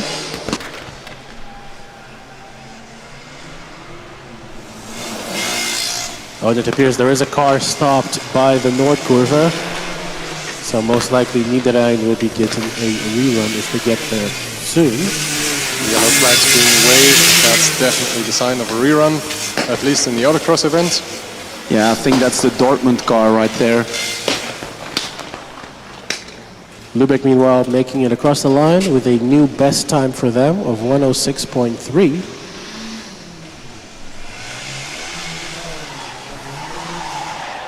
Actually, the Niederrhein car goes around the stalled car of Dortmund and manages to spin the car. Yeah, Lubeck meanwhile being held in favor of having more clarity of the situation on track. We'll be probably waiting until Dortmund is cleared away entirely. Green team still deep in discussion with the officials. Yeah, the number of green-shirted scrutineers is only increasing by the minute around the car.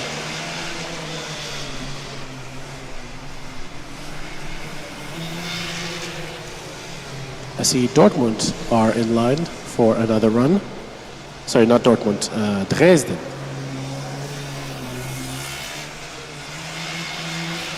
Yeah, we saw them like half an hour ago, but then they slowed down during the lap, so we had a feeling something was wrong.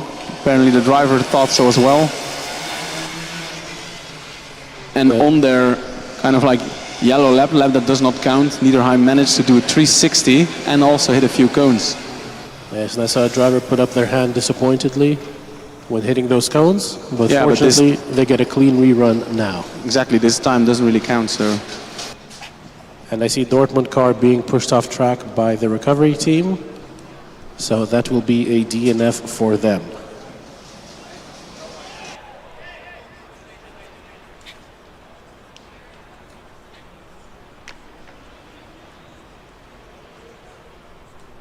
I'm looking at the marshals that are pushing the Dortmund car out of the track, and I'm not sure if I've seen an electric car being pushed so quick. Usually they have quite a lot of friction, and you cannot put them into neutral. So impressive stuff by the marshals.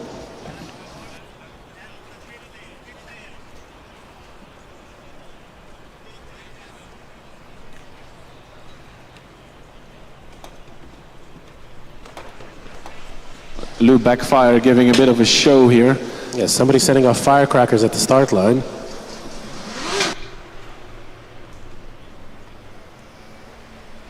Oh, and I can actually see that the Lübeck team has taken up our nickname and actually wrote it on the back of the rear wing. Thank you very much, Lübeck. That gives us all a chuckle here in the commentating stands.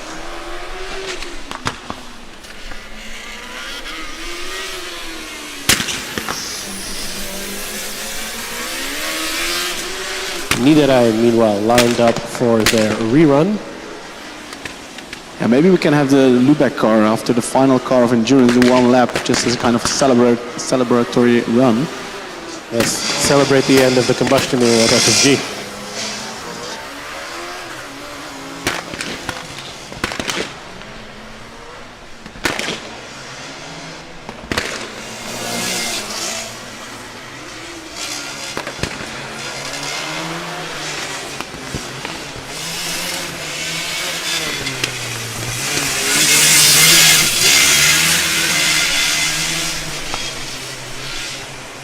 I see Estaca now making their way back to the queue as well. I believe they had a DNF in one of their previous runs. So good to see them back. Lübeck Fire collecting at least one cone, two more I think are being shown or hit now. One getting dragged underneath the car right now. Sounds like a Western movie is being played right in front of us. I wouldn't be too surprised if the shockwaves coming out of that exhaust would in theory be strong enough to push over extra cones by the side of the track.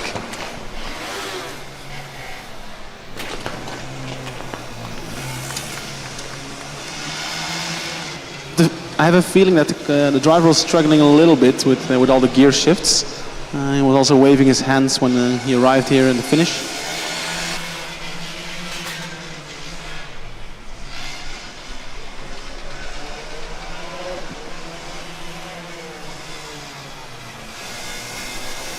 Some developments in the queue. Dresden will be the next car to run by the looks of things. And then we also have Green Team being given a thumbs up, so I think they might be allowed to do their final run soon as well. And we also have Estaca and Wolu. And Dresden is off. They only have one run left. And again, Slicking and sliding. It seems that they have set the velocity limit, maybe to protect the motors. yeah, lots of seesawing again. I think the motor issues or the suspected motor issues from our side for Dresden later on in the lap were actually unrelated to the vigorous steering input the driver was giving. Green Team has freed themselves of all the officials, apparently cleared to go again. And there they go on their final run. Big lockup in the first braking zone. And unfortunately for Dresden, I have a feeling their car is going slow again. Very slow into the pendulum. Instinctively slow out of the hairpin indeed onto the infield transition now. I think Green Team might be getting a little bit lucky. They are catching Dresden at a rapid rate of speed. those will definitely be some yellow flags in the process and potentially a rerun for green team. Well, they might be. Still not 100% certain that they'll catch up, but looking likelier by the second. I am feeling drips, guys. We have half an hour left and it's starting to rain. Are you sure that's not just sweat in the braking zone? Could well be. Let's see how it evolves in the coming 5 minutes. It looks like green team will not need a rerun. They will complete their lap without being impeded by Dresden. So let's see what kind of time they will set. Green team super quick in the horseshoe. That was really nice. Braking super late, off track.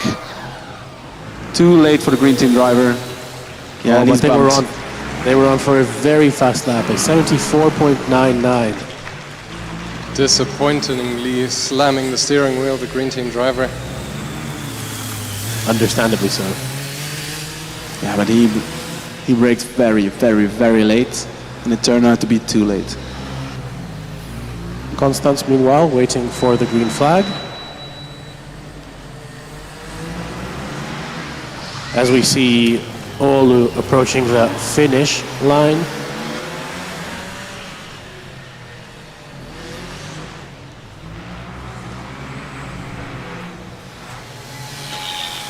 Yeah, and the Constance car constantly having some rear wheel spin. Finishing now is Oulu with an improvement for them, an 89.52 in their third run. By the sound of things, on the other side of the tent, they are being motioned towards the green flag immediately. They are indeed, and I see high-speed Karlsruhe in the queue. Yeah, I saw the driver from Oulu taking a quick breather before he actually got going. I already see a couple of cones flying in the grandstand section though, for Oulu. I think Constance almost stopped there, but the driver managed to find some speed again, and again seems to be stopping. Matti, the blue and red split livery car that you liked so much, Estaca, just finished their lap as well with a 108.26.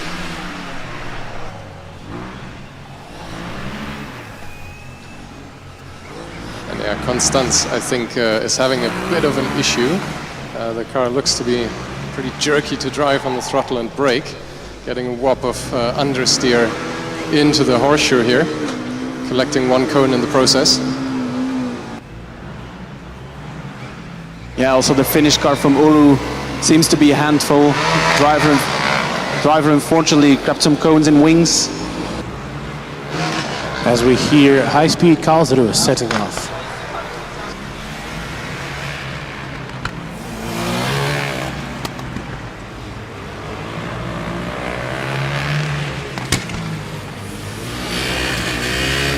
Just before the finish, it's another cone, the team from Oulu, and I definitely start to feel some raindrops. I see a car going slowly by the North Curve. I'm also starting to see the raindrops falling. I think that's high-speed Karlsruhe that slowed down for a little bit there, but seems to be picking up speed again now. I'm not sure if I'm supposed to be relieved that our spidey senses are still worth something, or that this means that depending on how heavy this rain is, the times that we'll be seeing here in the last 25 minutes have the potential to be slowing down drastically due to the wetter track conditions. Well, it's not too much rain, and the track should still be relatively warm from all the sun that it's been baking in. I still see a couple of small raindrops falling, but I don't think it should affect the times too much just yet.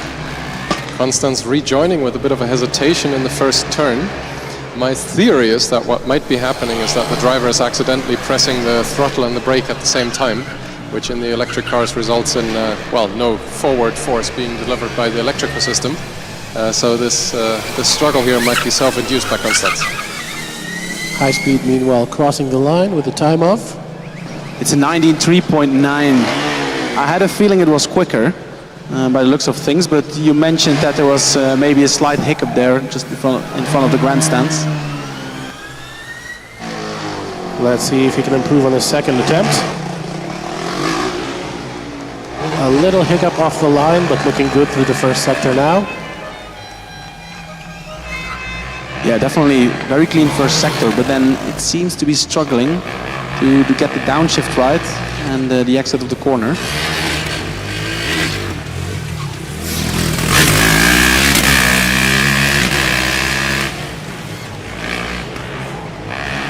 Looking faster along the Nordkurve now, though.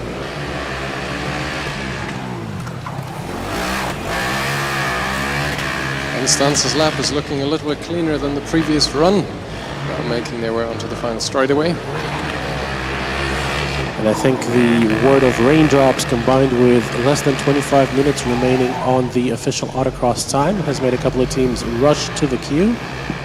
They're all hiding a little bit behind the fence at the moment, but I see Diefholz rolling in first. And right behind them is Hamburg. Then we see TU Fast. Then another car I can't quite identify. Then the DUT23 from Delft. And more cars joining at the back. Yeah, it's a classic Formula Student autocross event where there were some lulls in the queue throughout the day, though not nearly as many as I would have expected to have. And now towards the closing of the event, the queue is starting to lengthen as well. Yeah, Jonas, the previous lap from Karlsruhe wasn't that impressive, but this one, a 79.5. I see big cheers from the team members. They are super happy. How does that compare to the Ren team times, I wonder?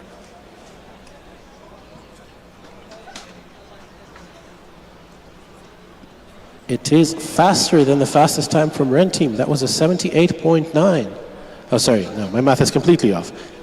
It is 0.6 seconds slower than Ren team, but that is, of course, not accounting for any potential cones. The teams are very, very tightly placed. Igor, I have to interrupt you. Diepholz is struggling at the starting line. Well, or at least the last position before the green flag position. They were trying some percussive maintenance on the front nose section of the car as it was refusing to let the driver move it under its own power towards the green flag. Instead, Hamburg will be given the go-ahead to move towards the green flag.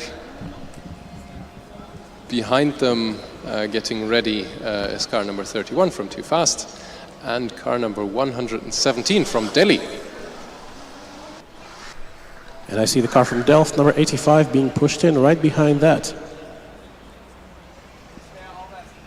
Yeah, so the raindrops are still falling. I think we still have 5 or 10 minutes where the track can be relatively dry and not affect too much. Of course, rain also means the temperature is dropping, and this might have a bigger effect on the performance of the cars. Then again, this has been a very roasty, toasty day here at FSG. So I think we do have also some latent heat. There is the vacuum sound of the Too Fast car.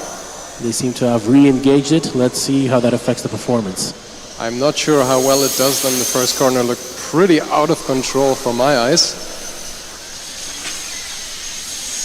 The first time we saw them, or at least the last run with the fixed suspension, looked a bit of a handful to drive. They are also slowing to a standstill in front of the grandstand at the GP lap section. And Hamburg had also just stopped, but has gotten going again.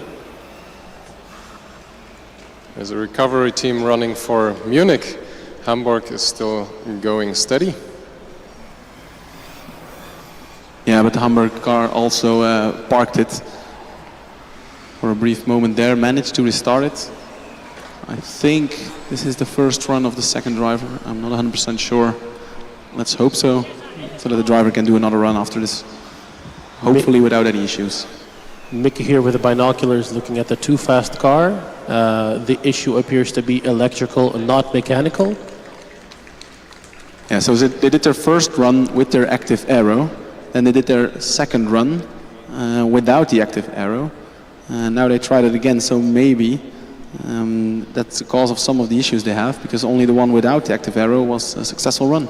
Well, they had, I think, one run with the active aero, which led to the car breaking down, having a suspension failure.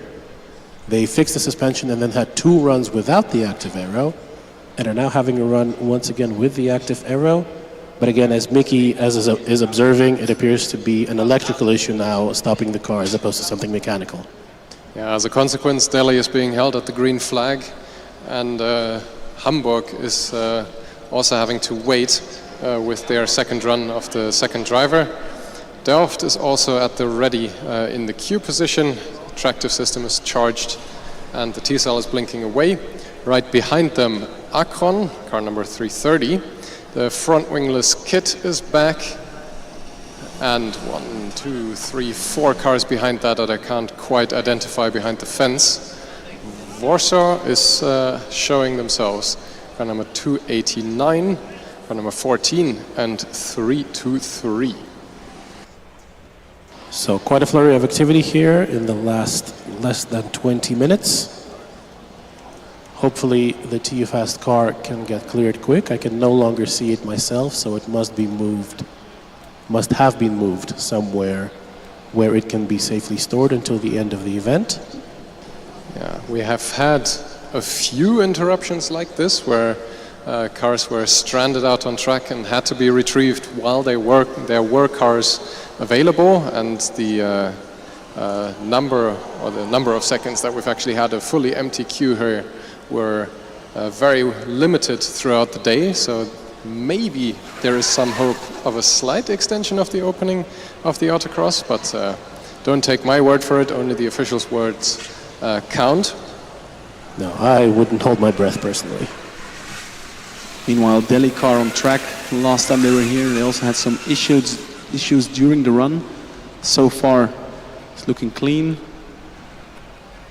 Yes, but the issues of the past seem to be why the officials are taking a bit more caution than in the past and waiting a little bit longer to let Hamburg go on their next run. And the queue has actually extended since then as Hamburg sets off. Oh, drama for Hamburg. Just the exit out of the left-hander. The car stopped. You could see a shock. Car definitely not accelerating. Starts to go now, but there was a little bit of a rattle as it was driving off.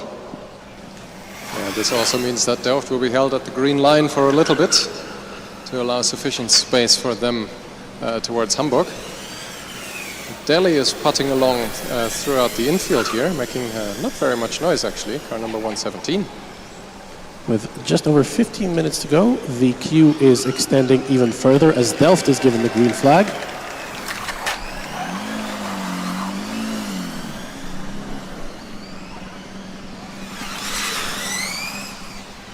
Akron next on the line, and then we have Warsaw, Ostrava, Karlsruhe, Berlin. Oh, and the Delhi car at the last braking zone outbrakes itself, slips, almost hits the timekeeping equipment, and the track has to be being rebuilt slightly. Yeah, Hamburg is approaching the end of the lap. But as you say that, they stop on the track. I couldn't see that one, unfortunately, behind the tent pole here.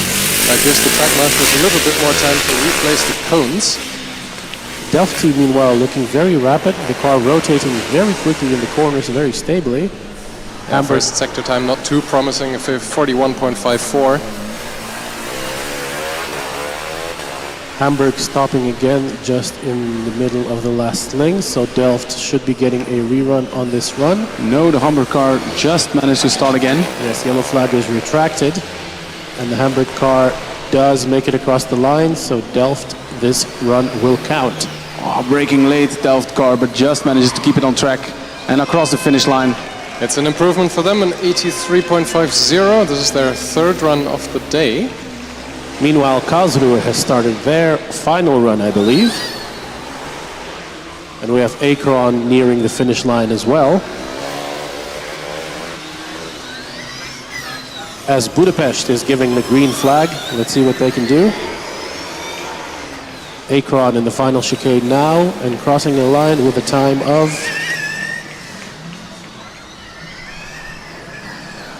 It's an 87.9, but not an improvement. Well, Akron, looking for that improvement, immediately goes into the second run queue as Warsaw is given the green flag. Karlsruhe driver still having to put in a lot of work to make sure the car goes where he wants it to go. To be honest, it looks a bit cleaner. It seems like the driver has learned how to drive with this car in this setup. Milano setting off as well as the sun comes out.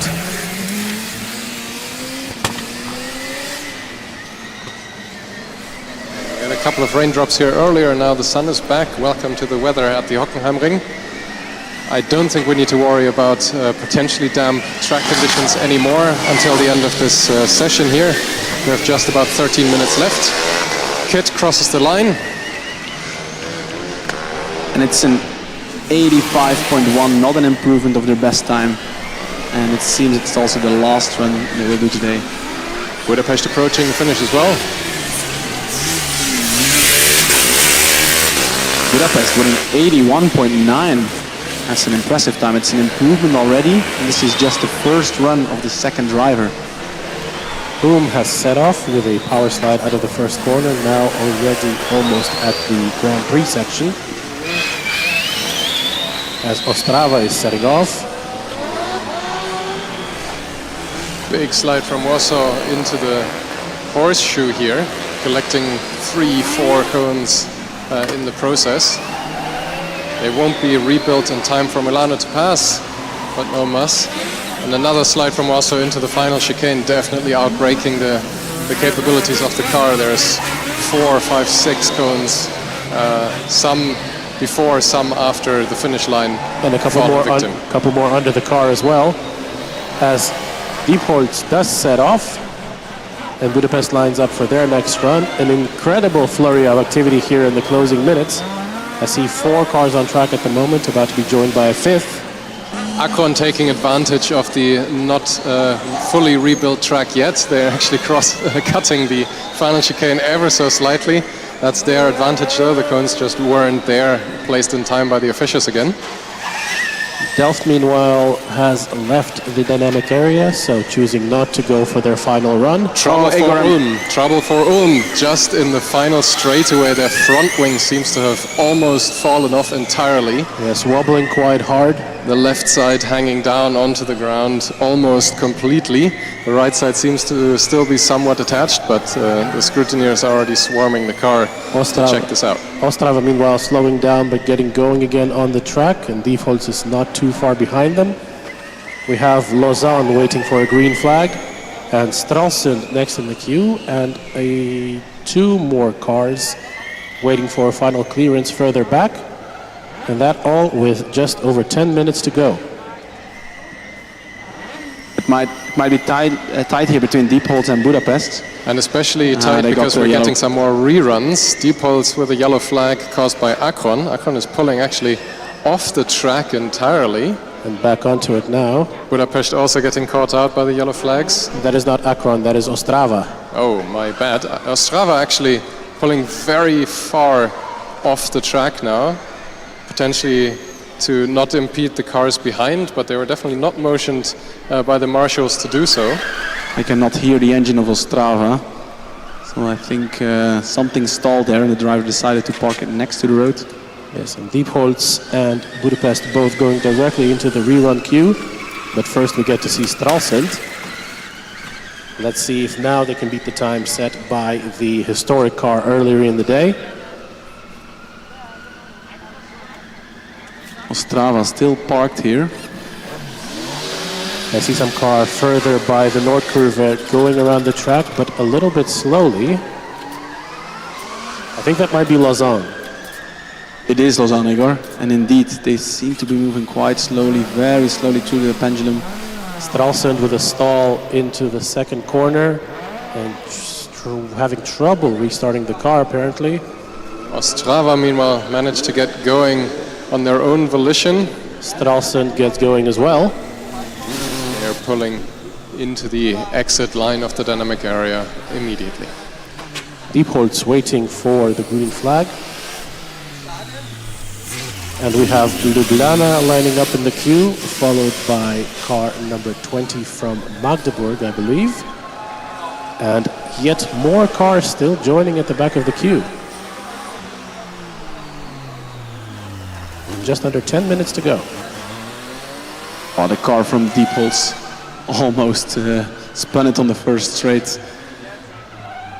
Lausanne progressing slowly but surely. Still managing to clip a couple of cones through the last sling and now onto the back straight. Yeah, it looks like they're only running on one motor. Yes, the driver having to make adjustments even on the straight to keep the car pointed in one direction. Exactly, and I do hear one of the wheels spinning a lot, but the car not moving forward. Budapest setting off on their rerun. Looking very brisk through the first sector.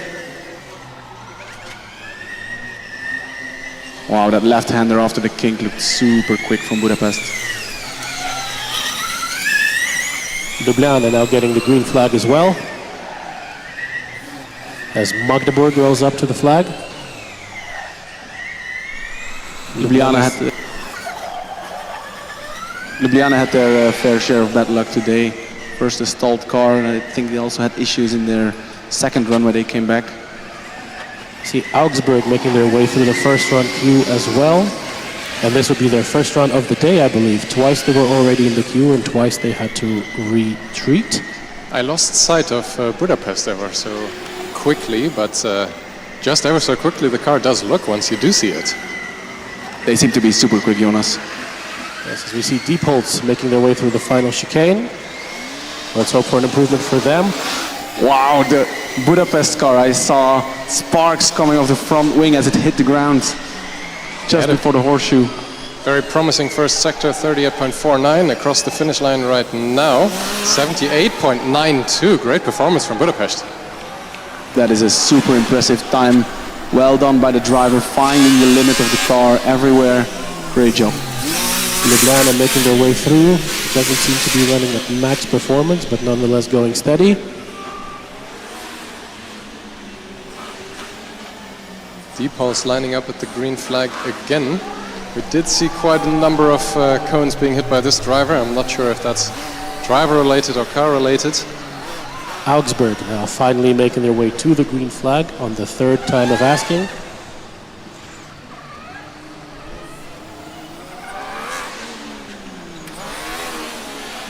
Ljubljana finishing.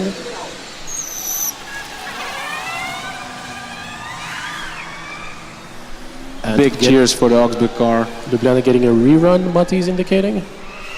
No, I saw him driving into the second run queue. So no rerun, going for the second run. Stralsund meanwhile making its way over to the last bit of the track as Ljubljana sets off once again, clipping that first cone on the left that a lot of teams have touched. And another one into the first right-hander.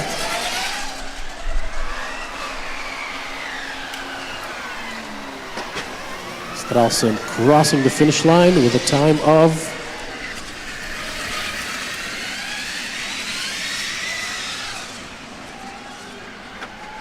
I hear the Stralsund driver shouting, given that it's not the best time from them. I assume he made some mistakes left, right and center. And I see Arus from Sevilla now lining up on the starting line. I believe this is the first we're seeing of them today. I also don't recall seeing them in any other event, to be honest. Good to see that they got what I presume is through an arduous scrutineering process. We did already see them in one of the previous events. Hearing quite a few cheers coming from the Diepholz fans. Yeah, they did improve their time to a 97.9. And we see Augsburg with their first run right after. And it's an improvement for them. 94.7 for the Augsburg driver.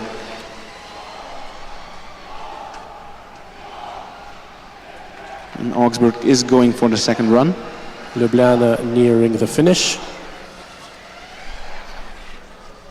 Very neat slide across the finish line, trying to eke out the maximum performance in the last chicane. And it's an 89.7 for Ljubljana. Sevilla had some trouble on the start line and are asked to retreat from it. I think they might have had some trouble charging the tractive system. As Augsburg goes for their second run. Also clipping that first cone, but it stays within the box, so that should not count as a penalty. I'm casting my eye into the dynamic area behind the track here. And in the last 4 minutes of this event being open, I only see 2 cars that are in a position to run momentarily. That's Rocklaw and, well, Sevilla, if they can get it going again as well. I don't see any other teams approaching the queuing area, so far we might not be left with teams that are disappointedly having to push the car away because they could not run in time anymore. Yeah, let's hope the Sevilla car can make a run, because they did not appear here at Autocross indeed. I think they did make an acceleration run yesterday. Meanwhile, Rocklaw is entering the track.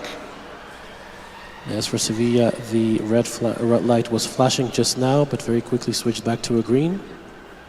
They're trying to start the car again. Augsburg looking a little bit slower than what I remember from them in their first run. Yeah, they had a super quick first section, but now it's taking quite a while for them to appear again. Maybe they had an issue, and indeed it is visibly looking slower, so I think the car is having some issues. Very often with these electric cars, especially the multiple motor driven variety, you do see that the tendency to lose motors on a run is there. Nevertheless, Augsburg manages to improve their time to a 90.67. And Sevilla now rolling up to the start line under their own power. And it's in fact discharged again. Tisal has switched to green in the process of rolling from the queue to the start line. Fortunate thing is that there are no cars waiting in queue, so maybe Sevilla gets a little bit of time to try and sort their issue at the green flag position.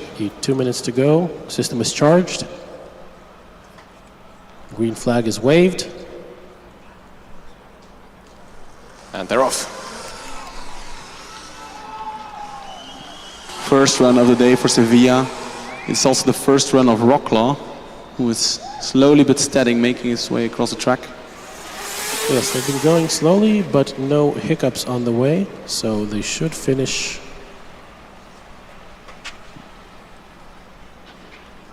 Yeah, that car does not look like it is driving at its maximum potential. And unfortunately, I think I see the Sevilla car stopping, a lot of marshals running towards it. As perhaps the driver will try to reactivate it. It seems to be an electrical issue again. And Wroclaw, slow but steady, gets to the finish line. It's a 135.3 for And Wroclaw. the gong is about to go, but perhaps the driver will have time to go for a second attempt. He elects to do so. I see an official ready at the big red button that will sound the gong. If the green flag is waved in time before the gong, then he will still be allowed to go. Yes, I see the recovery team rushing to push Arus off the track. And it seems the all clear is given and Wroclaw gets to go. And the gong should sound in 2, 1, now. I think they'll only...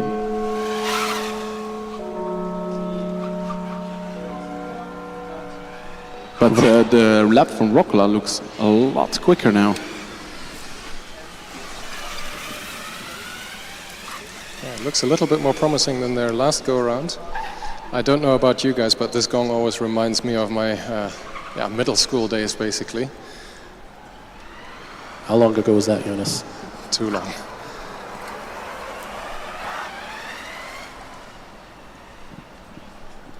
Yeah, the Wroclaw team probably had the strategy to get a banker in, make sure the car makes it over the finish, then at least you have some points. And in the second lap you can try to improve, but this looks a bit slower. Oh no, it's accelerating again, yeah. The first sector doesn't look to be an improvement for them. 47.39. Car was struggling a little bit to slow down for one of the corners, but still looking pretty clean. Not sure if any cones were hit. Bottoming out quite hard, probably about to do so again. Yes, you can hear the scrapes. But does seem to be going faster through this last few corners. Accelerating on the last straight, navigating through the last chicane, very clean and across the line. So the last run of the day in the Autocross, a 96.03. This was it for the Autocross event at FSG 2023. The exciting part about this is that the times that the teams managed to achieve here will determine the running order for the endurance, the crown jewel event of any Formula Student competition tomorrow. Taking a quick peek at the schedule, the endurance will kick off at 8:30 in the morning, so we will be seeing the slowest teams first early in the morning sessions. Judging by what we saw from the driverless track drive this morning, there might also be some surprises about teams missing their slots unexpectedly. In theory, the endurance will run all the way until 5 p.m., but judging by the extremely high attrition rate that we saw both mechanically and electrically here at the Autocross, I do expect that we'll be finishing a little bit faster. Nevertheless, we're looking forward to tomorrow, and we hope to see you again, both in person here in the grandstands and online in the live stream. Remember, it will be the last time you can see combustion vehicles driving at FSG. Exactly, the combustion class is waving goodbye, just as the marshals on track are waving all their flags in a goodbye for today. Thank you very much for listening to our rumblings and watching on. Have a good night. We'll see you tomorrow.